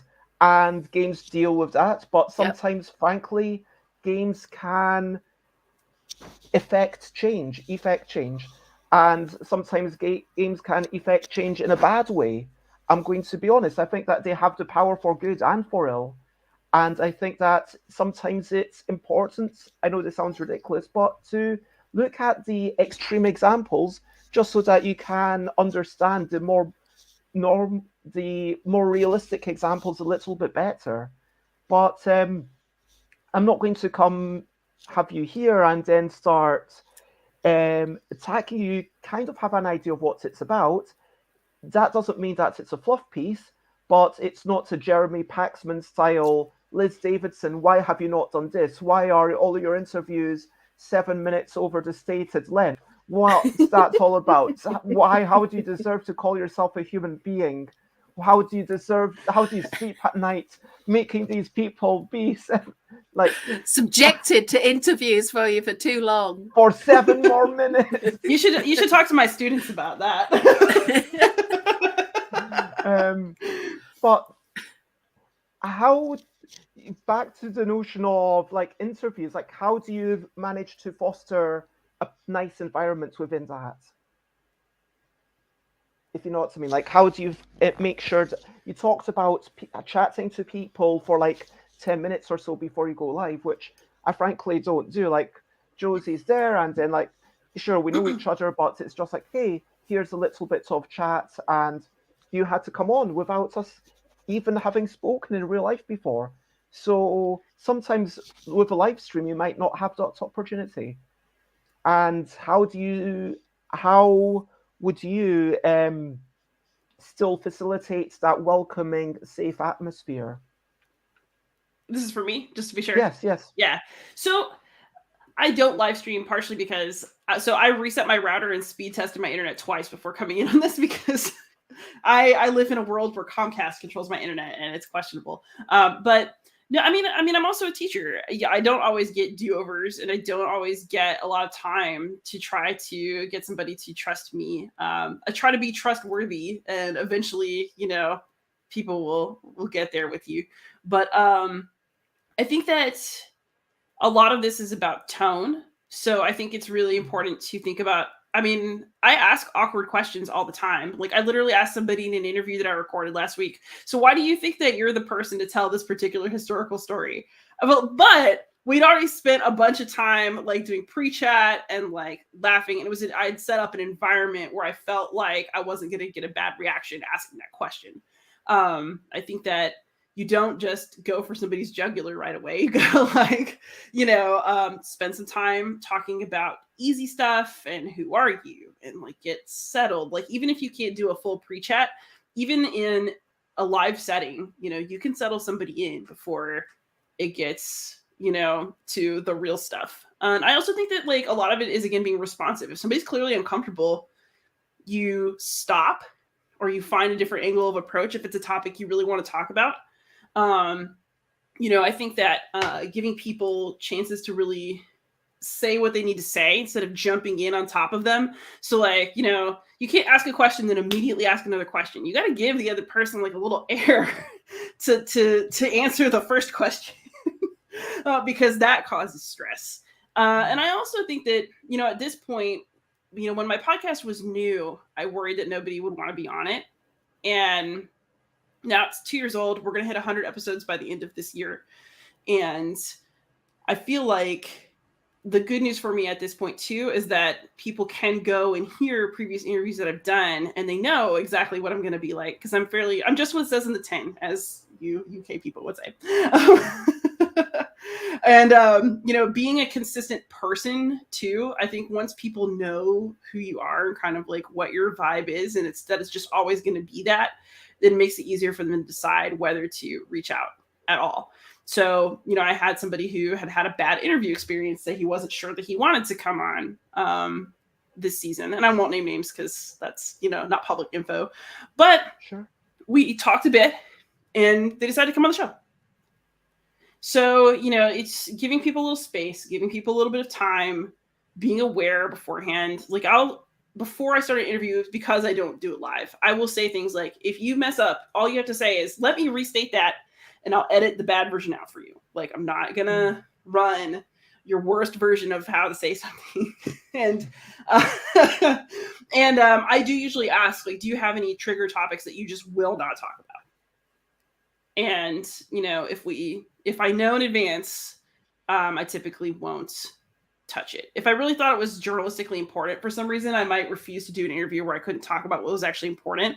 Like I wouldn't do, I don't know, an interview with somebody who'd made a controversial historical game who didn't want to talk about the ramifications of that, because that's like not the interview that I'd want. And then, interviews work two ways in a way, like we're both getting something that we want out of that conversation.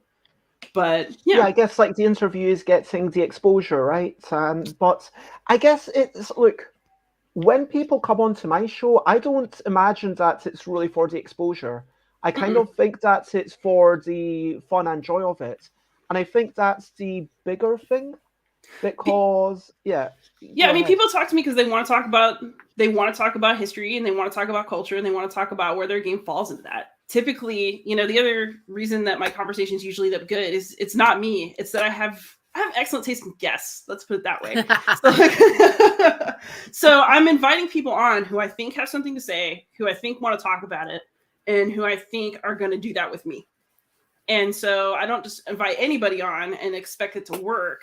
Like there's a lot of kind of vetting and Twitter messaging and stuff that goes in before that interview ever happens. Yeah, that makes lots of sense. I mean, are you familiar with Beyond Solitaire Josie and just Liz Davidson's channel? No, I haven't, but I was just going to say I do a similar thing. So I have a live stream for work, which is around careers interviews, but also we have employers come into schools and do chats and talks and workshops and whatever with pupils, and it is about getting the right people and making them comfortable. So a good example would be yesterday I had a really big panel interview in front of learners, 6 young people, 6 interviewers essentially. So they're 6 employers, they don't know each other, never met each other before, and by the end of the day they were going to be interviewed by the students. And so, they could ask anything because they're year 10, which means they're 14, 15-year-olds, and they definitely could ask anything.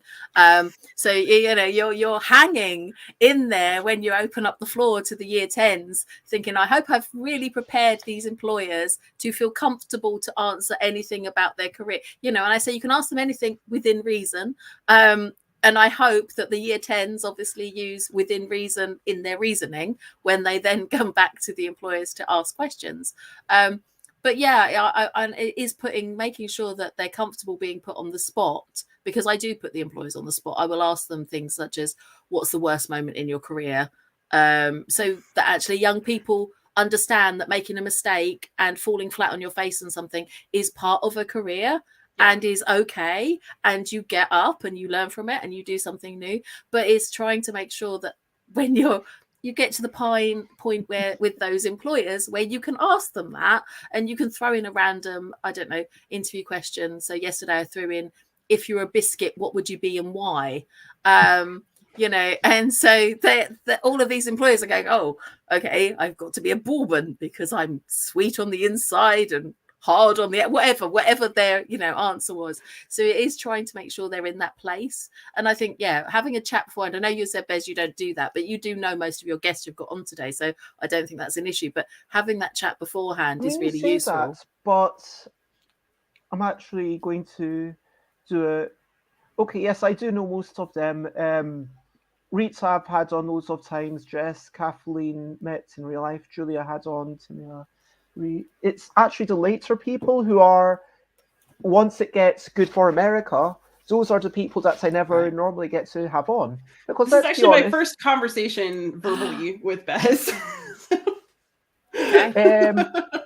So Liz is actually my first properly new guest. But then after that, after you, Josie, everyone else is new. So Tanya Pobida, Tanya Thompson I've spoken to in real life, but only in a very formal way. T Cares, like we've never, I think we might have been in a meeting for like very briefly, kind of on the same screen together, but as parts of the tabletop games mentorship thing, because we're both on the board for that. But yeah, Nikki, like we've sort of seen each other at the convention from afar for like, hey, and then disappeared into the crowd, like that level of knowing each other. So basically, half the people, all the Americans are basically new. Okay. But you pick good people. Tanya Pobida is so wonderful. Yeah, truly, I'm excited you're gonna have a great time. Chat to them. I was listening to your interview with them yesterday as I was actually on the train to Bristol. It was lovely. Can I ask Liz a question? Yes. Why did you start your podcast? Because you're a high school teacher, but what made you start the podcast? So, we should note that. So I'm actually post-academic. So I got my doctorate and then decided to teach high school. So I have strong research interests that I thought had kind of like been suppressed by the trauma of leaving academia. But then I just started looking at. It's like you can take a person out of the ivory tower, but you can't take the ivory tower out of the person. So I was looking at games and having all these thoughts about them and wanting to have kind of intense historical conversations about games. And then I went, actually, it was like a Latin convention where we took our students to go compete. And somebody who gave a talk was a professor who was studying ancient games. I was like, this is cool. Somebody should interview this guy. And I kind of got his contact information and wanted to see if any of my friends who already had podcasts wanted to do that. And nobody did. I was like, you know what? Quarantine's happening. I want to talk to people. I want to talk about games. I'll start the podcast. I'll do a podcast. And so I started it, and I didn't really know how long it would go or where it would go. Actually, speaking of efficiency, I have 20 episode seasons so that I force myself to take a break between. and I don't end up just kind of, where's my next one? Where, you know, I give myself some time. So I was like, all right, I'll do 20 episodes and see how it goes for the first season. And my first episode was with that professor, and we talked about like ancient gaming and ancient attitudes towards games. And it just kind of set a tone for the next like 2 years. Thank you. Yeah. Liz, I know that you've probably got lots of other stuff to get on with on your day. Like Josie, please, if you need to rush off, please let me know what time you need to definitely be done by. But I'd like to rush through the other questions that we've maybe not gotten through, if that's okay. I'm down. Yeah, and then I'll roll off into the distance. But for now, I got a few minutes. So you talked about making sure that you've got the energy and recharging 20 episodes break. Yeah. Day to day, how do you recharge and how do you make sure that you are filled with energy? Well, that's about to get a lot harder because school starts again. Not next week, but the week after. But I have to go back to work on Monday to start planning. So basically, I'm about to get the wind kicked out of me every day, all day, because basically my life is just Dr. D, Dr. D, Dr. D, Dr. D. Hey, can you do this for me? Why did I get that grade? Do I have to do this? Do I have to put away my phone? Dr. D, you know, so like I'm about to be very tired. But I think what I need, and this is probably why I'm a solo gamer, is I have to take time to myself to be in my own head and to kind of like incubate. So like we talked about recharging in the last conversation is like going to see friends and being social.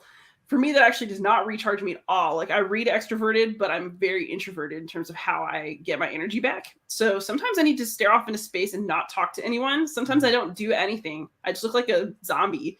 Or I need to read a book. I love to read. I read a lot and I just kind of zonk off into some other world for a while, come back later. Solo gaming does that for me because I can just kind of take my time and do things my way and like do my own little puzzle in my head. I try to not, I've been playing Stray, but I try to be careful about video games because I fall into them and then I have a hard time getting back out. So those are almost like too addictive for me, but I love them. So when I was writing my dissertation, my boyfriend used to laugh at me because he would hear clack, clack, clack, clack from the office all morning. I would write 2 pages. I'd do some research. Then around lunchtime, I would start playing Skyrim and I would just not stop until it was bedtime. It was so bad. Like all I did was research and write and play Skyrim for like months. Yeah. So I don't know if my recharges are healthy, but I do need a whole lot of time in my own head in order to feel like a fully happy person. I liked quarantine it was, you know, whatever that tells you about me. Yeah, like my reaction to it was to, yeah, like I said, I don't know if you were here at the time, but I started streaming on the Tuesday, then the Thursday, then the Sunday just to play games with other people. So sort of, let's play together. And then when I actually started my morning things, like originally there was a lot more guests and I was putting a lot more pressure on trying to find people to keep coming. And like I might have maybe 10 people in a week.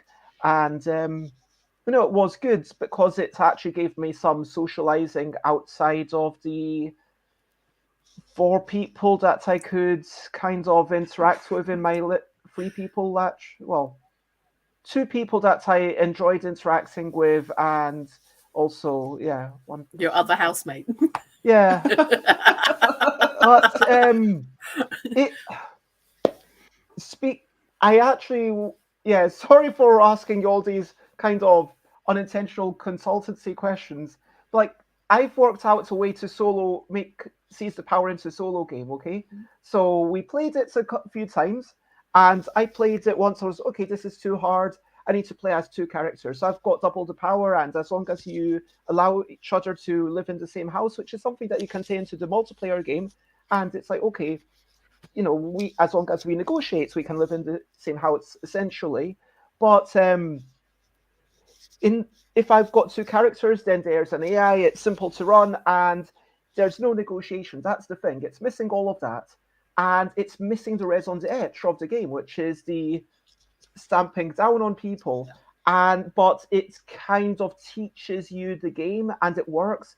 And I played it 2 times, and I was like, oh, this is kind of enjoyable. And then Tiz played it 2 times, and I was like, oh, I can't quite win. I'll try it again. Oh, I can't quite win, but I was able to win, and so it's definitely winnable. But like, the question is it fine to put that as a variant? Is it fine to say this is a 3 to 6 player game with a 1 to 2 player variant? I'm gonna say yes with a caveat. So basically, it's very normal for solo games in the box to be very, very different from the multiplayer. There's in fact, I don't remember the year number because I never remember these, but there's even like a solo 18xx that somebody's selling, like in the main 18xx box. So it's got a one-player mode that uses all the same components, but it's just very different from the main game. I think that is pretty normal these days. I don't see anything wrong with it. My one thing is that the big solo gamer complaint, and I've made this complaint in reviews, is, oh, it feels like it was tacked on to sell this to people who were desperate to play something solo.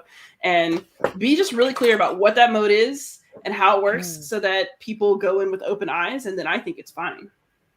Okay. And I guess the extra question is, would you want to play that personally, you? I mean, I might. I basically will try anything once. Okay. Because that's what I do. So, yeah, I would try it. And yeah, we've talked about efficient games. What is your nomination for the most efficient game? Most efficient game.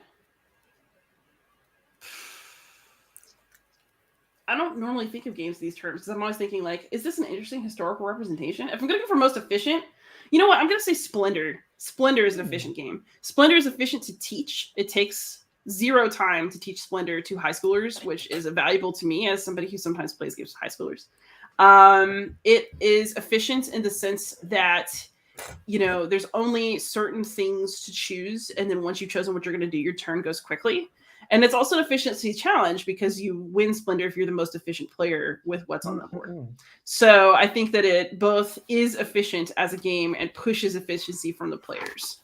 I mean, you could just get AP and take forever playing Splendor, but once people know what they're doing, it doesn't happen typically. Can I just ask? I was going to just ask a question. Can you, what games do you play with your high school kids out of interest? Because I'm in high school all the time.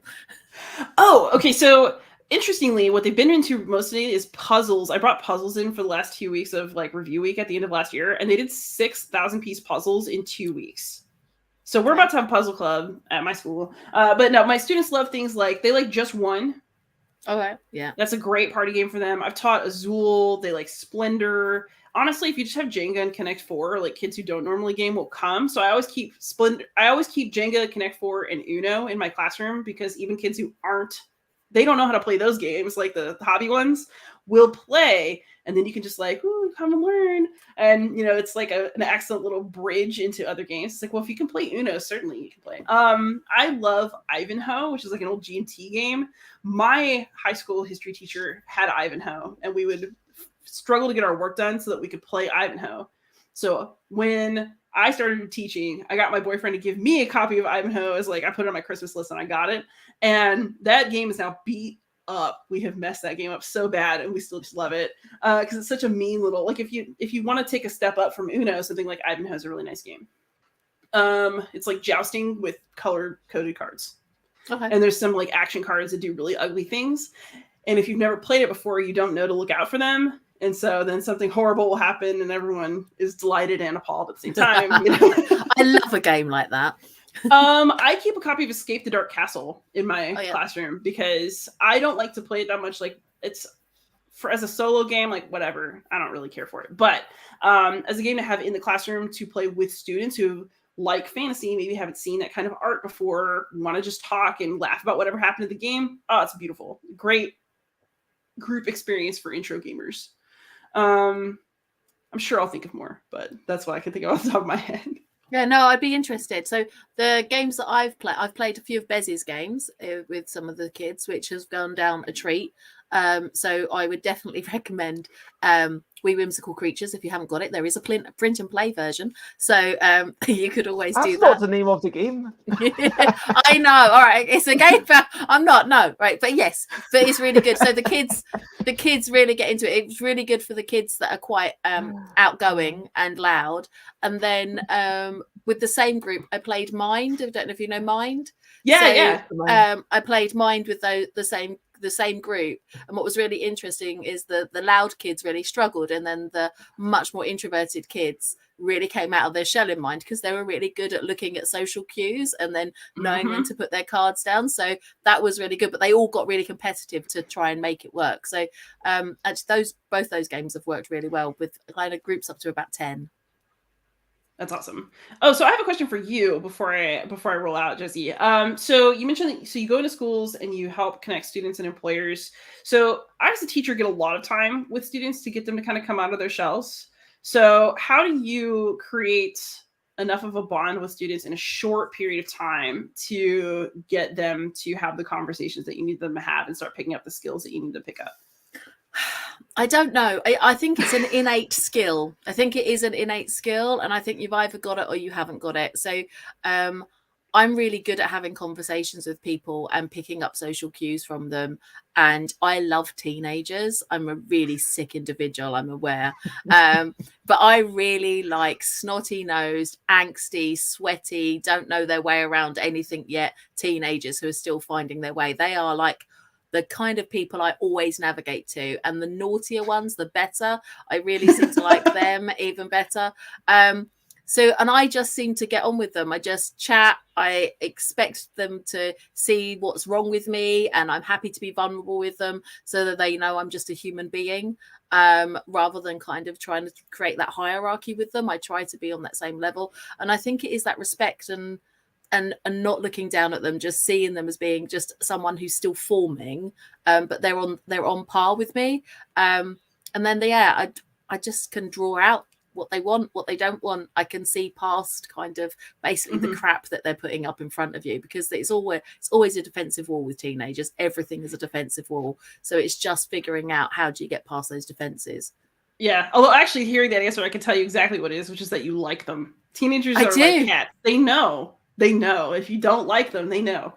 Yeah, I genuinely love teenagers. I am a really weird person. So my partner works with people who are at end of life and in care homes, and loves older people. And I have no idea why they love their work and how they get on with older people. And conversely, they think I'm a weirdo for what I love. So yeah. I love that, and it feels like it goes back to what you were saying, Liz, about being responsive. Like whether you're making a connection with an interviewee or with someone that you're teaching, you have to be efficiently able to judge what they're all about and what their desires are and what's going on behind this veneer. So one last thing, the self-serving thing that I want to ask you before you skedaddle, Liz, what would you tell me to stop doing? Stop dating people who get mad when you beat them at games. Oh yeah, that's a good piece of advice, Liz. You deserve a partner or partners. I have no idea. If you people who fear and respect you for your talents, maybe not fear, but you know what I mean. Have a healthy awe of what you're capable of. I mean, if they fear me, then that's also doesn't seem really healthy either. But no. But like, it has been an absolute delight. And over to you. What are you up to? You can share what's on you if you want to. Do you want to share anything about your day? Anything that people should be on the lookout for you? Or where would you like people to go to check out your stuff? Yeah, I am Beyond Solitaire pretty much everywhere. If you want to find my podcast and my videos, those all end up on YouTube if you don't want to go to my actual podcast feed, but it's just Beyond Solitaire. If you go to youtube.com/Beyond Solitaire, you'll find me. And season 5 of my podcast actually starts on Monday. So a new season kicks off. And actually, I'm dropping a large announcement. So if you were curious, I'll just leave it there. So there's going to be a big announcement on the podcast that will come out in Saturday, Sunday. It's 3 days. Yep. So this is good timing. good time to ask me that question. And would you say that starting at the start of your season is a good point to start in, or would you say just listen to whatever, listen to them randomly, listen to whatever one sounds exciting? Listen to whatever. All my guests are great, unless the guest is me, in which case approach with caution. But like I had Dan Throw interview me at the end of one season. That was hilarious. But you are too hard on yourself. But no, my podcast is truly my passion project. Like I like doing game reviews and playthroughs and all that, and it's fun. But the podcast is the thing that I'm just really happy that I do. I'm the proudest of it. So pretty much starting anywhere would be good, because I don't have any episodes that I hate, actually. So that's really awesome.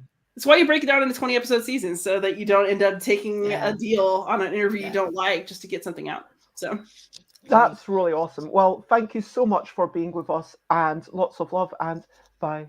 Yeah, bye, Josie, it was great to meet you. Your job sounds so cool. I know. Well, I'm going to find you on YouTube and stuff. Please do. Don't be a stranger. Sorry, Bez. Carry on with bye-bye. Bye. Just to Liz. Bye. Your effervescent sandy fizz. Oh, I think she should use that on resumes. I'm effervescent and I fizz. Well, figuratively speaking, right? Yeah. Well, thing, who right? knows? Who knows? I mean, it sounds like you're stressing something.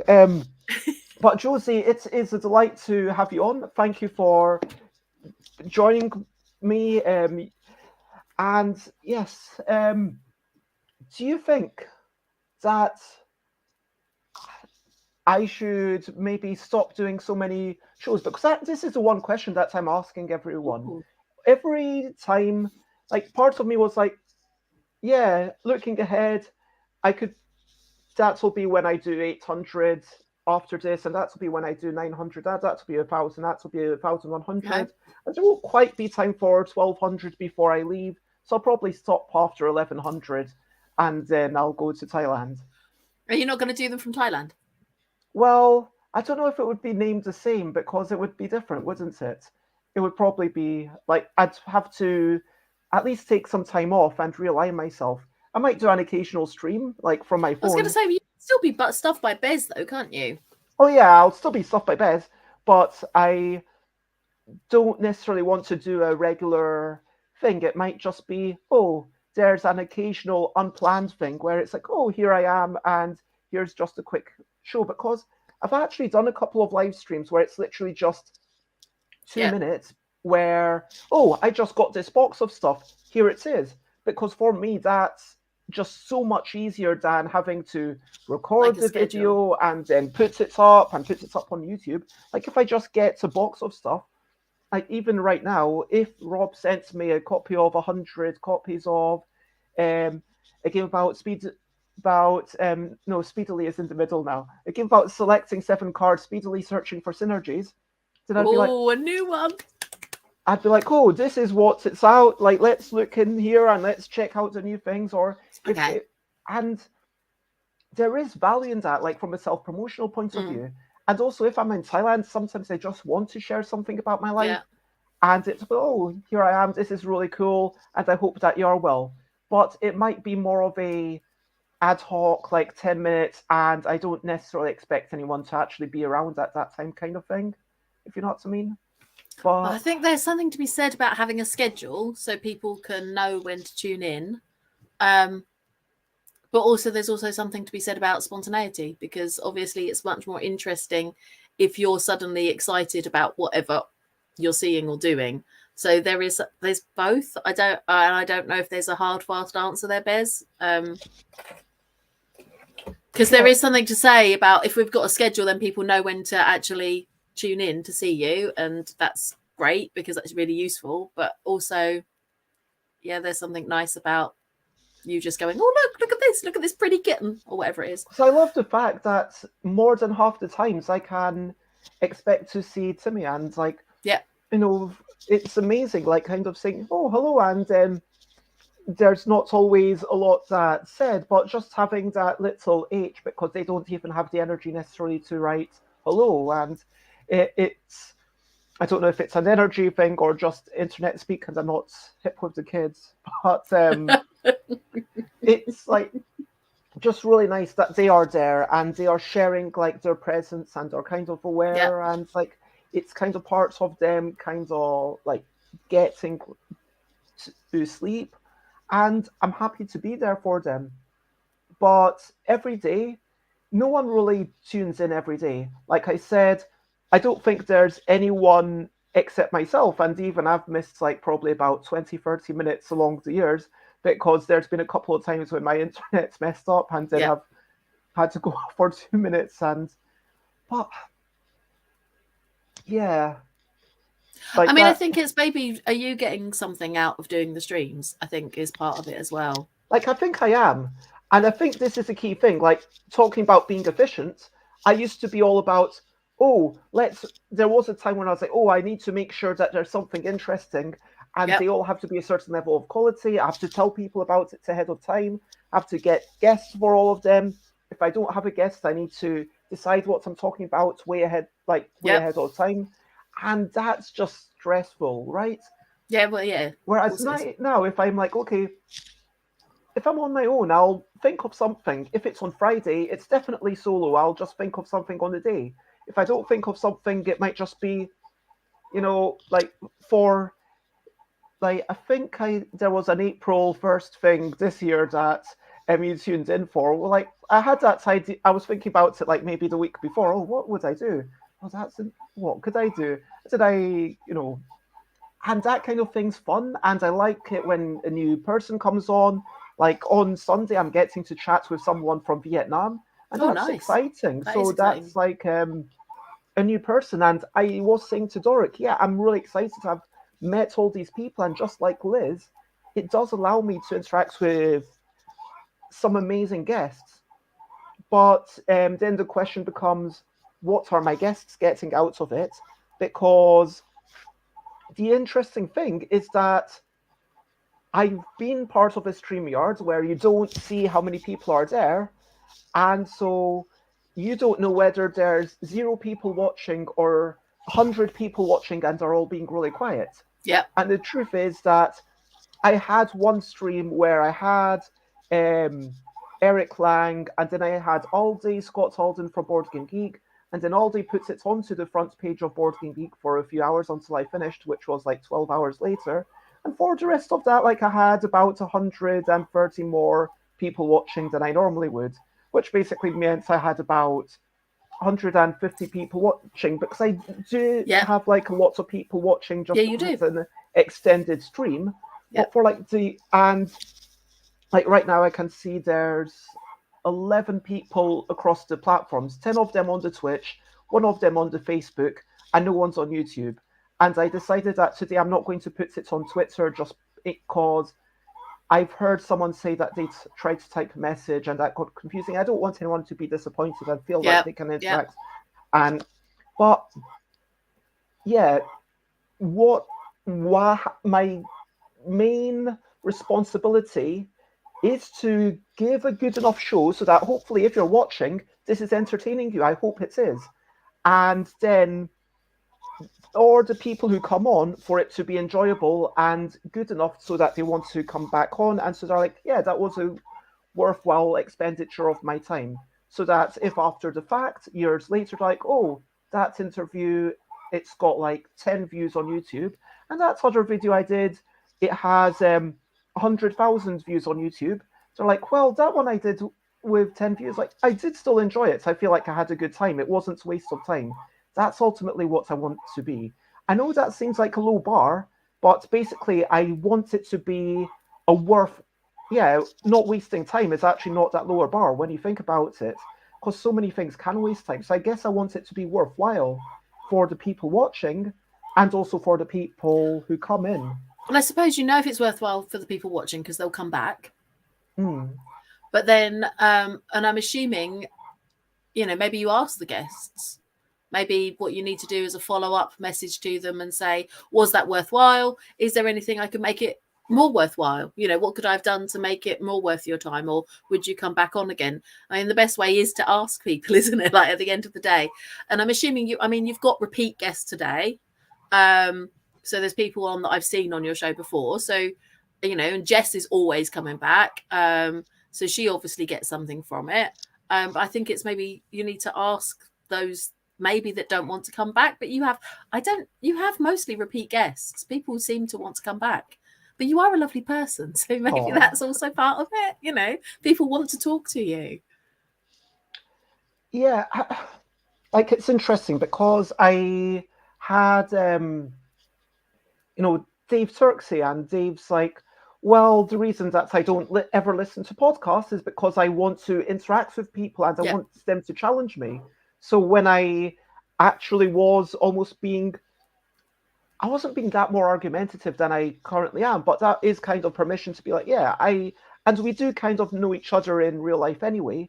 So it's like, yeah, I'm going to pick up on a couple of things and I'm going to talk about this, or even if it's slightly uncomfortable, and I will pick you up on things. And I think that being challenged, it's a weird one because you can have shows where one person is brought on basically as a guest, and then the other person's just there to be a yes person and say, "Oh, that sounds good. That sounds good. Oh, and here's a personal anecdote." That kind of, but then at the same time, I I like to just have the conversation because I don't want to just be having them on as if I was listening to them on another show. No, Like, you want to ask them questions. You want them to be. yeah, and if someone says something that I disagree with, I want to be able to say, Yeah. no, that's not. Is that actually Or correct? that's not how I view it or whatever. Absolutely, you should be able to disagree. Because if you're just having someone on because, I don't know, for them to go, oh yeah, you're amazing, actually it's a bit boring, isn't it? If you're just kind of doing that, you want to kind of get into the weeds a little with people, don't you? Ask them why they think that, or why didn't they put that in their game, or why did they put that in their game and you think it's completely unsuitable? Or why are there no women on the front of your covers of your games, etc., etc.? That's a really good point to bring in my next guest, which is Tonya Pupida, who has done a lot of research into this very fact. Yes. So, Oh, Tonya, and Bez didn't even ask me to do that. Let's go. It's like there was a thing going on in our heads. Hi, thank everybody. you for joining us, Tonya. I hope I'm saying that correctly. It's Tanya Pobeda. Can you hear me okay? Are my Yes. headphones okay? Great. So, Tonya Pupida. Yeah, Tanya Pobeda. You know, I'm told by every Pobeda. Czech-speaking person that I'm not even saying my own name Yeah, right. I But listened to you kind of tell someone else how to say it, and then I tried to replicate that, but I'm clearly still messing up slightly. don't worry, not to worry. But yeah, just thinking about the notion of interviews, which is what we were discussing, and then we went on a big blather about everything. And hello, Xate, it is lovely to see you. You seem shocked that I am on at this time, whereas you've been with me long enough. You've been with me since the early days. Every 100 episodes I do a big extended stream, but it is lovely. Xate will literally cook for board games, whether that's for receiving board games or in order to play board games. Xate will literally cook for board games. But Tonya, you are an academic, and I had you on because of the research that you've been doing. I just thought it would be fascinating to be able to chat with you. Sure. And I didn't realize the amount of things that you've got in your background until you sent me this extended. I'm just reading it across the bottom as it's going across, Tonya. So, what would you like people to Cool. know about you? Yeah. So I'm so honored. I am so pleased to be on this stream today. I and the lineup of guests, everybody, I'm just so honored to be here. I actually started my career as a reporter, tech reporter, in fact, what feels like thousands and thousands of years ago. And I worked in corporations. I have all these strange tech credentials, which I will not go into here. But I decided to go back to school after years and years of being away from school, and was doing a whole research project. I make AI chatbots and VR volumetric models. And I was doing this just strange dissertation topic on, workplace bullying and harassment, and creating these, chatbots you could have difficult conversations with, to help with corporate training. And then I realized that I didn't believe in any of it. I'm so glad I abandoned all of it. I have, a giant dusty heap of research. If anyone ever wants it, I'm not using it. And I decided that board games were the thing that I really wanted to delve into the board game industry, and really figure out what the racial and gender dynamics in board game as an industry, as well as a hobby. I wanted to figure out what the landscape was, and Josie, that your segue is so perfect, because I decided that I couldn't find the answer to a question that I had when I was having a conversation with someone, actually. And this was back in 2018, early 2018, and I couldn't find it. I Googled, I did all this research and couldn't find kind of an analog, pun intended, for things like the publishing industry. Annenberg had done a television and web series film analysis of who gets speaking parts in Hollywood roles for the most part. And, the outcome of that particular study was 71.7% of all speaking roles in movies and television were white.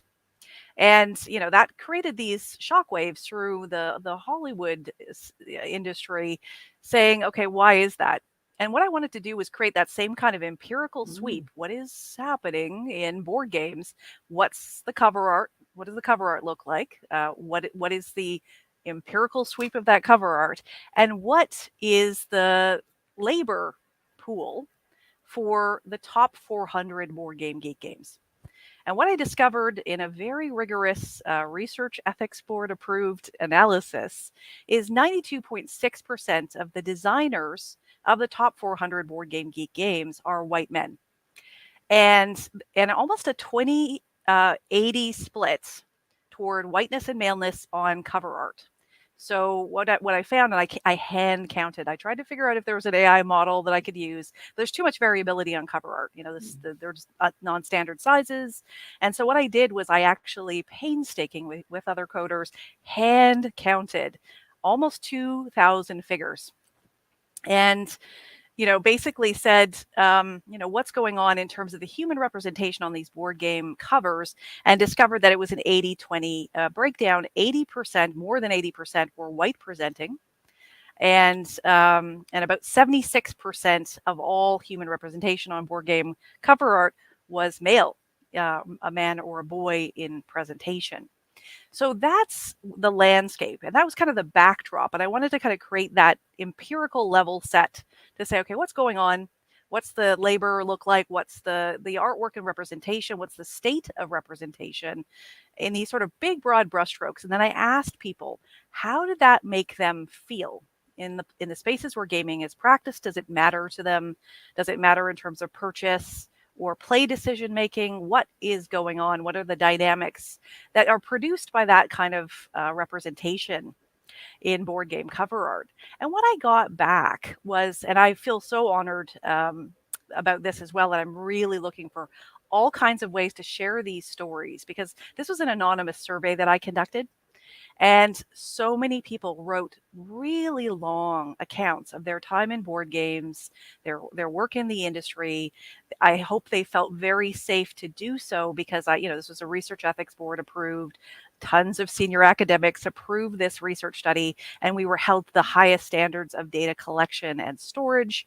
And a lot of people, I think, felt very comfortable in that kind of context, sharing some really personal stories about their experiences in board game spaces and in the industry. And what I did discover was representation matters, and we know this, but representation matters deeply to people.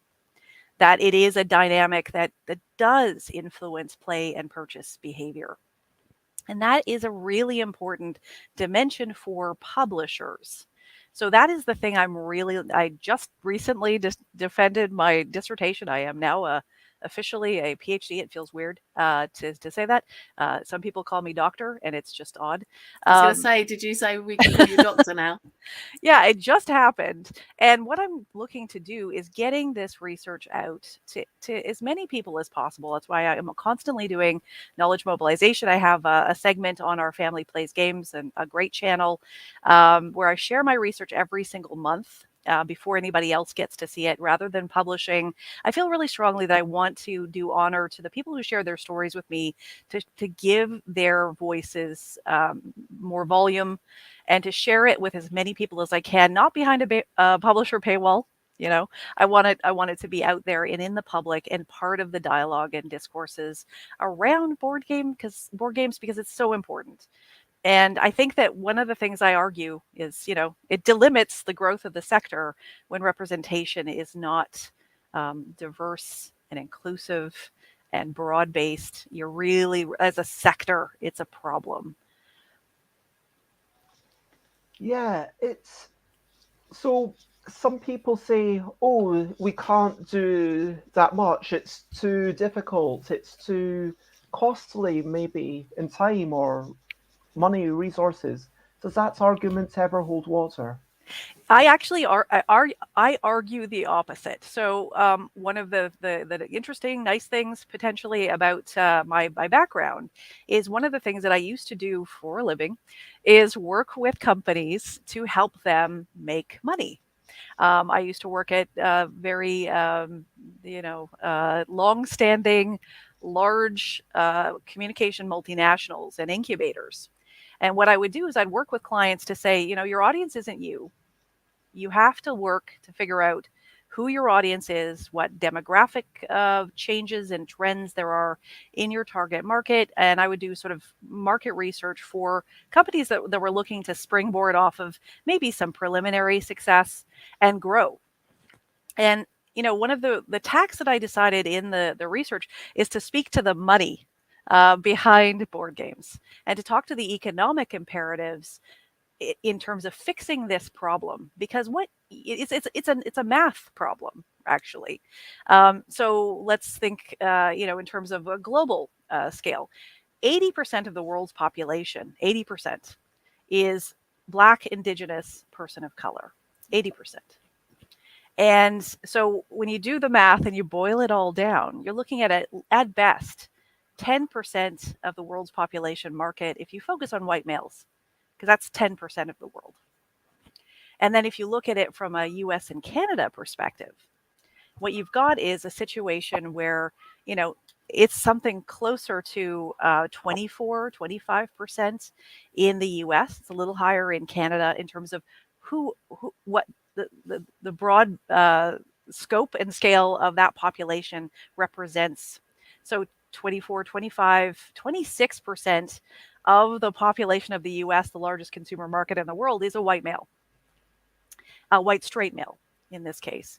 And so when you're playing to that, then you're really not doing service to, if you've got investors and you're really over orienting your focus on a particular demographic segment through advertising, through cover art, through the labor, the types of games that you're sharing, because everybody, that's a really big issue, right? Is what games welcome people in. White males tend to have more leisure time, therefore have more capacious amounts of time to play. Something like Twilight Imperium, which can take 10 hours or more. And so you're really delimiting your market. They are a privileged activity. It is a Yes. privilege to be 100%. Able 100%. to say, I'm going to take so much time to play this. I'm going to be able to afford this. Like, people talk about, oh, it's not that much. It's only 20 quid. But for some people, Yes. like, I've been in a situation where, £10 was my budget for the week. Exactly. Like, that is my food and everything. That's right. And, and I want to, thank the people following and chatting along. And hello, Tony, my good friend who runs the Museum of Board Games in the middle of England. And Tony says, remember that the top board game geek games are voted for by the players, who are generally white straight men. Yep. Well, it says 90% plus white men. But to what extent is that is Board Game Geek? They've changed a lot of the moderation in recent years to make it more friendly to people. Do you think there was anything else that was making it so that primarily white men were there?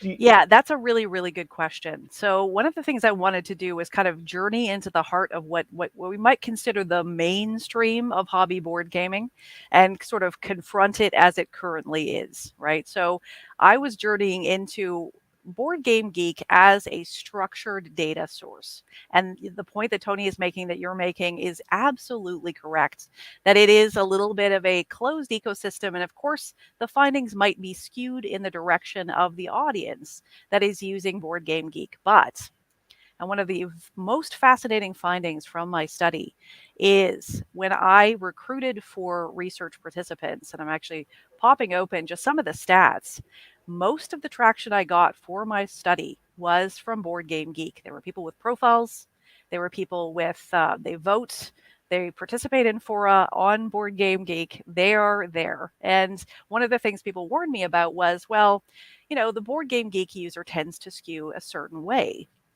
What I found was actually that, it's this old rule in internet websites that it's the 80-20 rule, that, kind of 20% of the users produce 80% of the content. And that is true. But what's super fascinating to me is, and I'll just read you the stats and you will see why I was so pleased. Those who participated from Board Game Geek, of my sample, 60.4% identified as women. That includes trans women. 25.3% identified as men. 9.2% identified as non-binary. What I got was 20.4% who were identified as BIPOC, Black, Indigenous, person of color, and 52.8% of my sample said that they were LGBTQ plus. So I got a really diverse sample just working within the BGG ecosystem. And I actually have a line in my dissertation where I say this notion of the board game bro, that term, is interesting because what I found was an incredibly diverse community that maybe isn't as vocal on BGG on the fora, but are there and are diverse. And the kind of gender representation in the diversity of my sample, the kind of relationship status, sexual orientation, the sample was incredibly, incredibly diverse. And it made me feel really confident that I was locating a diversity of perspectives. And I really wanted to oversample for diversity as much as I possibly could in that sample, but it was all from Board Game Geek.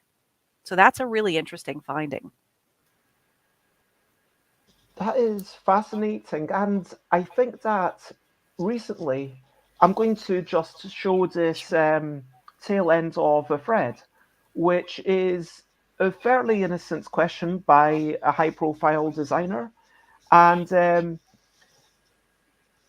then a lot of people saying, how dare they criticize the box cover? How dare they criticize the clothes that this person is wearing? Yeah. And as you can see now, there are actually people being posts being removed for being dismissive, for being disruptive, yes, for derailing, banning people for the post, which some people say that it's gone too far the other way. But my heart sometimes sinks when I see that, because I don't think people understand the amount that it can turn off to actually constantly have to, when you say, should this be this way, for people to then say, what are you talking about? Why are you even suggesting this? How dare you criticize another game? You're just jealous of their success. Or people to say some really horrible things. It does affect. And that is the kind of thing that drives people away from the website. Yep. And exactly, and the argument that I sort of try to relentlessly mount is, what if we decide to let's keep this closed, self-contained ecosystem, very white, very male, very cishet, that will keep it small. That will keep board gaming small. That's a guaranteed, and there's all sorts of research that supports this in business. And I use this one example from my tech. I used to be a tech reporter, and then I went into communications and was in incubators, which basically help tech startups become bigger. And I had a couple of clients, one is it's sort of like an A/B marketing exercise. Client A absolutely refused to diversify their audience. They said, with personal computing, no, women don't care about personal computing. I used to bring in new demographic segments and opportunities for them all the time. And they'd laugh at me. They would laugh at me. And I would say, you got to broaden out, you got to diversify. And they said, no. They went under. No one ever talks about them anymore. They were a tech giant in their time, and they felt very strongly that only white, suburban, middle class engineers wanted personal computers, and they would not hear it if you argued otherwise, right? I, as a woman, saying, listen, you're missing the boat here. Did not listen. They're gone. No one talks about them anymore. And another client who basically metric their entire staff on inclusion. They didn't even care about revenue. They weren't metric that way. They were metric on market expansion. And they are one of the frightful 5 of tech giants in the world. I won't name who either of those tech companies are, but you can see that you want to stay small, you want to stay closed, you want to stay exclusive, your sector will never grow. And if everybody had the attitude of my tech client A, who only men care about this, we wouldn't be carrying around, essentially what would have been at the time a supercomputer in our pocket, right? We would have thought, well, no, it's just a rarefied place where only certain types of people, engage with this particular, cultural or technological pursuit, and let's just keep it that way. And we see throughout history, that kind of blinkered, elitist, exclusionary perspective keeps things backward and small, and eventually kills entire sectors and certainly companies. So can I ask a question? Sorry, sure. Tonya, how much traction are you getting with board game companies at the moment? So yeah, how much change are you even seeing, or are they willing, Yeah, what's really interesting to me, I tell this story. It was Andrew Hackard, who was an incredible man who worked for Steve Jackson Games. And in 2018, when I came out with my first study, this is actually, Bez, you wrote me about that study. I was really discouraged by the response to the study. I mean, overall, it was quite positive. And I actually thought I was getting death threats. I was getting, it was a straight count. It was a straight count of, who the board game designers were. And of course, any woman in game studies will tell you that it's a very fraught thing to study games. And I was getting like death threats. I was thinking, oh, do I ever want to do this again? And I got a note from Andrew Hackard from Steve Jackson Games. Right around just before Christmas in 2018, after the study came out. And he said, I am sharing your study with everyone who will listen. I'm sharing it everywhere. And I thought, okay, you know what? I'm going to keep going. I'm going to keep doing this. And Andrew Hackard sadly passed away, and I'm in contact with his sister. And, I say that like that little moment, it was around Christmas. My family was like really worried.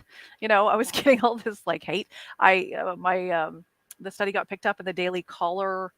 All kinds of awful comments started streaming in, and I thought, you know what? If it matters to somebody who I have all the Munchkin everywhere, all around my house. I have so many games, but I have a lot of Munchkin, and I thought, a publisher cares about this. The publisher's taking this up, and I often say to Andrew Hackard's sister Gretchen, that he kept me in it, right? And I think that I have heard from a lot of publishers who are, I'm sharing your research.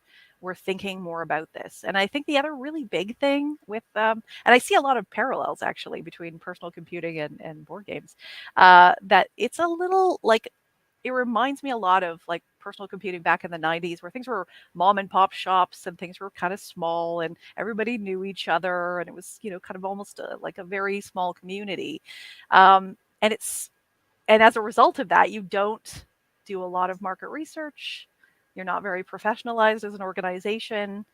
And I'm really hoping now that the dissertation is completely approved, I can take the show on the road and share it more with publishers. But I definitely have proactively heard from a lot of publishers who are really interested. mean, I think that you're right, and just to echo Tony in the comments, thank you for your work. Thanks. One question that I would like to ask is let's imagine that we are very small time designers who might be watching, myself, Tony, and other people, or what are some simple things that we can do to improve the situation? Yeah, that's a great question. So I actually teach, teaching right now, design. Yeah, Andrew was such a great guy.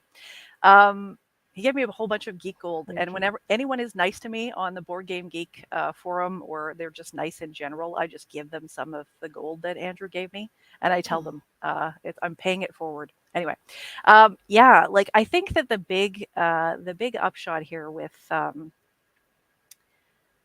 this work is, you know, a lot of people want to keep things small. It feels better for them to keep things a little smaller and more comfortable.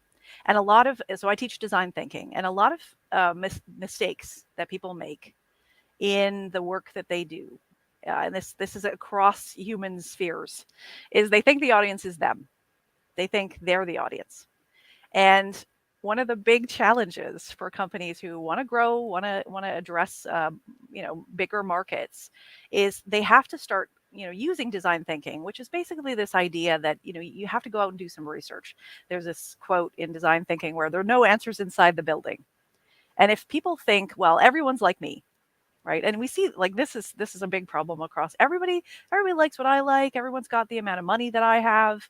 I have these conversations all the time with profs that I work with where it's like, yeah, no, students can't afford that, or no, they don't even have a table, or no, right? If you're not inclined to be a curious person, you just assume everybody's like you, and then you make products based on this assumption that everybody's like me and my friends, and we like this.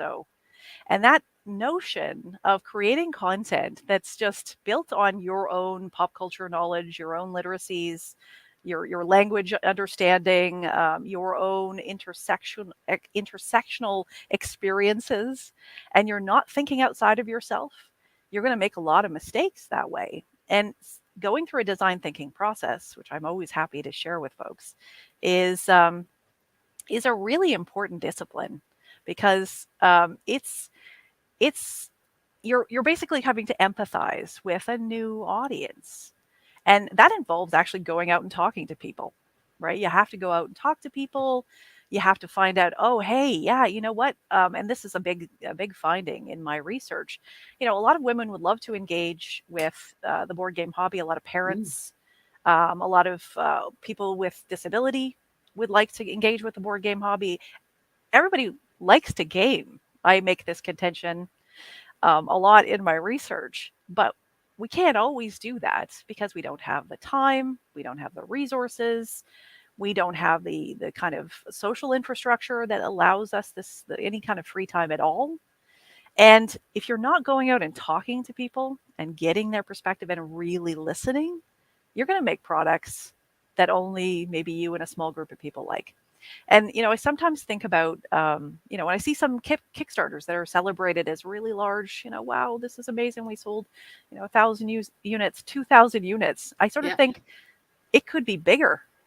Like this market could be bigger, but we're as, conceptually limiting ourselves because we're not thinking about designing games that are, micro games that let people play in a 5-minute time span.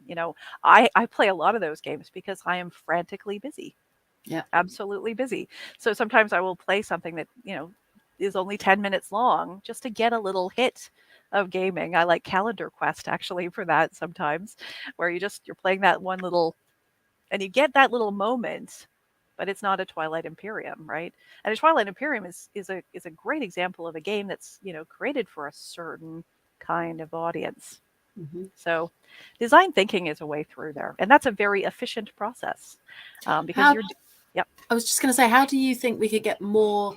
Like you're saying about going out and getting the audience, absolutely, and I think it's really good to question. But how do you get more people in the building who are of that audience, so of that diverse audience? How do you get them in the building? Yeah.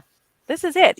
I think that I used to do this for a living. I used to do market research and trying to find underrepresented voices, look for new markets. And it sometimes requires a lot of creativity in getting those voices. And we're so lucky now. I didn't have this when I was first starting my career. I didn't have Twitter. I actually like to tell my students I'm like a PR grandma, marketing grandma, because I was doing this work before there was email and, Yeah. Mosaic Web and stuff like that. But we have such luxuries now in terms of accessing people, and it takes curiosity. It takes relentless pursuits. When I was, marketing my survey, I went everywhere to find people to speak to. It takes a lot of legwork, a lot of work, but I never had to leave my house. I could just journey out, it's this netnography where you're going out and you're looking at Reddit fora, you're looking at different communities, and you're trying to find people. And you're also setting up the parameters for letting people know you're safe. I don't want to sell you anything. I genuinely want to know what you have to say. You can feel safe with me. There's no judgment here. So there's a lot of mechanisms we have available to us. And I think sometimes, it's working with, maybe working with professionals to get those voices into your pre-planning process, right? Sometimes just because you can build something doesn't mean you should. And, so yeah, I think we have a lot of luxury in terms of getting access to people. That's an interesting point to make. Just because you can't make something doesn't mean you should. Are you suggesting that some games are inherently harmful? Are you talking about things like the former Puerto Rico before, it was redesigned? The redesign obviously still to come out. Are you talking about colonialism and sending harmful messages? Is that basically what you're talking about? Yeah, yes. I'm thinking more. I use a lot of tech examples when I'm teaching design thinking, where sometimes it's like an engineer just thought, "Oh, I can do this," and they built it, and nobody wanted it. It was never built for any audience. It was just we. But as a designer, as a game designer, isn't that what you do? You kind of make things to see how it works. And it doesn't mean that you take everything to market, but I think there's massive value in that creativity in totally when you go to playtest to say, well, I think this is probably going to be terrible. And there's so many times when today I wish I was able to have Ellie on, but Ellie Dix, one of my favorite people in the world, is going to be playtesting because it's Friday, and that's what I normally do on a Friday. And so many times Ellie will be like, oh, here's a game, and it's a crash and burn. I've got these other games that do actually work in case this one crashes and burns in like 10 minutes. And that's so valuable to see, okay, will this new system with transparency work where we flip it around and put it on a semi-transparent grid, but then put that on an opaque grid? Will this work? I don't know. Let's try it. But what you're doing is absolutely correct design thinking processes. It would be like, and I am convinced that often designers aren't necessarily taking the steps that you're taking, right? They're not going out and soliciting perspective, and they're certainly not going out and soliciting maybe diverse perspective.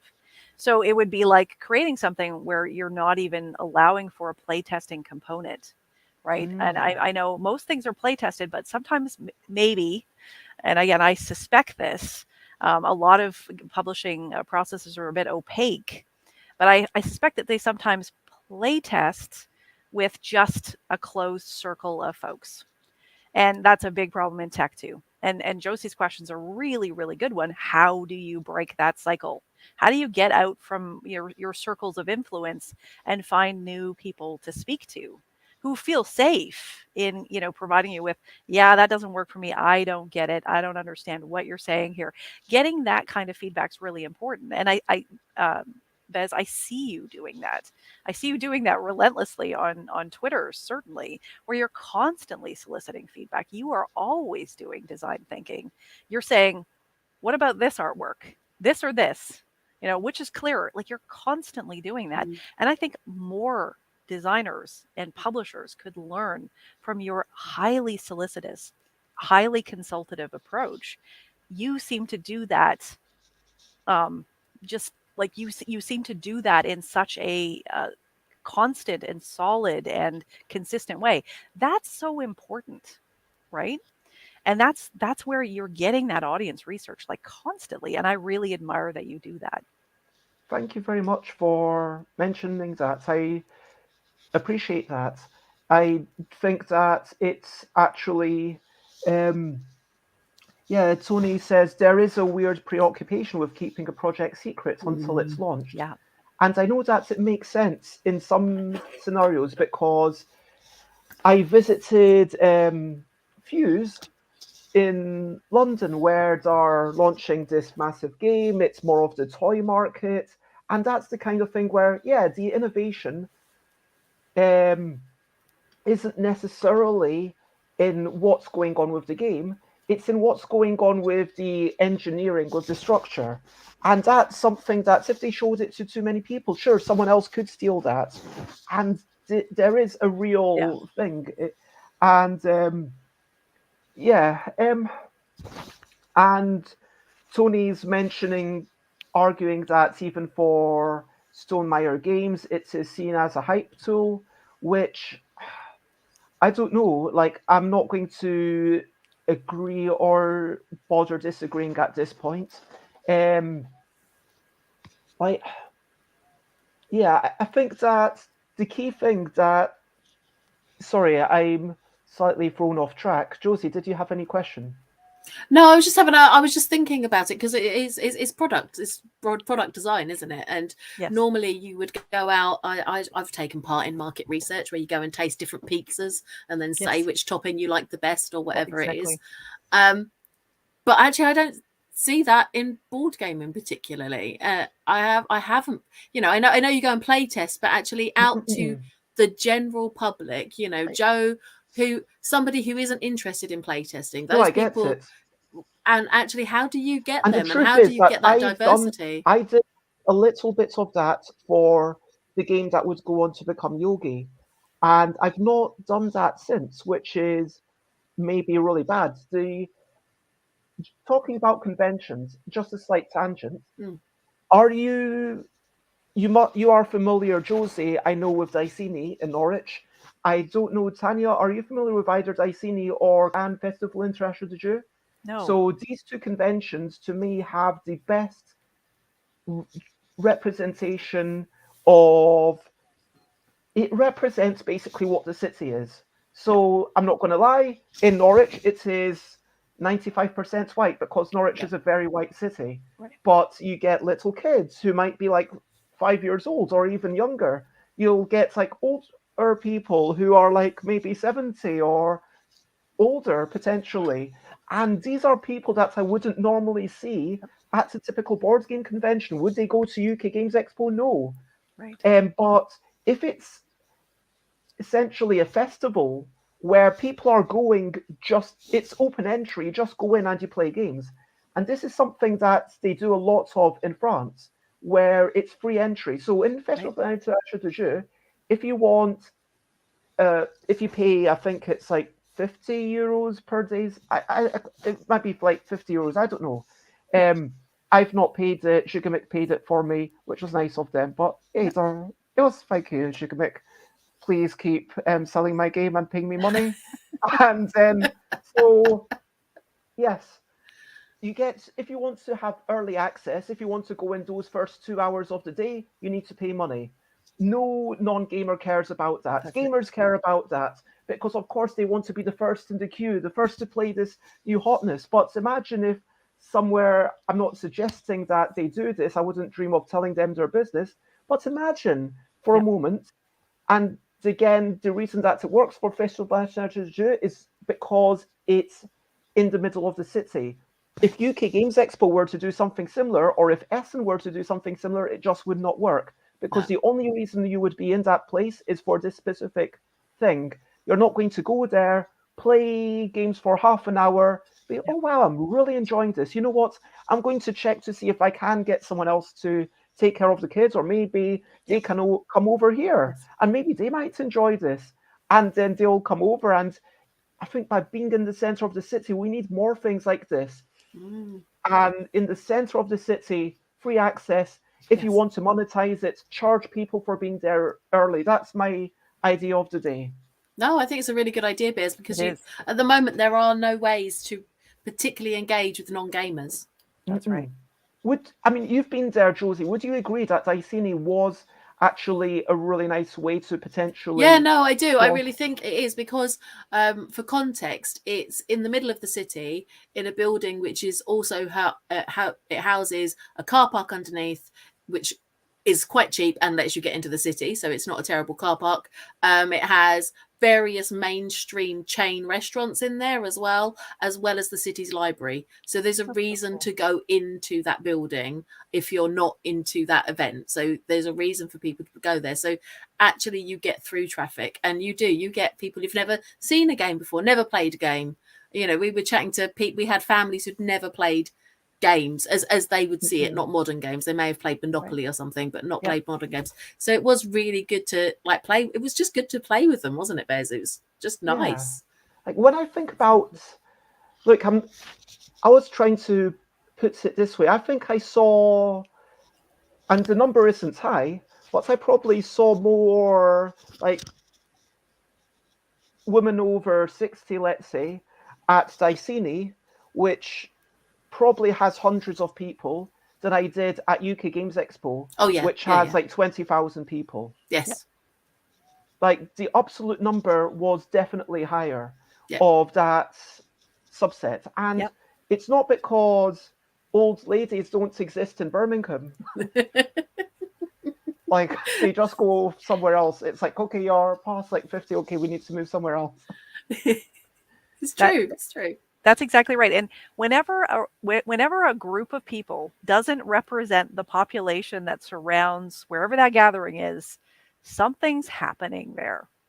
Something is keeping that group exclusive. Yeah. There's policy, there's money, there's structural barrier.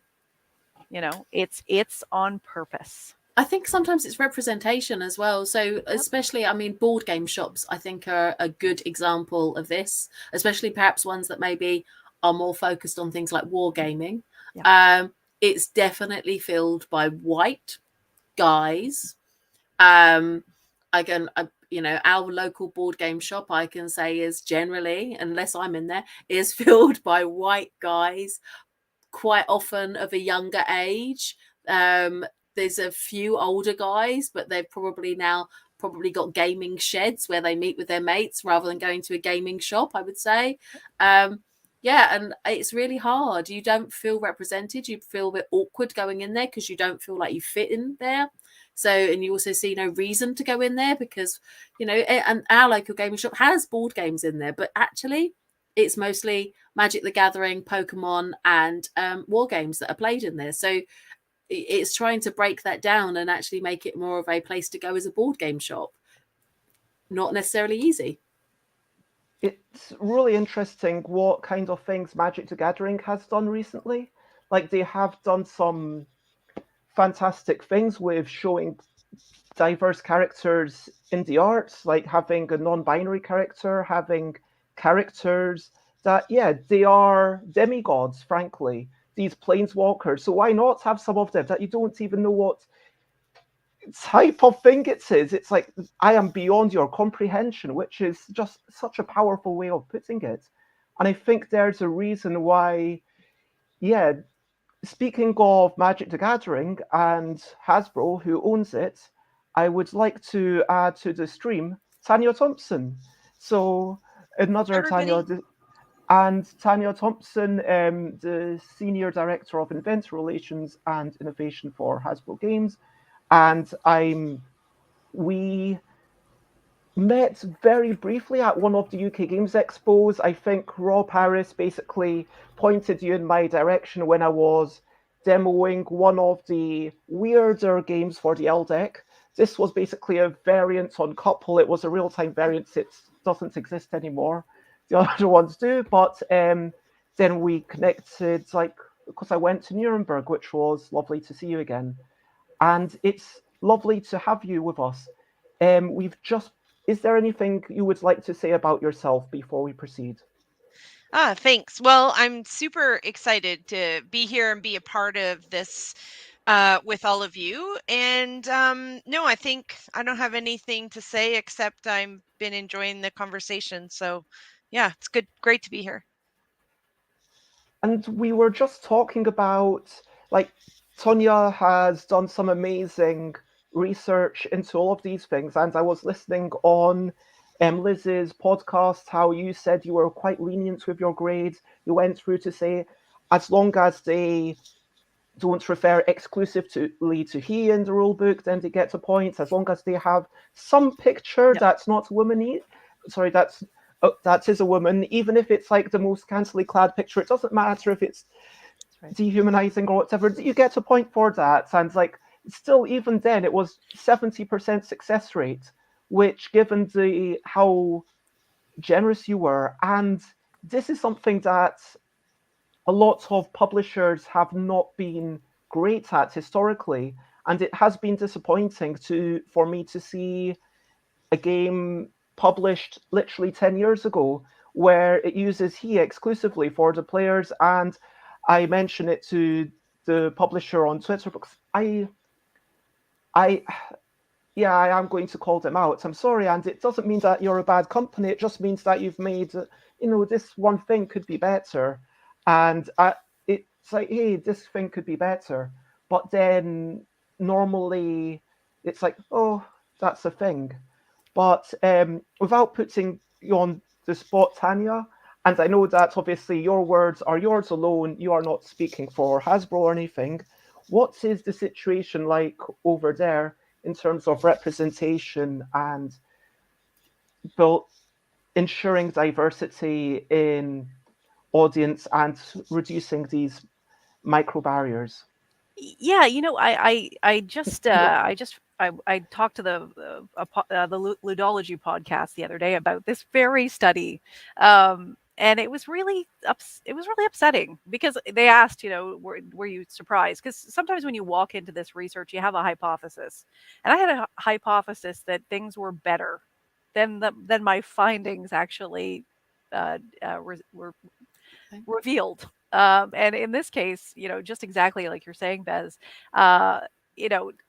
more than 70% of the references to players in the cream of the crop, arguably the cream of the crop from a mass market and a hobby board game space. It was the top 40 games. I thought I'll pick the hotness and I'm going to find a good result.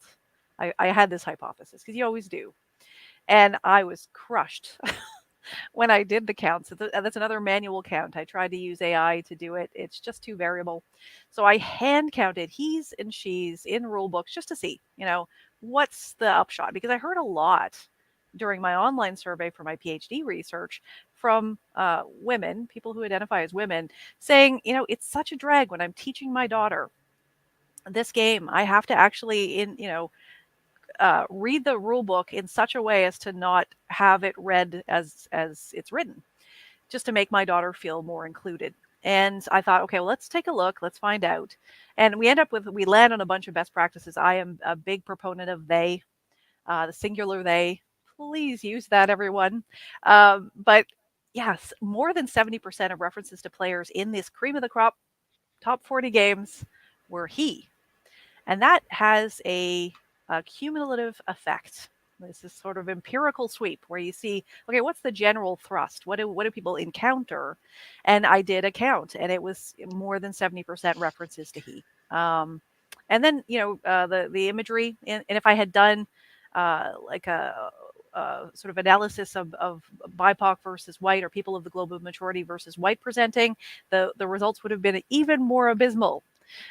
So we've got to and this is a big problem. And the online survey that I conducted, people said board gaming has a problem with this. Everyone agreed with that strongly. The representation was a huge issue.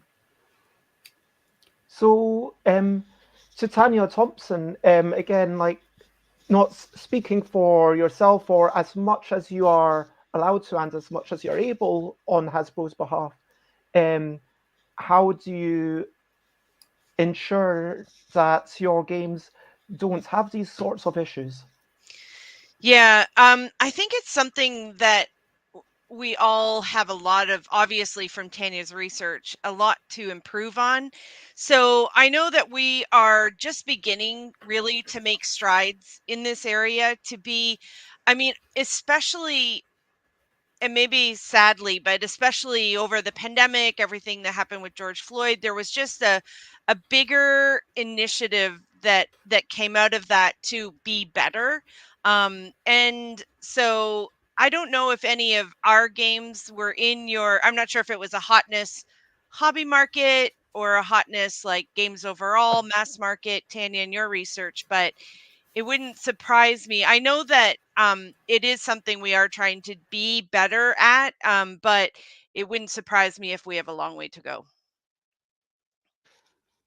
I think, well, Sonia can say, but I think it was all from the Board Game Geek top list. So, of course, We that's probably based. weren't in that top 40 then. You're not going to see Monopoly or something up there in that genre. So, Yeah, yeah, it was exactly as Bez says. It was the top 40 board game geek games. the hot Yes. games. Yep, yep, yep. So, and Hasbro is tried to make some strides in the right direction. And like, for instance, Mr. Potato Head was rebranded as Potato Head, trying to be inclusive as a Potato Head family. And there was a lot of pushback on that because people are used to Mr. Potato Head, and it's like, where, like, are you getting rid of Mr. Potato Head? And it was the intent was not to exclude but be more inclusive, and so that was a direction. I'm not sure if, like, this panel would think that was the right way to go, but it was definitely a big decision that the preschool team made in order to be more inclusive, was to start rebranding away from the masculine and to be more inclusive. So I mean, I can't speak for others, but I think that's brilliant. I thought that was there a period of time where it was Mr. and Ms. Potato Head? yeah, And and the then it was, brand logo was always Mr. Potato Head. So it kind of, it's a brand that is, goodness, like, I want to say 60, 70 years old. It was one of the first toy products that Hasbro did, and it was introduced back then as a Mr. Potato Head. And then suddenly Mr. Potato Head got married, and there was a Mrs. Potato Head, and then there was little potato tots. And so like, this whole family evolved, but the brand itself, if you look at the logo, was always Mr. Potato Head, regardless of who the umbrella was speaking to. And so that's why they felt it was important to change it to just Potato Head, the Potato Head family, not Mr. Potato Head.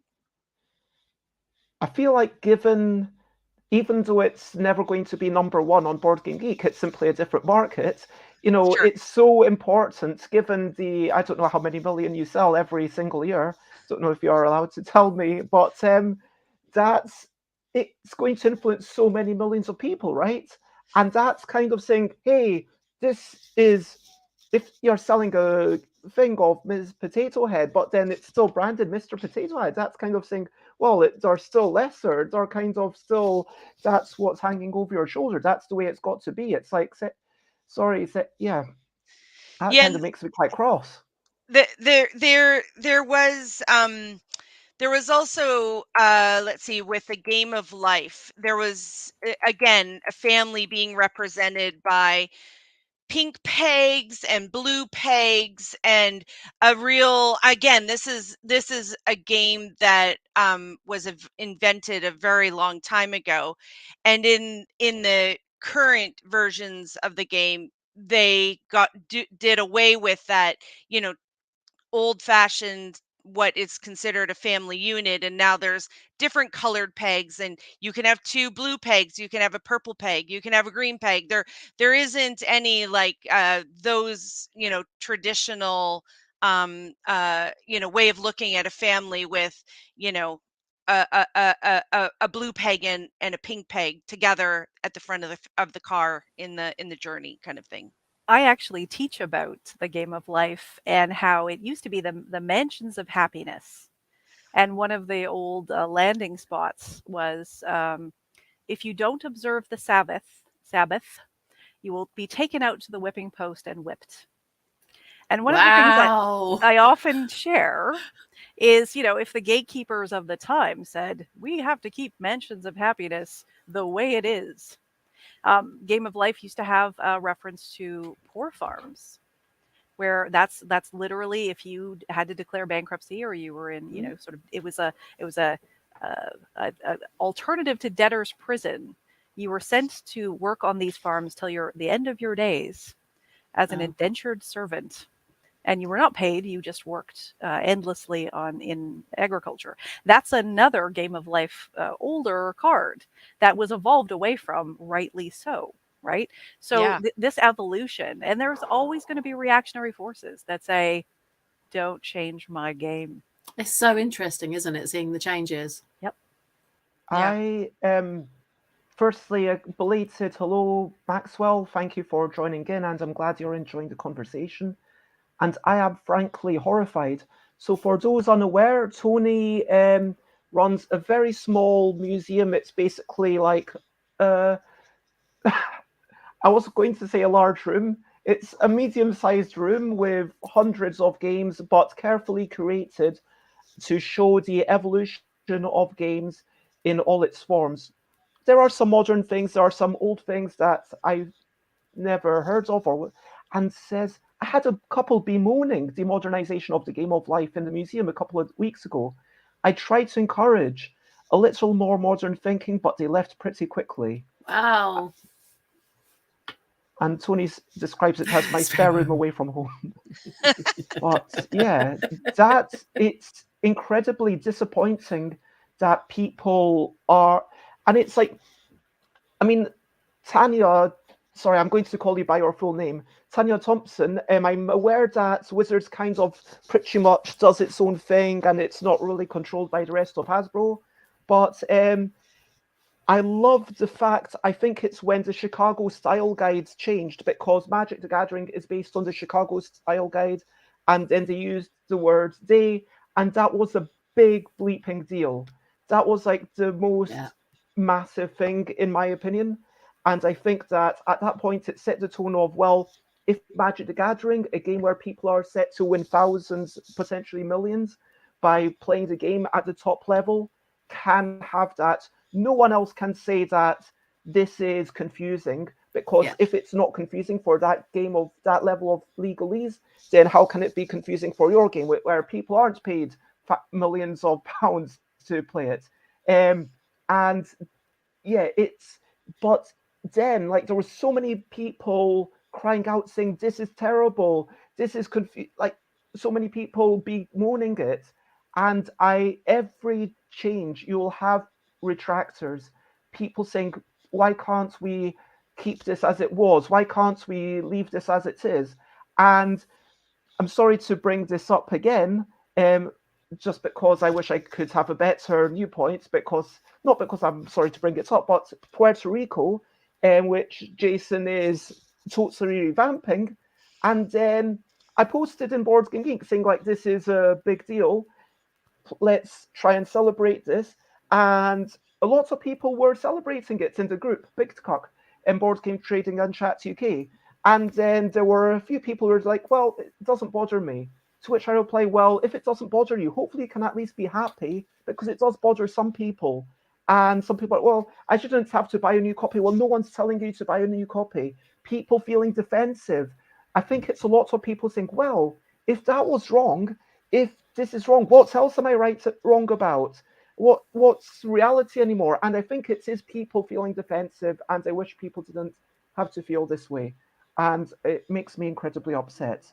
And Tony wants to share with this some lovely example of equality, a cycling race game from the 1890s with equal number of male and female presenting bike rider standees. Ahead of their time. Mm-hmm. That is excellent and lovely to hear about. Josie, I know you've said that you need to skedaddle quite sharpish. It has been lovely having you here. Thank you so much for being here, like, for the first time on my stream, even though thank you. We've together. The two questions that I'm trying to ask everyone. Firstly, what is a super efficient game in your mind? And I suppose it second, depends on what you want efficiency, though.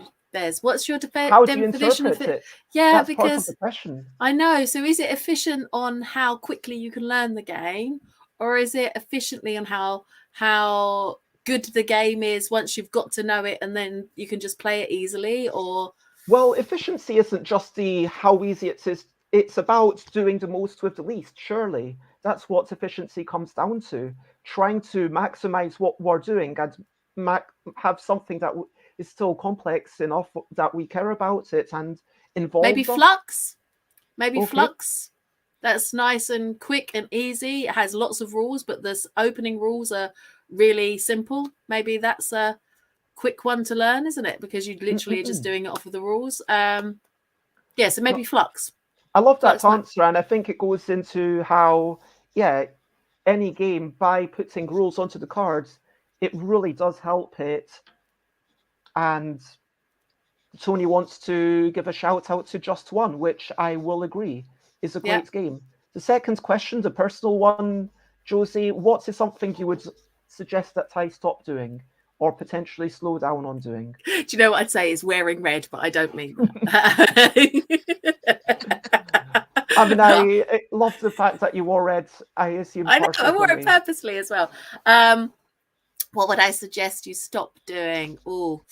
I suggest you stop living at the top flat with no lift in it. That would be my top one, because I don't want to ever have to move boxes from the top of your house and back down again ever again in my life. So that might be my top one from a personal preservation point of view, so that I don't sweat my butt off having to help you go to a board game event in the future. I will do the moving of the boxes, but I'm not moving where I live based on that until I move up to Thailand. Okay. I don't know if there's anything else I'd suggest. I particularly like your crazy character, Bez, so I don't know if I would want to change anything about you. So yeah, no, I'm not going to suggest any changes. Nope. Well, that's fair, that's allowed. And of course, before you skedaddle over to you, what are you up to? You can share, but only if you want to.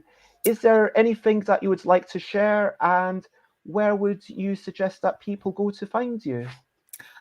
So I'm Finchy Finch on a lot of things. So yeah, on Twitter I am. I can find me Discord. I'm Finchy Finch as well, if anybody's on Discord. Otherwise, yeah, I mean, if you enjoy, I mean, I'd love to talk to people about how they got into their careers. So if anybody actually would like to tell me, because I do careers advice, and actually trying to find information on how to get into a career in board gaming is actually really hard, because there isn't. So if anybody has that information, I would love to find out from both small publishers to large publishers, how do people get into working in your industry? So actually, if you could come back to me personally, or go via Bez, who can redirect you to me, I would really love to find out about that. Otherwise, what am I up to? Obviously trying to change the world, make it a better place for younger people generally. That's what I'm always up to. That's what's in my heart.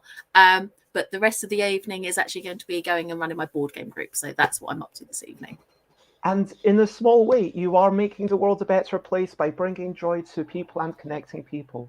Yeah, I hope so. So yeah, love to hear from you, ladies, because actually, yeah, I would really love to hear back from, how do people get into what you do? And I will get in contact about your research, because I think it'd be really good for kids to hear out about that as well. Yeah. Bye, Josie. Bye. Thanks for so chatting nice to meet you. me. Bye, Josie. Bye. Josie is a lovely friend, and it's of course wonderful to have you all with me. Hopefully, just getting to hear what's going on. I did actually ask a few people on Twitter what they felt were the most efficient games, and I'm going to read out maybe some of the titles that were listed, but could I ask you, Tonya, and you, Tanya, what you thought what you would say is a super efficient game? So while we're together, and I love that there is another Tanya in the room. My pronunciation is Tanya as well. Is yours Tanya? It's Tanya. Oh, so And you're yeah, just Tanya, because I'm Tanya. my Got it. parents wanted There's a to slight difference. confuse everyone, so we just spelled it the So same way that Tanya, Tanya is spelled. Tanya, Okay. Tanya. Perfect. And now I forget the question, and if it was to Tanya or Tanya. Tanya, what is an efficient game in your mind? What is something that you've played or you've experienced that you've come across that you're like, this is an efficient game?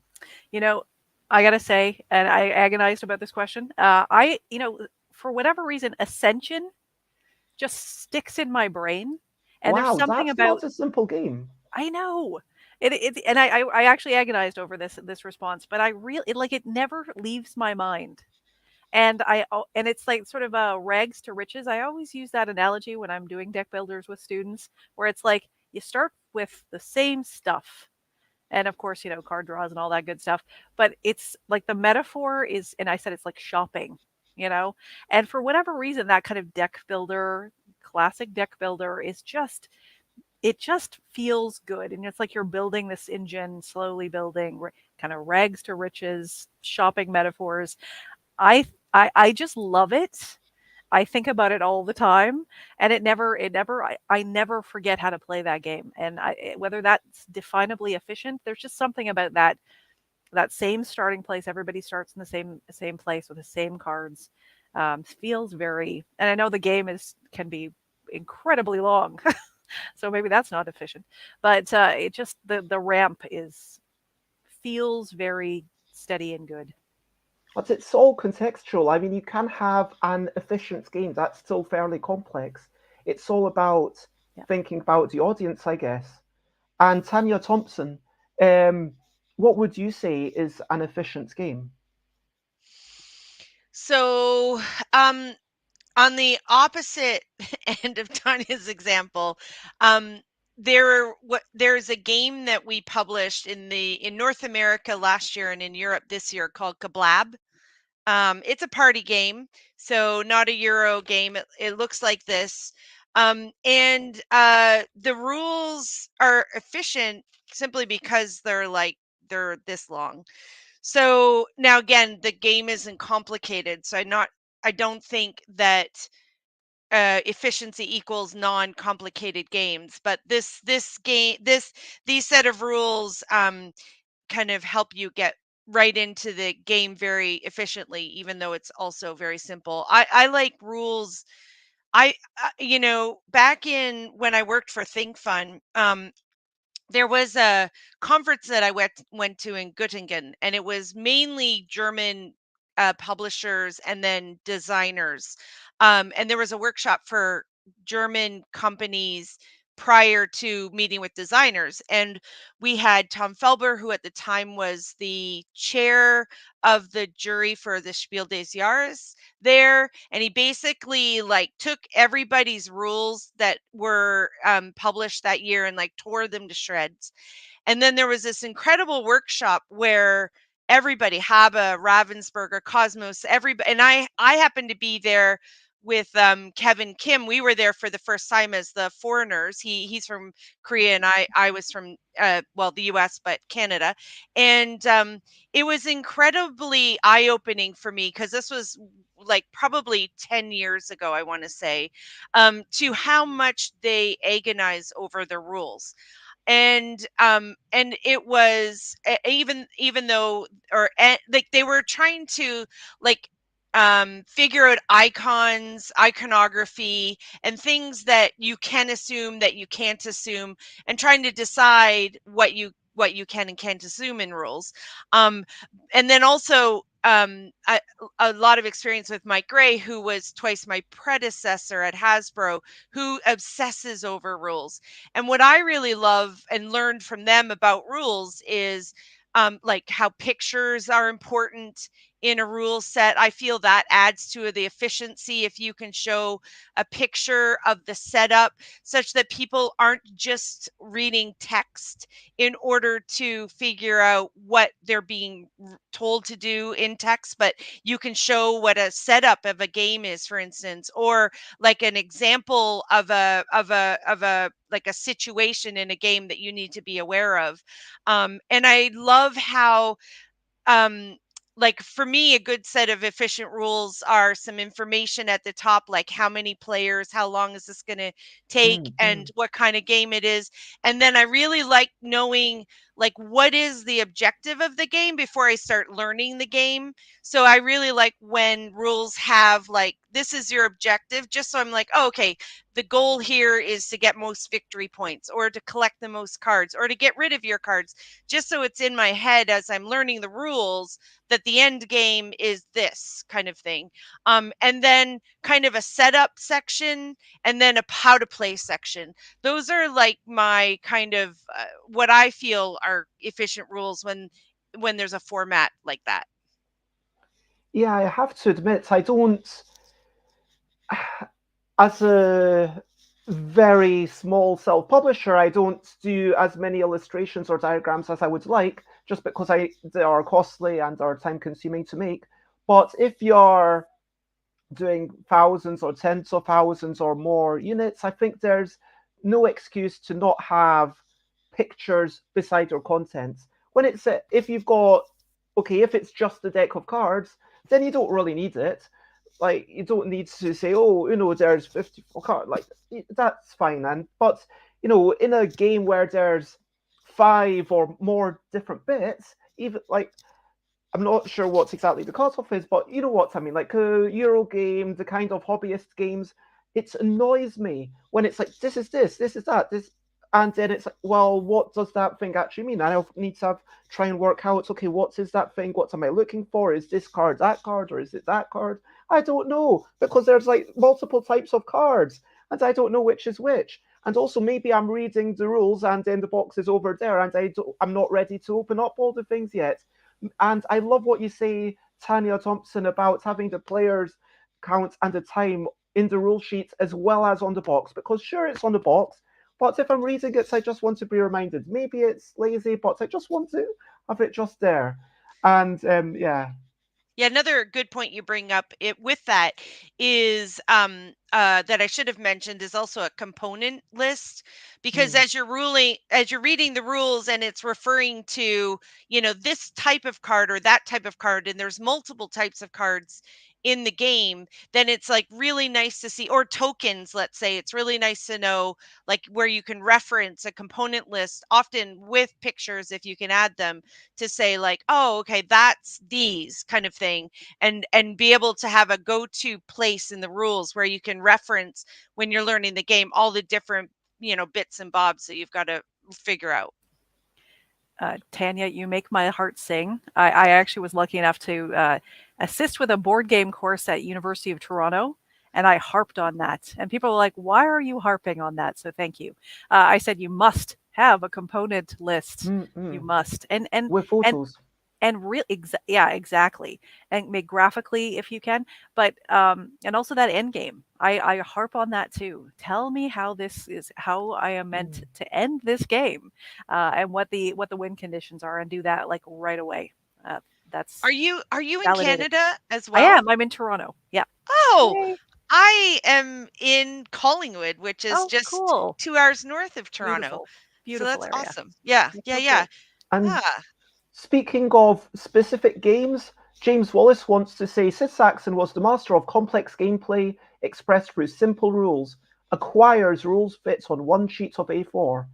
Yeah, I mean, that's an amazing game, and also Can't Stop by Sid Saxon. Like, there's so much energy and tension and brilliance there. And then other people on my Twitter, I've got 13 comments, someone giving a shout to Jenga, saying, I always thought that Jenga's the most streamlined game. People would probably start playing it without any instruction. It's straight out of the box.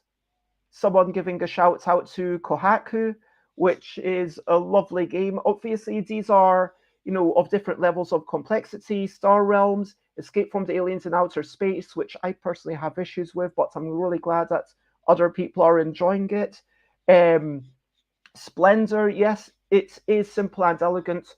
It's kind of a really nice engine buildy type game.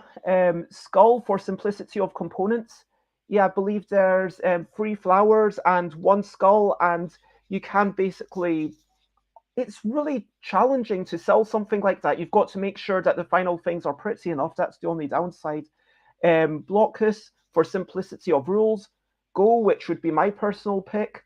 Quadropolis, Mysterium, Century, Spice Road, Just One, Codenames, Wavelength, The Game, Red Cathedral, Battleline, Oriflamme, Patchwork, Skull, Zombie Dice, Concordia. And yeah, I think that it's really interesting to see we're all over the shop with what we see as an elegant game. But it's just really interesting to see that. And Maxwell wants to say level 99, specifically Pixel Tactics, manages to pack a huge amount of different experiences into each game. Not always simple, but a ton to explore. I love Pixel Tactics. I love it so much. Sorry. And Bez, were we talking when you asked Tanya first about an efficient game? I know in our questions you had said efficient game set of rules. Were we referring to an efficient game to play or an efficient game set of rules? Well, I kind of see them as the same thing personally. Like I see a set of rules as it's a weird thing because I mean, like, look, Magic the Gathering, if you look at the official rules, like, it's how many hundreds of pages? Like, almost 300 at this point, right? But, I mean, you don't need to know all those rules. And so if you look at the Quick Starts Guide, it's still, for the amount of complexity it is basically a game system. And I am amazed with that team. Honestly, Mark Rosewater, I'm not going to lie, is one of my idols.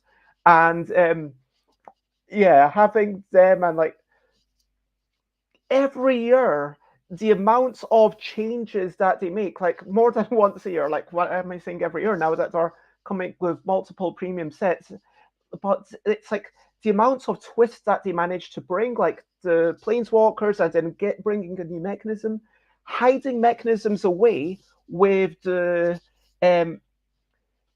cards is certainly a way to add more intrigue and more complexity, kind of hiding it away, making sure that there's a bit more onboarding so people can play it a bit more quickly out of the box. But I think that's a good question. Like, what is efficiency? It is getting to what we want with less of what we don't want. Maybe that's a bit simplistic, but would you agree with that? In which case, the thing that we don't want, I guess, is unnecessary complexity and teaching time. So anything that's super intuitive, because maybe for this company, if you are printing 1 million copies of something, maybe the production costs aren't the most important thing because they come down. Whereas for another company, if you want to have a fancy shape of something that fits in one particular way, sure, that might make the game simpler, but then that is going to increase the cost so much because you're only printing 1,000 of it at most, and that's totally unviable commercially. So it's like, is the thing that you don't want, what's the priorities? Is it the learning time, or is it the production, or is it the production difficulty, or is it the logistics of getting it to people? And I think that's fundamental. It is all contextual, and so it's a bit hand wavy, but that's as best as I can describe it. No, that's good. I think in the industry, our biggest barrier to getting people into a game are the rules. So the better we can do at rule writing, the better it will be overall. I mean, not all of us have the luxury of having a teacher. That's why a lot of us like cons and things like that or games cafes, because there could be somebody in our midst who could teach us a game. And I personally would prefer teaching a game and I know some people love rule books and whatnot. And so you have to do both ways. But I personally love when someone can teach me a game, so I'm not having to, especially in complex games, if there's someone that we're playing with have already played before, or there's the luxury of having like an actual teacher, then that is, I think, an advantage. But like even games like, I remember when King Domino came on the market, and of course it won the Spiel and everything else. And I'll never forget opening it for the first time and playing it with my family. And it's a very straightforward game, but man, the rules confused the heck out of me such that we had to like go online to watch a video. And I talked to Blue Orange after that, going like, "Oh my goodness, your rules!" And they were like, "What part of the rules didn't you like?" And I think I like sent them something because they're also friends of mine. So it was, but it's surprising how even a simple game uh, with should be simple, straightforward rules. That doesn't always necessarily translate. And they've done really well on the back of the box now, where they've got 1, do this, 2, do this, 3, do this. I mean, can't remember what exactly it is, but like kind of breaking the game down into that 1, 2, 3 sort of step, making it feel more approachable, and trying to explain the broad strokes of the game on the back of the box. I think that's really good. I mean, I'm not advocating for us to put all the rules on the box.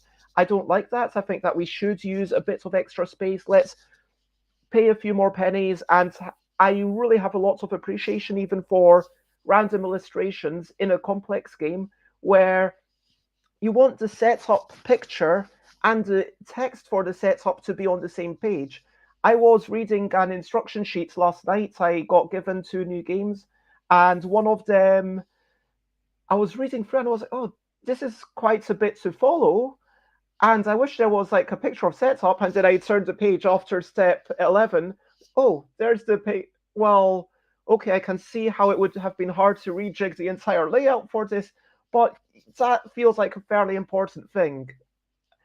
But yes, on the other side, what is something that's super inefficient? I don't want you to name names of games, but is there something that you can say beyond not doing everything we've just talked about? Is there something that you say, oh, that's a bit too much?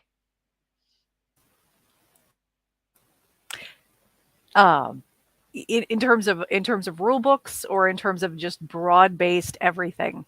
Like in terms of the games, in terms of like it's, oh, too much rules, too much complexity, oh, too much components, whatever, it's being inefficient. I think that the biggest thing, and it's a lot of what we talked about, it's knowing who your audience is. And then you can calibrate. If you unlock who your audience is, then okay, it needs to be a lot simpler or a lot more complex. There are certain types of gamers who like reading all about the lore and then getting into a lot of fiddly details and doing a lot of interventions with their games and stickering the war game wooden blocks. That's a particular audience that really likes that. And then other audiences do not like that, right? So knowing who your audience is absolutely the most important thing. Because if you don't know your audience, then a lot of these decisions are really hard. I'm a bad dancer, so I'm going to stop. So it's about dancing, it's literally just about. And Maxwell says, when it takes longer to set up than it is to play, that's when I mean, yeah, I'm going to, before we carry on, Tonya Pobuda, I know you say that you need to get back to work in a wee bit. So before you skedaddle, I would like to ask you the one self-serving question. What is something that you think I should stop doing or do less of? That's a really tricky one. Again, another question I agonized over this morning. I think that I admire you a lot, and we met because you reached out to me to talk about something in one of my earliest studies, and you were so kind in pointing something out that I never forgot it. And I actually mentioned you in my dissertation because you called me in on something that I was doing. And you were so kind about it. And you were right. And I adjusted. And I think the one thing that I want to say is, and I think this is a problem across the board with everyone, you kind of apologized to me in doing that. Like, you were so nice. You were so nice. And I had made an error. I had made an error in my study. And I was using, it was like the definition of whiteness as defined by the US.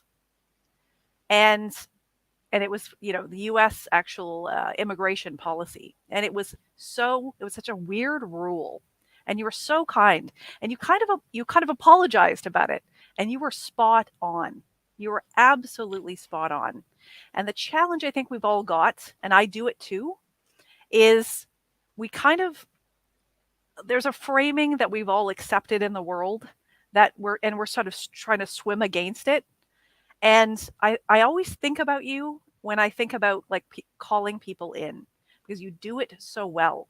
And I think that the problem I have as well is we, don't like never, ever, ever apologize for that. And some people won't take the feedback well. I have had these experiences in my own life where I'm, trying to call someone in the nicest possible way. And you weren't like this, but I get kind of sheepish about it. Like, maybe you don't want to do that. And I just, feel so confident that you do that so well and that it needs to happen. And I deeply, deeply admire the courage reaching out to a stranger and you have no idea how they're going to react. Like, and I like admire you so much. And I have done, I knew about you before, but when you did that, I was like, oh my God, like this is so, and it's so amazing. Like the feedback is love, right? Feedback is a gift. And like, never apologize for doing that, because it is desperately needed, and you change hearts and minds when you do it. And so like, be so proud of that, right? And you do it all the time. I see it online. Like I stealthily watch you on Twitter, with my thousands of jobs lately, and I just really admire it. Like, and Aw. never ever feel like nervous about doing Apologizing. that. It's so important. You change the world. Thank you very much. That's a lovely thing to hear. I would, at this point, say over to you. What are you up to? You can share buttonly if you want to.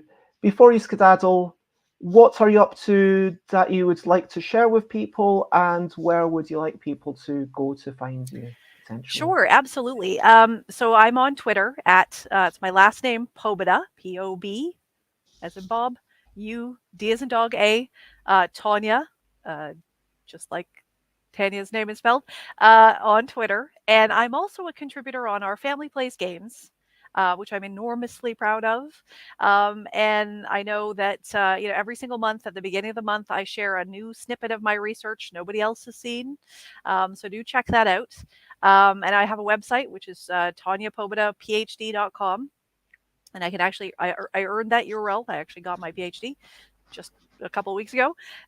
So yeah, do check that out. I'm trying my best to make sure I keep everything updated there. So do contact me there, and I'm going to be putting up new pieces all the time. It has been a delight, and I look forward to maybe chatting at some point again in the not too distant future. Thank you so much. Thank you so much for this. I really appreciate the opportunity. And thanks, Tanya. I buy all of your stuff all the time. My house is made of your products. Oh, thank you. Bye. We should definitely connect. You being in Toronto, so definitely, yeah. that's a great thing. Thank you so much. Bye bye bye bye bye bye Tanya. Bye bye bye bye. It was lovely talking to you. Bye bye Tanya. And from Tonya to Tanya, yes, I had a few questions for you, basically about, because you listen to lots of pitches, and I wanted to ask about efficiency specifically with regards to that. I mean, the question that so many people ask is, should I have art? Is that good for my game? And what do you say? Yeah, so you don't need art to pitch a game. The only thing is, if your game is like often art can bring a lot of great emotion that you're trying to get to or tell a story or things like that. And so you don't need, if you have the ability or know somebody who does, who can bring some sort of polish to the game, then do that. But if you can't or you don't have access to that, it's ultimately not important. And definitely um it's likely going to change in the development anyway.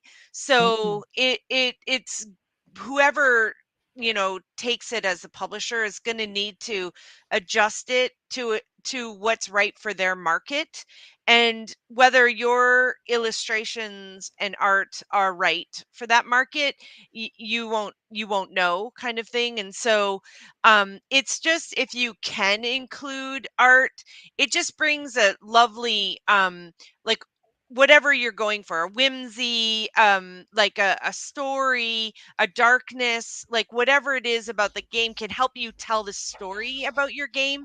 And that often will matter when pitching it to both myself, like as a inventor relations person, but also when I turn around and pitch it in to the games team and the leads on the games team. Because if you had, for instance, a character and you had a triangle, but then you added some sort of, like, whatever, some Like details a couple of to, eyes and a smiling yeah, mouth in yeah, the triangle. exactly, then it just adds something. But ultimately what really matters is the mechanism and the gameplay. So if you don't have the ability to get that art, then don't worry about it, because then we have graphic designers, or all companies would have the ability to add the art that they will need in the end. But yeah, so I guess it's always about, especially when you meet a company for the first time, it's always about kind of putting your best step forward. Like, there's this, I'm digressing a little bit, but there's a saying in the industry, like in terms of a pitch, like pitch on a napkin, for instance. Like, can you do a pitch on a napkin? And everybody that's done inventor relations, or most people, have a napkin pitch story that actually ended up as a product. And so that can happen. But almost every time, they had a relationship between them first. It wasn't their first meeting and they pitched on a napkin something super raw, not completely fleshed out, and then suddenly it became a product. Likely, like, if you're getting for the first time in front of somebody, I'm not sure the napkin pitch is the way to go. So just so I guess you polish want to does show matter. that you've spent some efforts on it, and maybe that means getting some images off the internet that you can't use for a final thing, obviously, but then maybe it gives an indication. Or even if you think, oh, I can only do little, really, really bad stick figures, maybe that gives an indication of what it's about rather than just leaving it.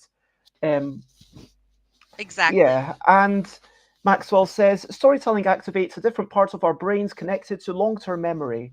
Tell a good story is more important than having pretty art. Is that what you meant by that? Greater than sign. But yeah, in pitching, how would you advise a designer like myself to be more efficient in the general pitching process? Yeah, so I mean, your pitch, when we met at Disc Toy, your pitch was like spot on.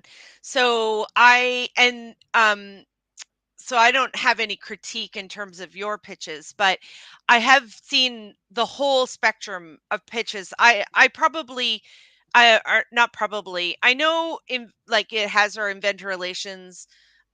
We see approximately 3,000 concepts a year, and half of those are games. So half of them I'm receiving, and now I have a wonderful person that works with me, Naomi Brignatelli. So the two of us now are handling Hasbro Gaming, which is lovely. So between us, we will see about 1,500, maybe a little more pitches, and so we've seen the whole gamut.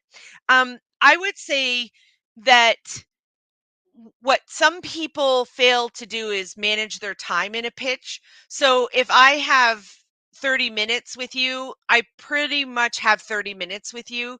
So if you're like, don't get into the game until like 20 minutes in because you're telling me a lot of the backstory about the game, then that would be an inefficient use of your time and our time. And so I always say, like, I'm not interested in the backstory, like how it started and then you did testing and things like that, and then you finally arrived at the product you're about to show me. I actually don't need to know about that. And it's not that I don't care, it's just that I want to get right to the game. And if I'm interested in the game, then I want to know the backstory. You know, if we sign the game, like, or in the process of signing a game, please tell me this. Please do tell me the backstory. It might be interesting. There might be a way that there's some interesting marketing things in there about you or the game. So I want to know those things, but like in the pitch where time is of the essence, don't start with that. Just see if the person you're pitching to is actually interested in the game itself. Another thing that has become super apparent, and I've been doing event relations for 15 years, 5 years from Hasbro. Before that, other companies. I was 8 years at Think Fun, my first company, which I will happily share with Josie how I got into the industry because it was definitely a roundabout way. But I worked for them for 8 years, and then I went to Mastermind Toys, which was an incredible retailer in Canada, and then Marbles the Brain Store, which was a US retailer, and then to Hasbro. And so when I first started in vendor relations, only a few people had videos. A lot of people had sell sheets. A lot of the meetings were in person at trade shows and things like that. And that was the pitch, was like you might show like a sell sheet to say this is about what the game is about. And then if there was interest, we got deeper, went into it. Now everything has changed, and especially over the pandemic, because over the last couple of years, we've had to learn how to keep our businesses going without the luxury of being in person with people. And so what has happened is more and more, and that includes like not only myself and designers and inventors, but also myself and my colleagues at Hasbro. So our offices were shut down for almost 2 years. So everybody was working from home and doing work on screen. And in games, especially, there was a lift over the pandemic because more people started playing games. So it was not a business that suddenly like kind of leaned back and rested. It was full on, we need to keep going. And so we had to figure out through Teams and Zoom and everything else how to keep the business going. And so now more than ever, videos of your games are super, super important. So in fact, I will start people will do a pitch meeting, which is super efficient, to maybe give a little bit of upfront about the game and then say, here, let us show you this video. Even if we're in person, they'll still do the same, because the video, if it's done right, is 2 minutes or under and explains exactly what the game is about. Now that we're going back into more in person, there's nothing like playing the game physically. So you might want to show that video and then we like start playing right away. But instead of you talking me into how to play the game, we can jump right into playing. So oftentimes that video is just made things really efficient. And then I'll turn around and pitch it in if I'm interested in the game. And the best way for me to pitch it in is to my internal team, is through a video. I think we're just a culture too that has come to more, like, we've gone from blogs to vlogs to YouTube to like, now let's shorten it down to like Instagram to TikTok. So like there's this whole genre, like this whole progression of like, let's get to the point faster. And so certainly that 2-minute sizzle reel or video about your game has become even more important. No, that's great. Thank you for explaining all of that. And I think I was about to ask how you make internal pitching more efficient. And it sounds like the answer to that is through the videos that you're talking about. And the question to how you decide for yourself which ones to push forwards, how you do that efficiently. It sounds like fundamentally it's by asking the designers, anyone pitching to you, to get to the point sooner. And yeah, the logistics of the meeting is definitely like, let's get into what the game is about, because that's what the most important thing is. And if we spend 20 minutes in the backstory and I still don't know what the game is about, then that's like that's not great. And so yes, although one of the how I choose a game, like how I choose what I'm going to take in, is like a whole other kind of piece. Like, the videos and things make it efficient, or you getting right into the game if it's in person and we're actually starting to play is really efficient. But then how I choose what I think is right to pull in is actually different kind of different filter. at this point, I know that you're a busy person and might need to go in a couple of minutes, and I've got a couple of amazing guests waiting in the wings, and I apologize for having them wait.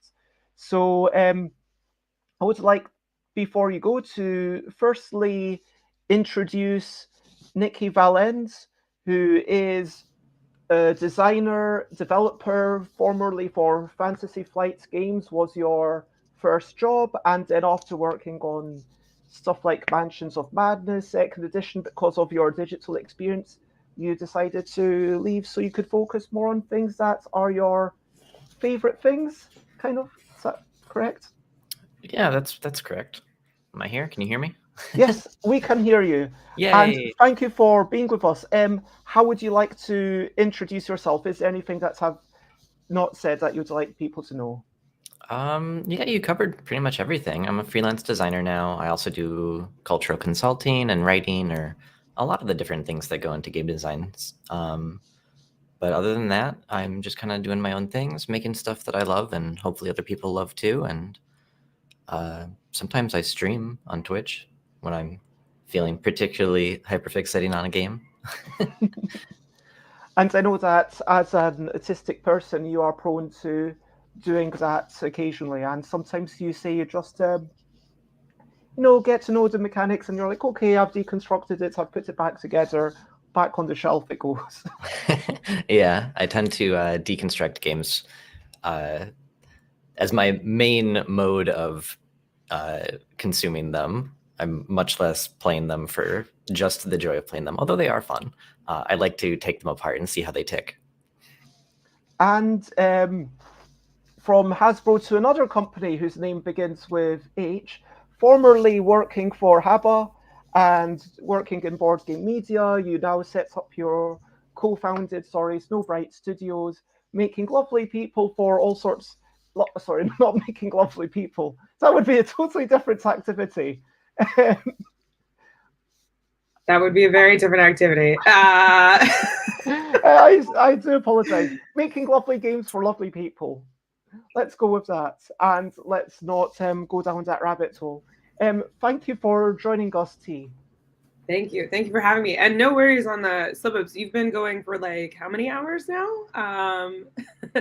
7. 7, yeah. So I think some slip-ups are okay. And Mist Valley Music seems to be excited by everyone, but it is lovely to have you both. And at this point, Tanya, I know that you have to go. Why ain't you on late? Why am I not? I don't understand the question, Runa. For those who don't know, Runa is a lovely person who does crafting and all sorts of things on Twitch, but I do not understand the question. I do apologize. But Tanya, the question that I ask everyone before they leave, the self-serving question, what is something you would suggest that I stop doing or maybe do less of? Because it's all well and good saying, be efficient with what you're doing, but in order to do that, sometimes we need to say, I'm not going to do this other thing, right?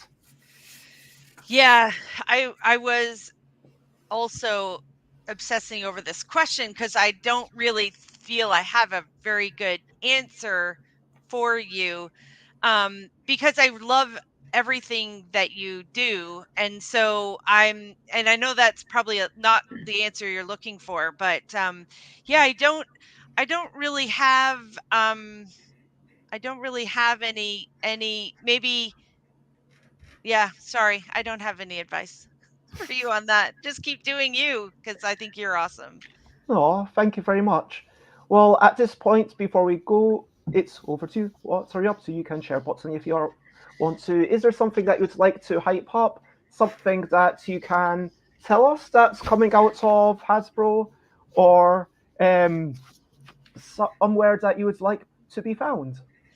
Yeah, there's a couple of things that we're excited about. One is we just announced the Wordle party that we're doing, so we managed to get that license for Wordle, which we're super excited about. It was certainly a license that everybody was after, certainly after the holidays and after Christmas. And so we are excited, and we've finally been able to announce that publicly. So Wordle Party, it's called, is available pre-sale. You can go find it. Hasbro Pulse, Amazon, other places. So we're super excited about that, as well as Clue, which is a brand you probably know if you're in games. And we have, maybe some might say finally, but we are launching a line of Clue Escape games this year. That are just starting to come out. So we're also extremely excited about that. So, and those were done from the Clue Escape series is done through an inventor group. So Leo Taylor and his company, George and Duvey, for Just Playing Games, are the inventors behind and they have like a lot of years of experience doing escape games in person, like real ones, and now they've translated it into this box version, so we're excited about that. That sounds super.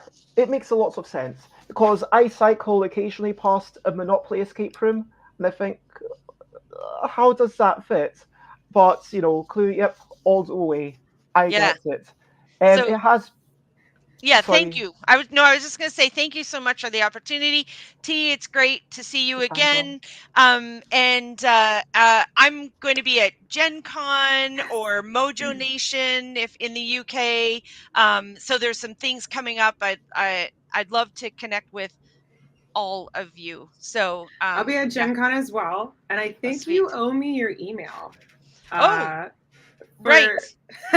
I will find your business card and I will write you today. I promise you that. Okay. Awesome. Thanks for the reminder. Well, it was lovely having you, and so I guess bye, Tanya Thompson. Bye. It was lovely having you on. Bye, Tanya. And hello, Panda. It is lovely to see you, and try win games. And Nikki T, thank you both for joining me to wrap up my show. And I'm going to try and finish it within the next 45 minutes, because Facebook glitches if it's longer than 8 hours. But yeah, there's currently no one watching on Facebook. There's been one person on Facebook today and like 20 odd people on Twitch and a few people on YouTube. But I just like to give people options. That's the kind of person I am. So how are you? And can I ask you the question of what is an efficient game? Let's start maybe with T. What is an example of a game that you're like, wow, that was a really efficient game? Like it did something cool with its rules or with its components, or something about the game you just thought that was really efficient? Yeah, I think one of the things that I picked up when I was at Haba about games and efficiency of games and stuff was basically like, does the game just make sense? Like, can players pick it up and play it without necessarily reading the rules? So one of the things that Haba would do in its development testing of a product is they actually have kindergartens that are like Haba owned and run kindergartens, because Germany. And they would take the games to the kindergartens and they would be like, hey kids, do you want to play these games? And then they would just like put them on the table without any rules and not tell the kids anything. and just see what the kids did and see how they played it. And so for the games where it was for like much younger kiddos, like 2, 3, 4 years old, they really wanted to see if, as the kids played with the pieces, if they got close to kind of what the intention was with the game. For older kiddos, starting around like 5 or 6 and up, they would like set the game up. So they would at least set the game up and then see what the kids kind of did, or, you know, played pretend or whatever. And so that stuck with me a lot. And so one of the things that I look at is when you look at games and graphic design and the implementation of it, like how can you set it up so that everything is kind of intuitive? And one of the most efficient games I feel is actually my brain just completely melted. No Thanks. That is super brilliant. Yeah. Just like place a coin or take the card, and within that there's suddenly this web of, do I want to force this person to put down a coin because they don't want this card but I do, or will they take it just to spite me? That is one of the best games. I love it. Yeah, it's so simple to teach, and it's one of those ones where you can teach it so fast and people can understand the implications of what they're doing so fast. Like there's a game that I was playing recently and I was teaching people, and I was like, we're just going to play one round and I'm not going to teach like these other 3 rules because they're not going to mean anything to you until we do this first round. And it's the best way I've found to teach the game, but that's not efficient, right? Like that's the most efficient way that I have found to teach the game, but the game itself is not efficient because I have to do that. Kind of is where my brain is. It was Dice Miner, by the way. Love Dice Miner. Think it's a really fun game, but there is some weird stuff that you just don't get until you start the second round again. So yeah, that's mine. Yeah, that's some really good points to pick up. And talking about Facebook, Vinci says, Facebook normally reminds me of your live more often than Twitch does. And hello, John Brieger, who says happy 700th stream. Thank you for joining in. Nikki, you work on stuff that's a bit more complex than what Haba would put out, right? So what is an elegant rule for you? Just a little bit more complex. I really liked T's answer. I was playing around with that idea in my head as well, of the idea of rules and components that are just really intuitive, that when you pick them up and you start playing with them, they just make sense and it helps you understand the rules a lot better. One of the other things coming from like a design perspective that I really like, and I think goes a lot toward making a game efficient with its rule set, is when a single mechanic has a lot of depth to it that can like get a lot of gameplay out of it. So like if you only need to learn one rule for this game mechanic, but you can play the entire game using that single rule, I feel like that does a lot for being able to play and replay games. Like if combat always works a particular way rather than having some major differences between goblins and dragons? Sure. I'm going to start with a simpler example. The one that came to my mind right away is the mind. Okay. Oh, yeah. It's literally just one mechanic for the whole game. And it's like when you explain it to somebody, there's that a little bit of like, okay, how does this work? But then once you play it, it's just like, oh, it's just that simple. And it just kind of manages to like do exactly what it needs to do with so little in terms of the actual rules and the mechanics of the game, which I think is really nice. But yeah, to your point, to more complicated games, yeah, definitely that consistency of making the mechanics work across all different, like whatever thematic things the game is attempting to do. The first example that comes to mind is like in Eldritch Horror, for instance.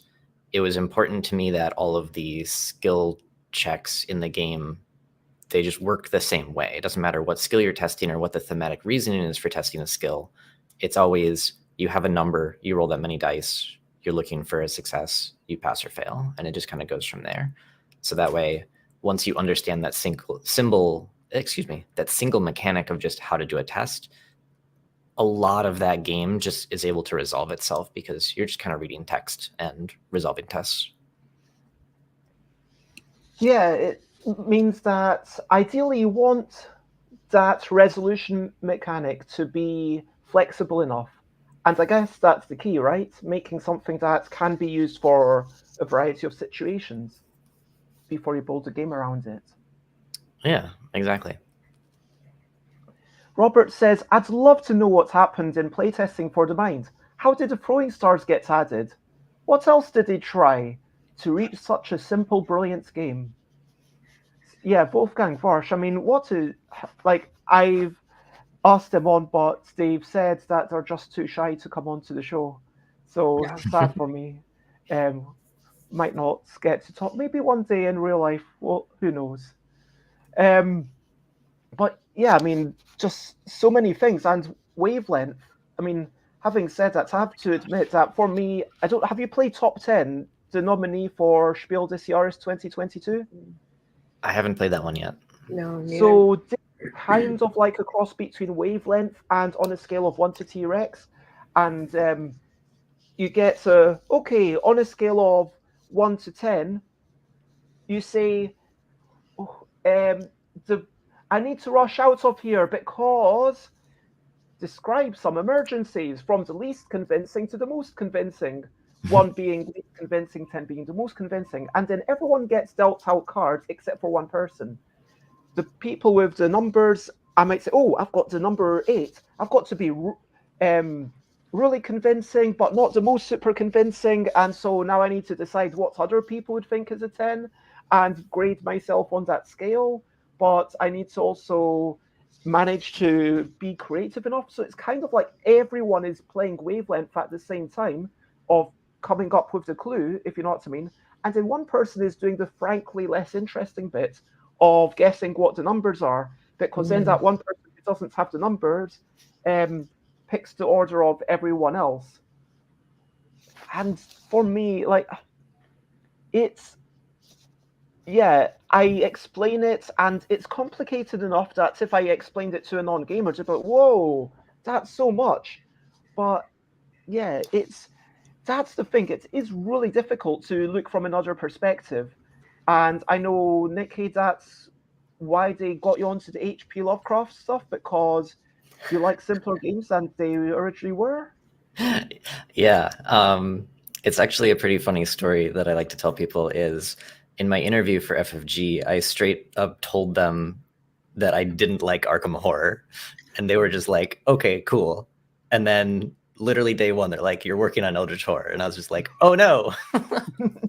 But it was pretty clear that that's what they wanted. They wanted someone who wanted to make simpler games more intuitive, like rule sets, and could kind of clean up the edges. It's still very complicated, of course. Eldritch is not a simple game by any measure, but it's, I would say, probably more easy to learn than something like Arkham Horror 2nd Edition was. Eldritch Horror is the only game in that world that I've ever been willing to play again. So I am not a Cthulhu Arkham Horror person or fan. So yeah. I feel like I should have known this before this interview, but Nikki, did you work only on the 2nd edition of Mansions of Madness? I didn't do anything on the 1st edition, no. So it was basically just taking it and then making it into the pure co-op with the digital app and all of that stuff. Yeah, I'm slightly ashamed to say that I have not played any of your games. I'm very sorry. I think you just fine. Rage exits. How dare you? I don't even like a bunch of my games. It's fine. That's actually really funny. I've heard that before. So I was at Spiel and I was in a game room and we were playing a game, and a world-renowned French designer came through. and we had one of his games, and we were like, "Hey, do you want to play?" And he stopped, and he was like, "No, honestly, I hate that game." And I was like, "What? Really?" We thought he was kidding, and he was like, "No, I can't stand half of the games that I make because I've played them so much, but like they're just not for me. They're for other people." And I was just like, "Oh." Like that was like super eye-opening to me. Like you can build and make a thing that you don't like. Yeah. That is me. Yep. I know I've learned that about like a lot of developers and designers. Like yeah. So I get it now. But I was just like that was crazy. Yeah, I did really want to play Quirky Circuits. I was really excited, and I was going to be at Tabletop Tuesday. I don't know if you know this thing in London where they were promoting that game, and I can't remember why I wasn't able to make it. But that was like there's, I think, only been 2 of them out of the hundreds that they've run that I've been like, oh, I really want to go to that one, but yeah, shame. Anyway, it's another game that that one in particular, I feel like I did a good job of making an efficient use of the rules that exist in it. It does sadly have the thing that T was talking about earlier, where you kind of play the first round going, okay, I don't know what's happening. And then once you start the second round, you're like, okay, I got this now. Yeah. There's a lot of games that I think that's kind of the thing now, especially within the hobby gamer world. Like it's like we just have to keep like one-upping. There's the saying like stand on the shoulders of giants. I forget, that's a very famous quote about chemistry, but I always think of it if I have seen further, it says by standing on the shoulders of giants before me. I think so, the giants before me. But like it's like that with game design, and a lot of the modern games that we have that are coming out, they're evolutions of previous stuff. And as hobby gamers, we've played so many base games that like to get something that's interesting and new, we have to like go to the next level, which is something that I see a lot in up and coming content creators. I did this too. Content creators who are like really, they find games, they find and discover one game. They're like, this is amazing. And then they're like, why does nobody know about games? And they're like, I'm going to make a YouTube channel or a TikTok and like share my love of games and share this wide world. But then what ends up happening is for them to find games that like interests them, like they keep having to like level up the difficulty, right? Until they're, playing like, I don't know, like Lasada games, like, and that's what they want. Like Tonya Pupuda was talking about this earlier, it's really challenging to remember that people are inherently different to you. And even now, I find myself really struggling sometimes to remember that not everyone likes to be around people. I know that sounds like an obvious thing. Yeah, introverted people exist. But like that was kind of, there are some wait a minute, not everyone is interested in games. Some people don't like learning all the rules, and that's a thing. And that's why most people don't just go to the pub and play games. Like that would be such a good way of focus testing. And Wizards has the budget to get people in and give them money or potentially product in return for focus testing. Most companies don't have that budget. So then the playtesters are self-selecting people who are already primed to enjoy that complexity of stuff. And yeah, that feels really problematic. Bruno says, I'm very extroverted with less than 1% of the population of the planet. I mean, just... Yeah, well, and yeah, the playtest comment's like a really, really good point. Because the people that are willing to come to those playtest events they do tend to be more dial-in to the hobby. Yeah. I mean, yeah, Nikki, how do you do anything to kind of make sure that you're bearing in mind every other perspective? How can you efficiently keep people in mind? It's definitely a challenge for sure. I agree with T that it's like when you're looking for playtesters, if you don't have the ability to, really compensate them and everything else, it's the people that are super interested in games already that are the most invested, that you get the most testing from. And like T said, those are the same people that are already kind of used to the complexity of games, and it's a little hard to kind of get those other perspectives. It's something I've seen a lot since going freelance. When I was with FFG, I had a lot more resources to be able to just like find playtesters and, be able to actually compensate them. And as a freelancer, like I can barely pay for my own food, so I can't really compensate people either. So it's a lot harder to find people that are invested enough to want to do playtesting. And the people that I do get that stick around are definitely the people that are already playing a lot of board games. So trying to get brand new people in and seeing what it's like to just learn a game for the first time and see how complex a game actually is, it's really difficult. Yeah. One of the best ways that I have found, because that's something that I'm been super cognizant of, especially with Snowbreak, because our target audience is people who aren't hobby gamers. Like, we're targeting the people we want to have and make games that like hobby gamers enjoy, for sure. But for hobby gamers, our games are more filler games, or like between games, or start of the game night or end of the game night, or travel games, or that whole thing, for hobby gamers. But for casual players, or just kind of like the majority of humans, we want the game to be something that they can pick up and play frequently with like their families. So the idea would be a hobby gamer might introduce the game to their families at like a family reunion, and then everybody at the family reunion, we want the experience to be so good that when that group leaves the family reunion or holiday party or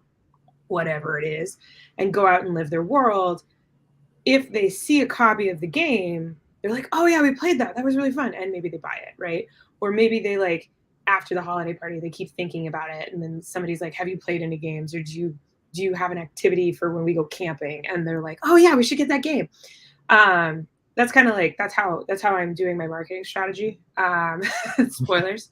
But like, it's a specific thing. Like, we want our game, and then we also want the game to be like, if it's on a shelf at a store, I don't want, you have to compete with inherent knowledge of gaming with casual gamers.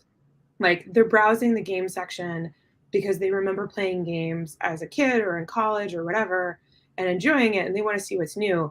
And they're not going to a game store, right? They're going to like Target or Walmart or Barnes and Noble or Books A Million, and they're browsing the game section there just because they happen to be in the store, right? And so then you have to have a cover and a box that conveys like, this is fun and this is simple and this isn't complex, like involved, like, I don't know if you all have played Risk. Like, I don't know if you can remember back to like your first game of Risk, or like your first or second game of Risk. It probably went on for like 4 hours, right? And that was like the peak of gaming. Like, that was like the most complicated game that I knew of when I was in college. And then I was like, oh yeah, Risk is really great to somebody, and they were like, let me show you some stuff, right? But like, that's not unusual. A lot of people have that perception that like Risk is like the pinnacle of gaming, and for some people now it's Catan, which I think is really great. But yeah, so it's kind of like we're competing with like those base level games. We're competing with Tanya at Hasbro, really. But like, so you have to do the game back and the front and the cover. But when they pick up and buy that game that they bought purely off of the cover, Tanya's not publishing the games, so you're all right there. Tanya's just kind of finding the games, scouting them. She's scouting them. So they buy the game based off of the cover and the marketing that you did on the back, and then they take it home. The rule book has to be fantastic. The rule book has to make sense, be simple, be straightforward. It has to has to be something that like I could just hand it to my nephew and my nephew could read the rules and like teach the whole family.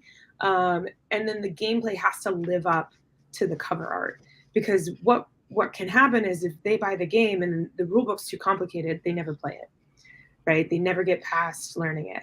Or they play the game's not super fun, or there's a bad experience, they never play the game again, and then they won't go out on a limb and buy a random game ever again, because the last time they bought a random game, it didn't really pan out and we haven't played it, it just sat on the shelf, right? So you want to make sure that game that you're making and you're putting on the shelf is as good as you can do, because it's representing like the entire hobby.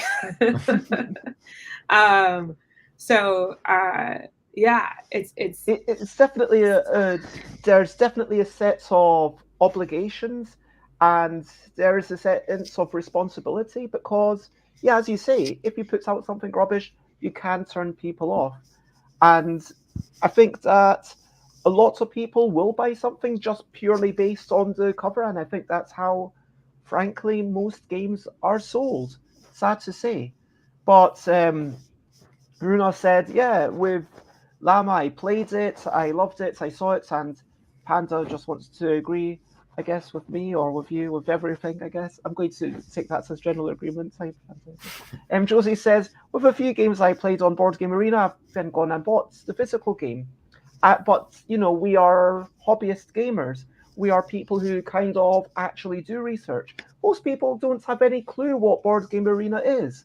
Whereas, like, we do it. It's this amazing thing like boardspace.net and loads of other places, and Yucata, where you can play games and it's all rule enforced, and it's fantastic.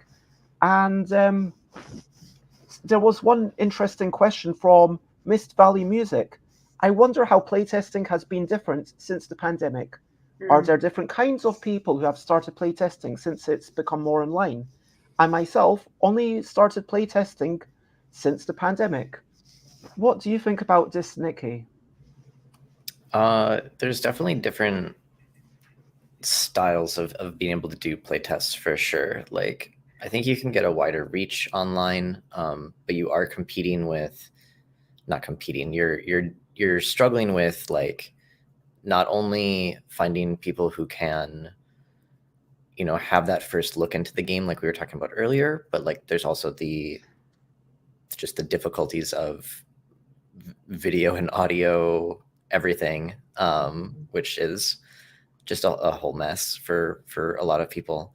But I don't know. I think the thing that I miss the most about being able to test in person is like being able to read people's body language. Like when I'm having people play test a game, the thing that I do the most is just watch their expressions and like how they're reacting to different things. Like if they have a look of confusion, I note that, and that helps me kind of figure out how to make the rules more efficient and how to make them more intuitive.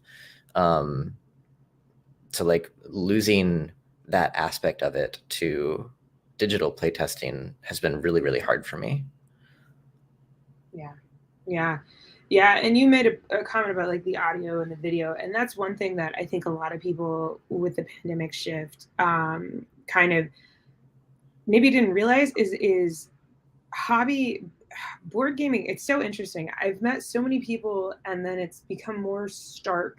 The contrast has become stronger with the pandemic and the shift to online, is that hobby gaming and the gaming culture is analog in general. It's analog based, and you have people that are buying games and playing games, and that's one of their primary ways of like entertainment. And then with this big shift to online, you have people that are just not interested because they want the in-person body language experience of like sitting around a table. It's a little different, right? When you're sitting around a table physically together, because there's a lot of cues that you can pick up with, like humans just pick up on body language cues without even realizing it. And you really lose that when you're playing a game online with people. And at the same time, there are people who like, they don't really care about, this is gonna sound weird, they don't really care about the games. They're there for the people. And so with that shift to digital online, the games were like just the medium of which they use to spend time with people and to hang out with people. because they're extroverted or they just like being like part of a thing. And then you remove the physical in-personness, and then you're just standing or sitting and staring at a screen, and that's removed. You don't get the same vibe. So yeah, playtesting and just general playing. I think that kind of the hobby gamers had to shift to play games with like people in real life. With during the pandemic, some people didn't have that option, which is a real bummer, just because they were living alone or like their partners or roommates weren't into gaming and like not really into trying it. And yeah, I'm one of those people that you're talking about. Like, the enjoyment I do get out of games, other than just analyzing them, is about just hanging out with my friends. So like, I've played almost no games since the start of the pandemic because there just hasn't been an opportunity for me to actually like play games with people in person, and playing them online is just not really the same experience for me. And there's also just so many games that, because they're designed for analog, they don't really function in a digital space. Like Quirky Circuits is one example where, without being able to see those body language cues, it's almost impossible to play that game. But like, if you think of a game like Nyctophobia, for instance, like it's like all about the physicality. Like you can't really play it digitally. Yeah, and even something like No Thanks, which is ostensibly all about the mechanics, it really is all about that body language and, how is this person going to feel if I send it around the table? Will it come back to me? What can I gauge based on everyone looking at me? And there's no point in playing a speed, I say that, and then Board Game Arena came out with Double, but let's be honest, if you had tested Double online to start with, then I don't know if they would have kept going with it. Josie says, do you play test with people from different countries? I think this is a question to both of you. Yeah. If you do you find they have different preferences? T. There's different cultural clues. So if a game has mechanics or a theme that tie into a cultural significance or something that you don't even realize is a cultural like habit, that can have an impact. So there's certain terms or phrases or things that like Americans will do versus like UK. That can just be, it's just really minor stuff that you don't even really realize. So just like the idea of America, yeah, I can't think of a great example, but they do exist. I assure you. So there's that. With gaming the way it is now, the international market is so hungry, and like everybody wants to have games from every other country, and so it is important to kind of play test with people from other countries to figure that out, if you can. But it's not always options. With the online stuff, it is more prevalent. But with hobby gaming, it's becoming kind of the same. Like there's this like separate like language and culture of gaming, and so you end up in this situation where I learned German by reading rule books in German and like figuring out how to play the games from the German rules. So I learned there's like a whole language that hobby gamers use, and then like every country, every different language has phrases that tie into that specific like culture. So there's this weird thing with hobby gaming. There's this culture of gaming, and it's international. There's everybody that's in hobby gaming. You kind of pick it up and you learn it, and we all know it. One of my favorite gaming experiences is there's a Spiel, and they have the Zoc booth. You grab a table, and then you can rent one of their new games. You just like pick it up. You don't pay for it, and then you can sit and play it. So we sat and we played this game, and it was me, who only at the time knew English, and then it was this like Portuguese couple, and then it was this German person, and we didn't know each other at all. And we sat down, and we each had our version of the rule book, And we learned it from reading our version of the rule book, and then we played the game. And it was a co-op game. So it was like really interesting, and it worked, and we had a fun time. And there was even some points where there was like rules questions, and so like they would find it in their rule book and find like the sentence and point it out, and then I would find it in my like where in the rule book that sentence was, and then we'd look at it, and then we'd compare and like mime and move stuff, and it just worked, which I think is really interesting. But like it ties into that.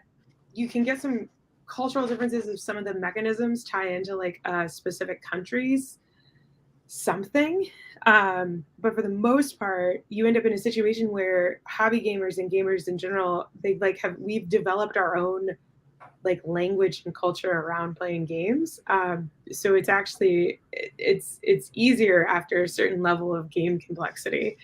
So yeah, I don't know, Nikki, that's I don't have much to say on that, but it reminds me of some kind of like, if there was like a universal sign language, basically, of just like we're sharing terms, even though the terms aren't the same in different languages, but we're getting there.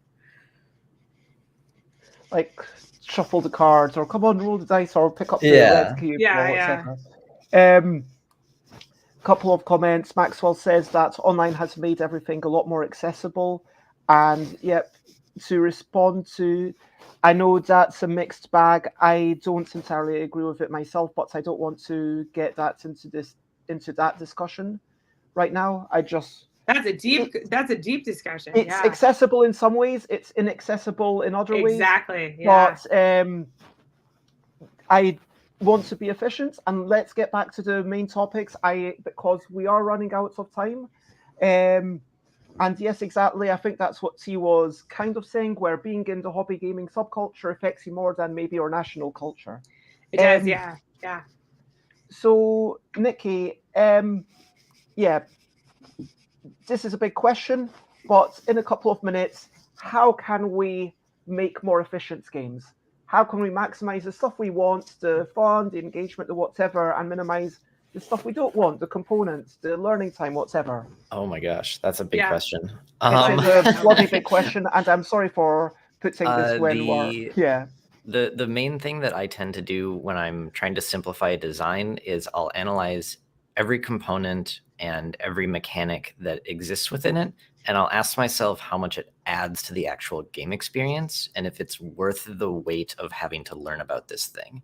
For instance, going back to Eldritch Horror and simplifying that from Arkham 2.0, that's kind of what I did there. Like I took apart every single piece of the game and figured out, okay, how much does this add to the actual game versus the weight it takes to learn about it or use it, and just kind of stripped out pretty much everything that I could.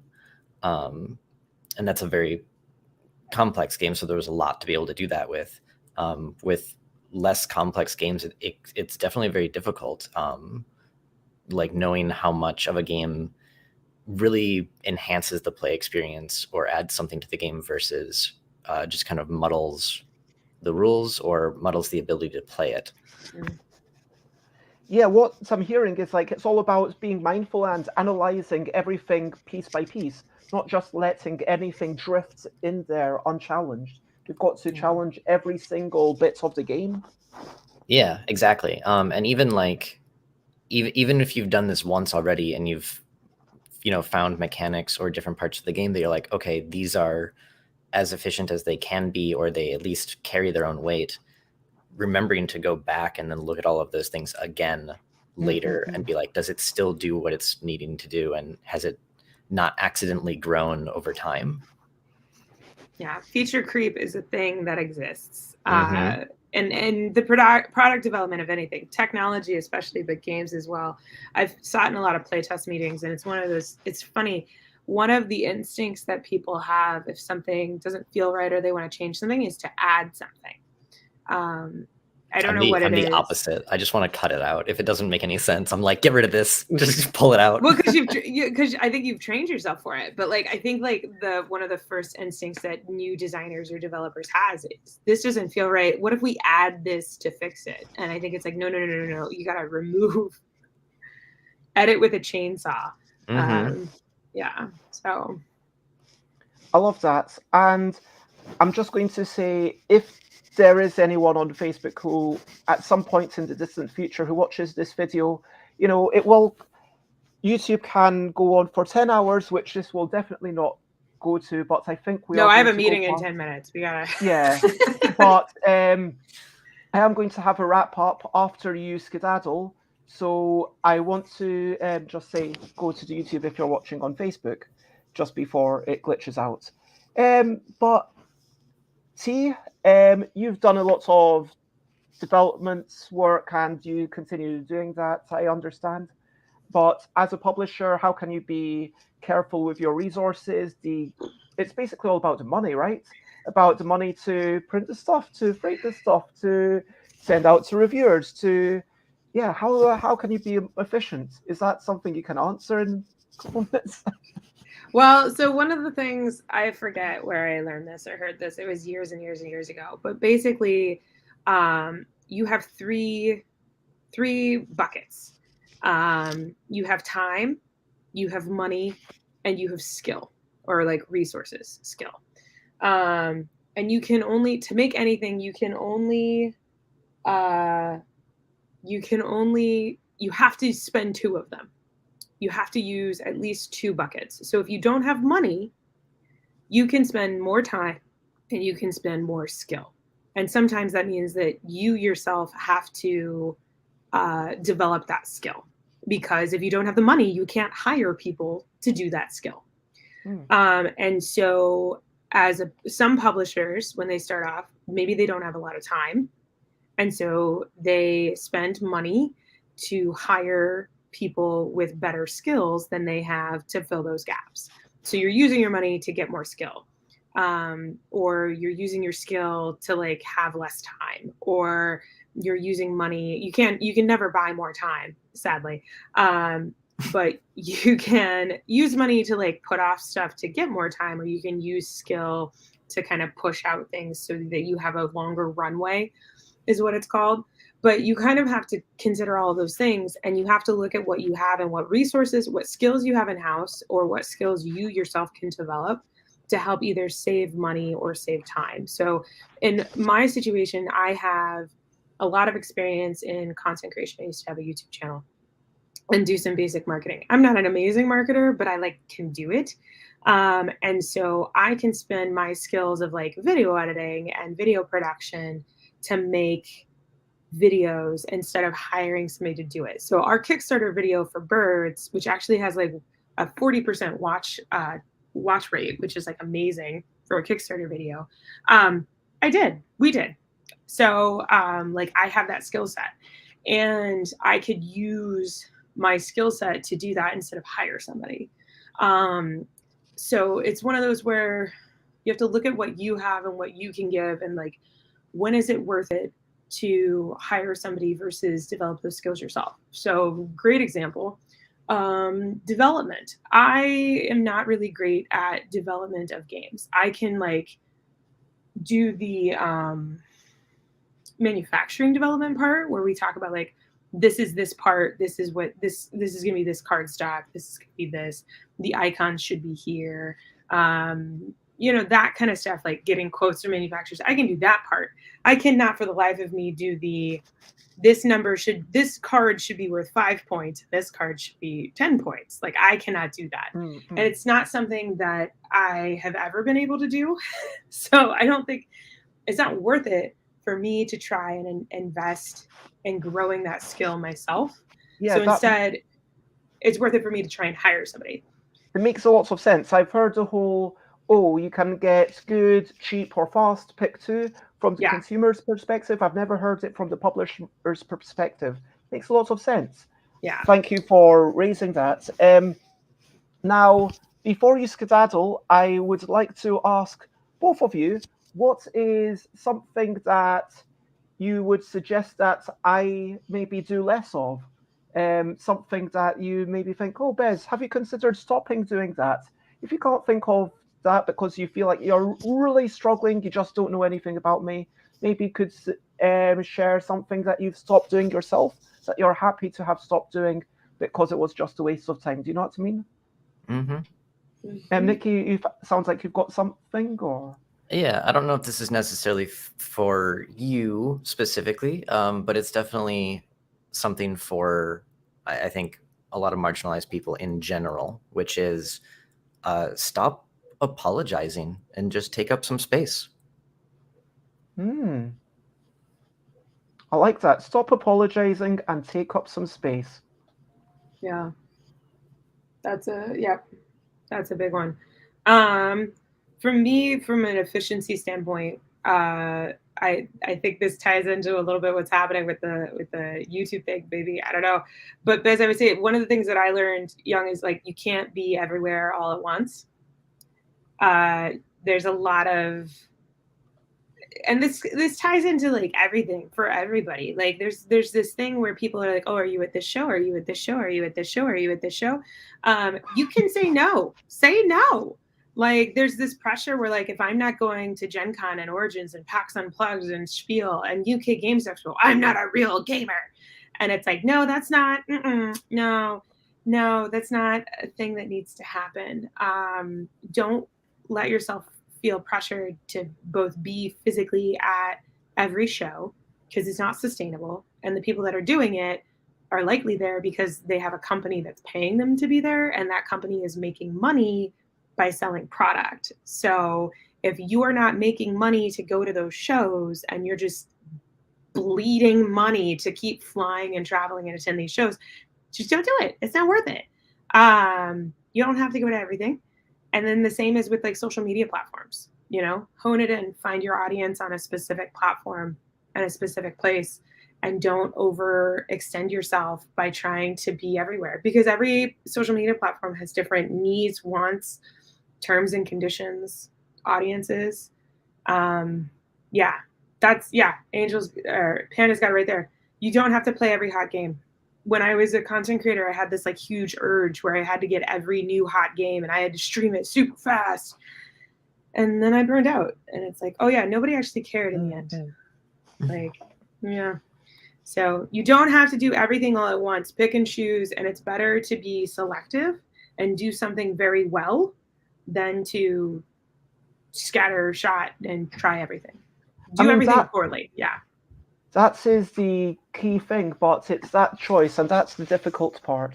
It's that choice of what to give up. And that's, it would be lovely to continue this conversation on another day. But for now, I would like to invite first T to say over to you. What are you up to? You can share what's on if you want to share, if you would like, what you're about to do, or later in this day, what you're doing, or anything that we should check out for. You're muted. If you haven't done so yet, go to snowbrightstudio.com and sign up for our newsletter. We just signed a new game, and we'll be doing like some press info about that. Very exciting. And then in about a week, we will have signed another new game. And so we'll have some press release info about that. And the Birds of a Feather Kickstarter, the game, I have proof right here that I just sent back for the assembly of the game. So if you haven't filled out your pledge manager for Birds of a Feather, please do that, because we are getting the games on time and it's very, very rapidly approaching. So that's what I've got. That sounds awesome. And thank you for being here.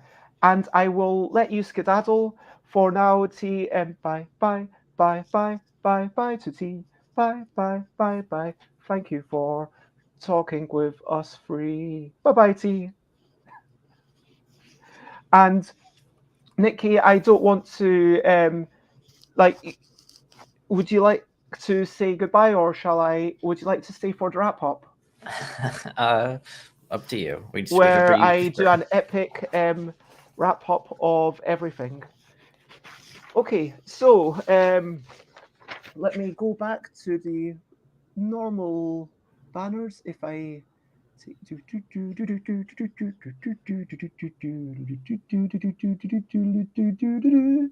so before my shows end, I like to invite, if possible, a guest to ask me a question and to ask a question of our audience.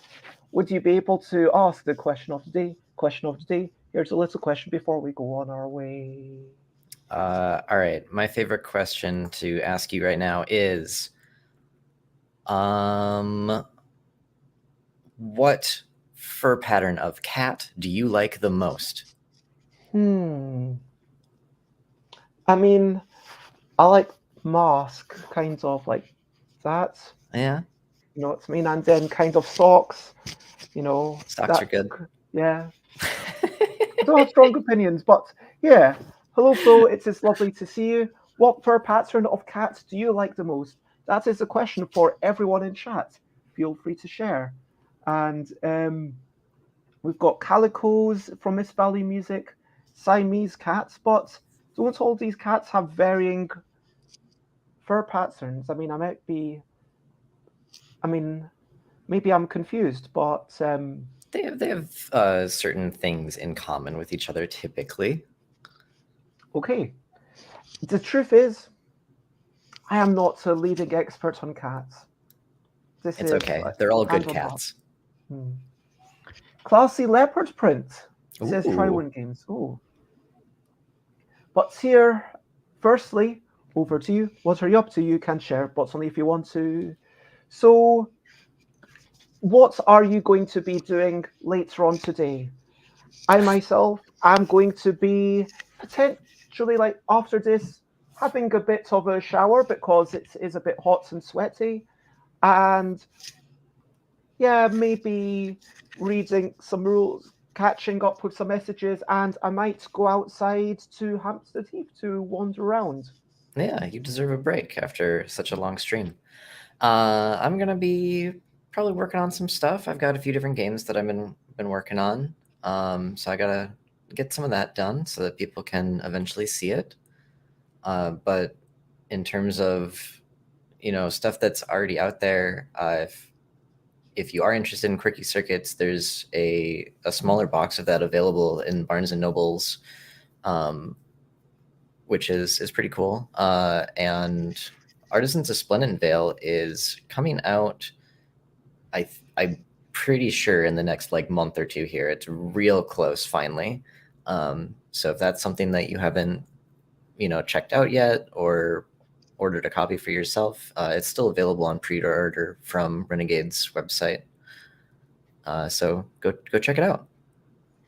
That sounds awesome. And Flo plans to make a spinach and mushroom lasagna. Ooh, that sounds yummy. Sound like a nice lasagna. I kind of wish that I was, I don't know, your friend living next door or something, so I could cheekily ask to try some.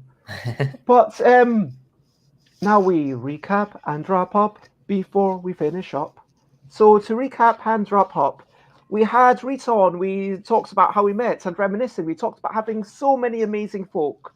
BerlinCon, me moving to Thailand, KCon. It's nice to go to those smaller conventions where you can actually talk to people. Because I mentioned that I'd seen you for maybe 10 seconds. We kind of waved from afar. We've not really socialized. Do you know what I mean? Mm-hmm. Yeah, we didn't really get to talk much when we did meet. Yeah, it was just kind of meeting from afar at Essen, because Essen, it's kind of a place where everyone's doing stuff and I'm running the table and it needs to focus on people who might buy the game. We talked about sleeping. Rita will only make appointments for 11 a.m. Going to fairs maybe 1 or 2 days earlier to say hello so you don't wipe yourself out. Spread out the hellos. Kathleen and Jessica came over. You can tell the kids to be more efficient than you can actually be yourself. Running workshops with 8-minute games. Kill your darlings. Be fast. Don't get attached. How much time do you have to fill? Because efficiency does not mean that you cut out all the pleasure. Sometimes that pleasurable bit, the kicking rocks around, that is the key thing. You cannot teach every kid the way that they need. And teachers kind of know that going in at sad times. There are definitely parallels with teamwork. And when you're working as a team on a game, not everyone can get what they need, really. Someone might need to take the lead. We had Julie Schiller talking about race games and inspiration being important. Speed pitching, it's for suiting the desires of the publisher. It's not just the quality of the game, it's about the relationships. Talked about politics, model UNs, collaborative versus competitive. Lupin and Louis, Rock, Paper, Scissors, Jenga, Alhambra, Othello.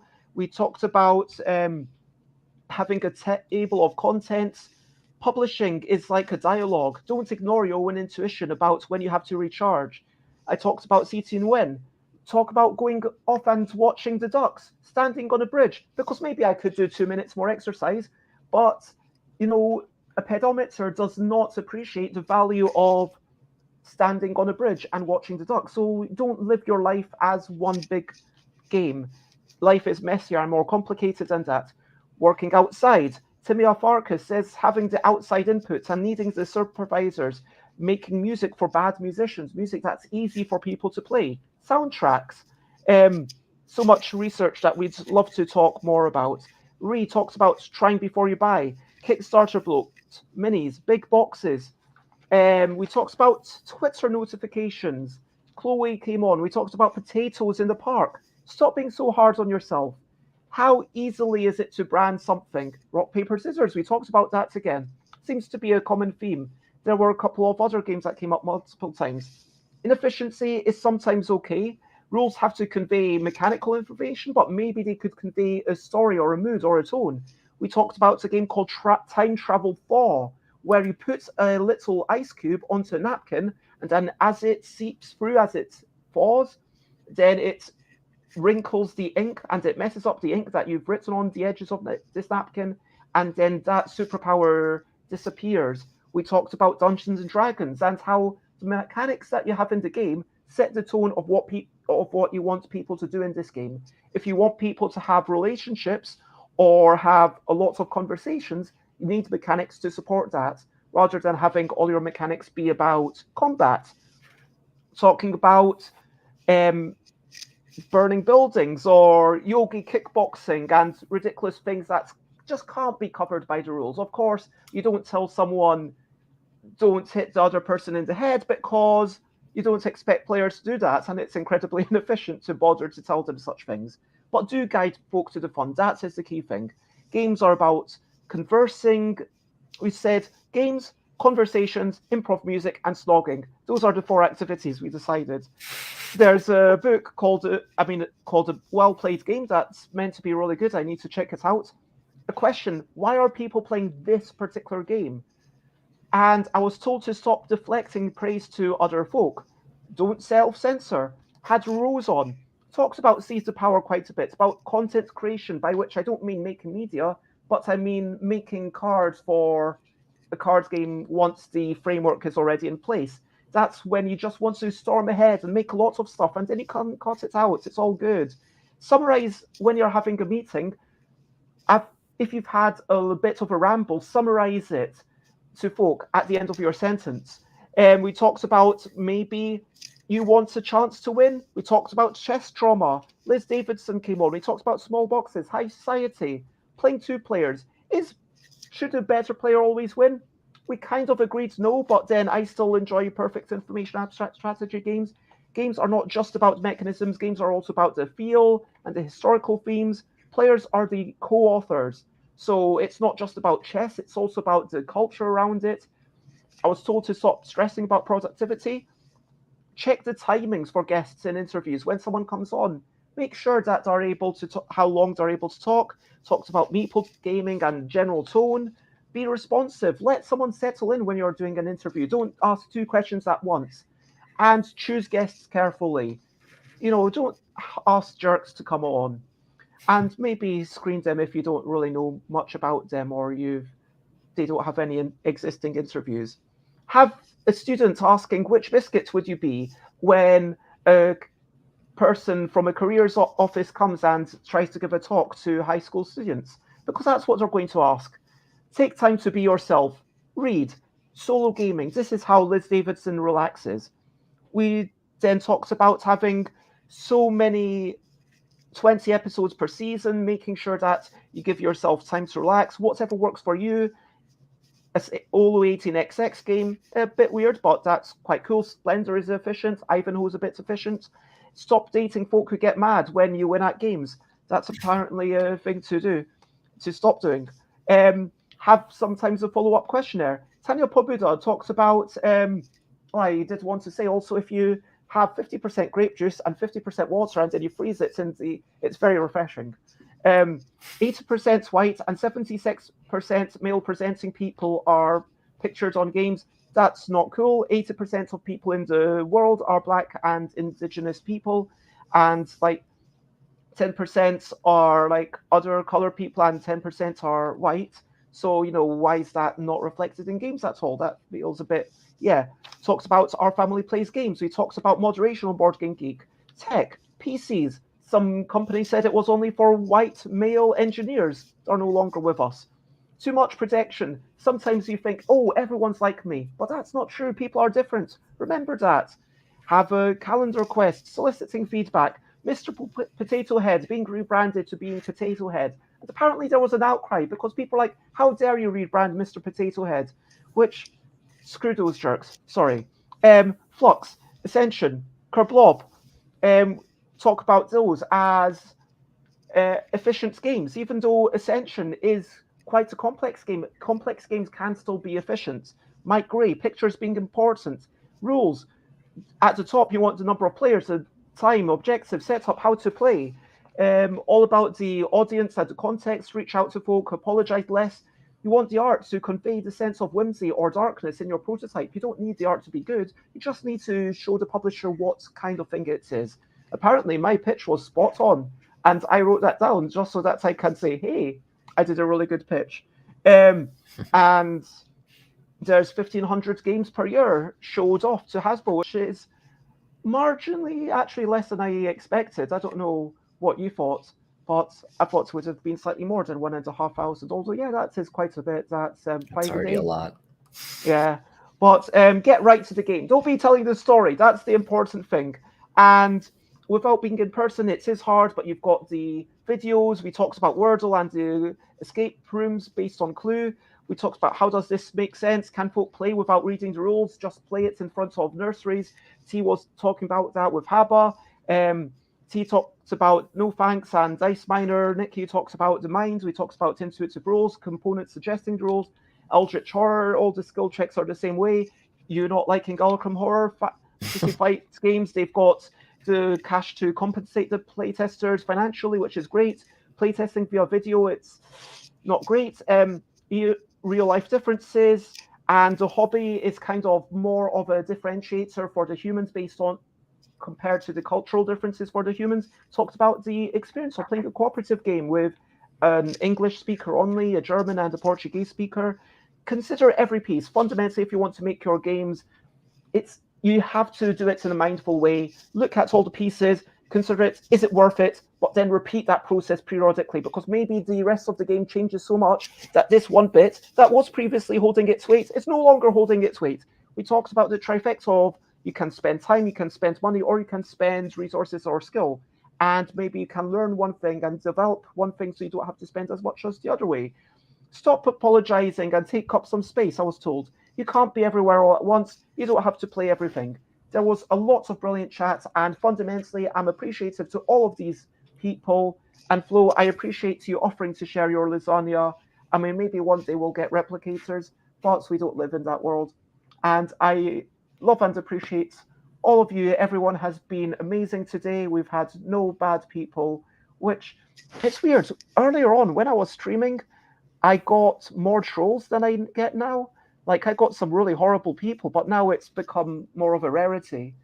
I don't know why. Like, have the algorithms changed? Or is it just because? Yeah, that's a completely side thought. But anyway, if you want to check me out, I am Stuff by Bez in all the places, and so check me out. I will be updating, probably not tonight, maybe tomorrow. There is I'm going to put some more stock onto my shop and put some original art there. And obviously the original art, it's like one copy of each thing. So if you want to check out some original art, then check it out in the next few days and see if there's anything that you like. I am continuing to stream every day at 10 a.m. UK time. Tomorrow, it's going to be a mega recap of the last 100 episodes. And on Sunday, I'm speaking to Tin Le Hu. I'm not sure I'm pronouncing that correctly, a game designer from Vietnam. I'm excited to chat to them and meet them. and go and check out the calendar that will redirect you. But Vicky, I'm sorry, Nikki, Valens, where would you like to be found? Easiest place is Twitter. So it's just Valens116 on Twitter. It's just my last name. You can also find me on Twitch. On there, I go by the name Balanced Breakfast. It's like a balanced breakfast, but with a V. Very clever. It genuinely Sometimes is. people like that pun. I bet you, Suzanne Sheldon. I don't even know if Suzanne Sheldon genuinely hates puns, because someone who protests so much, like, I like to think that they are actually enjoying them secretly, that they just want more puns. I don't know about that one, but maybe. Try One Games, yay for lovely people. Yes, thank you everyone, and yeah, share, spread the word, and yes, once more, thank you everyone. I want to say thank you to, let me scroll the names of all the people if I can. But yeah, it'll take a little bit of time, but I've had so many amazing people, and including yourself, Nikki, but also everyone in the chat has just been awesome. Like, it was always, and every question has been respectful, every comment's been on point. Like, I always love people, just even if all you can do is say hello and I have to go, but I'm just here to see you. It's really nice, and thank you to all my guests. Yeah, now I'm realizing how long this scrolly bit was.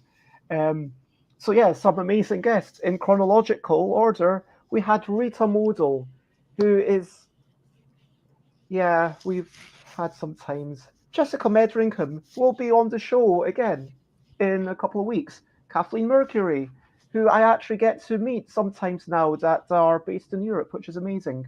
Julia Schiller from New Zealand. Sylvia Farkas, also from the UK, and I'm definitely having them back on to talk more about their research about music, generated music and games. Rhys Saunders, publisher, marketer, working on amazing stuff. Chloe Masheter, lovely friend, working on RPGs and story games. Rose Atkinson, I'm so honored to have them working on Seize the Power. Liz Davidson, it was a pleasure to finally chat and learn about how their mind.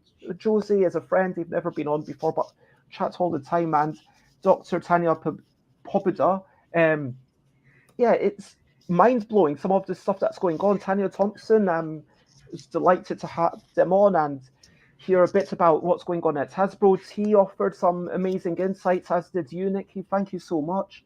And so, yeah, just all these people. Thank you. Thank you, Nikki. And thank you, all the people watching. Yeah, thanks for having me on. And thanks for watching, everybody. And I guess that brings me to the end. And so, yeah, sad times. It has to happen.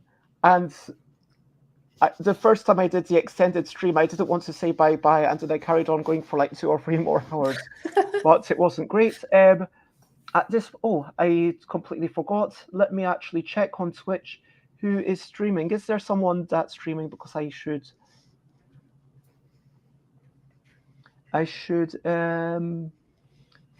is there no one? Oh wait, I'm not logged in because I was streaming in a new thing. Damn. Can I log in quickly? Can you fill in some time? What's your favorite thing? No. What's your favorite type of drink? Oh, okay. I don't know if I have a favorite. Well, yes, I do. I absolutely have a favorite drink. It's chocolate milk. That's not even a question. Yeah, chocolate milk's really good. The day that I realized that you can just go to the store and buy chocolate milk, that was life-changing. So you just buy it's like Yazoo and that stuff. Yeah, I mean, I'm in the Midwest of the United States, so we've got lots of milk and dairy products over here, so lots of different brands to choose from. But I guess another thing that's always really good is different kinds of bubble teas and milk teas and stuff. Oh, They're I'm always a pretty big good. fan of bubble teas, yes. Yeah, what kind of bubbles do you like in your bubble tea? I like the plain tapioca, but I do sometimes like the bursty bubbles. Okay, yeah. I think they're really cute. I wish that I liked them more. I don't really like the texture of the tapioca personally.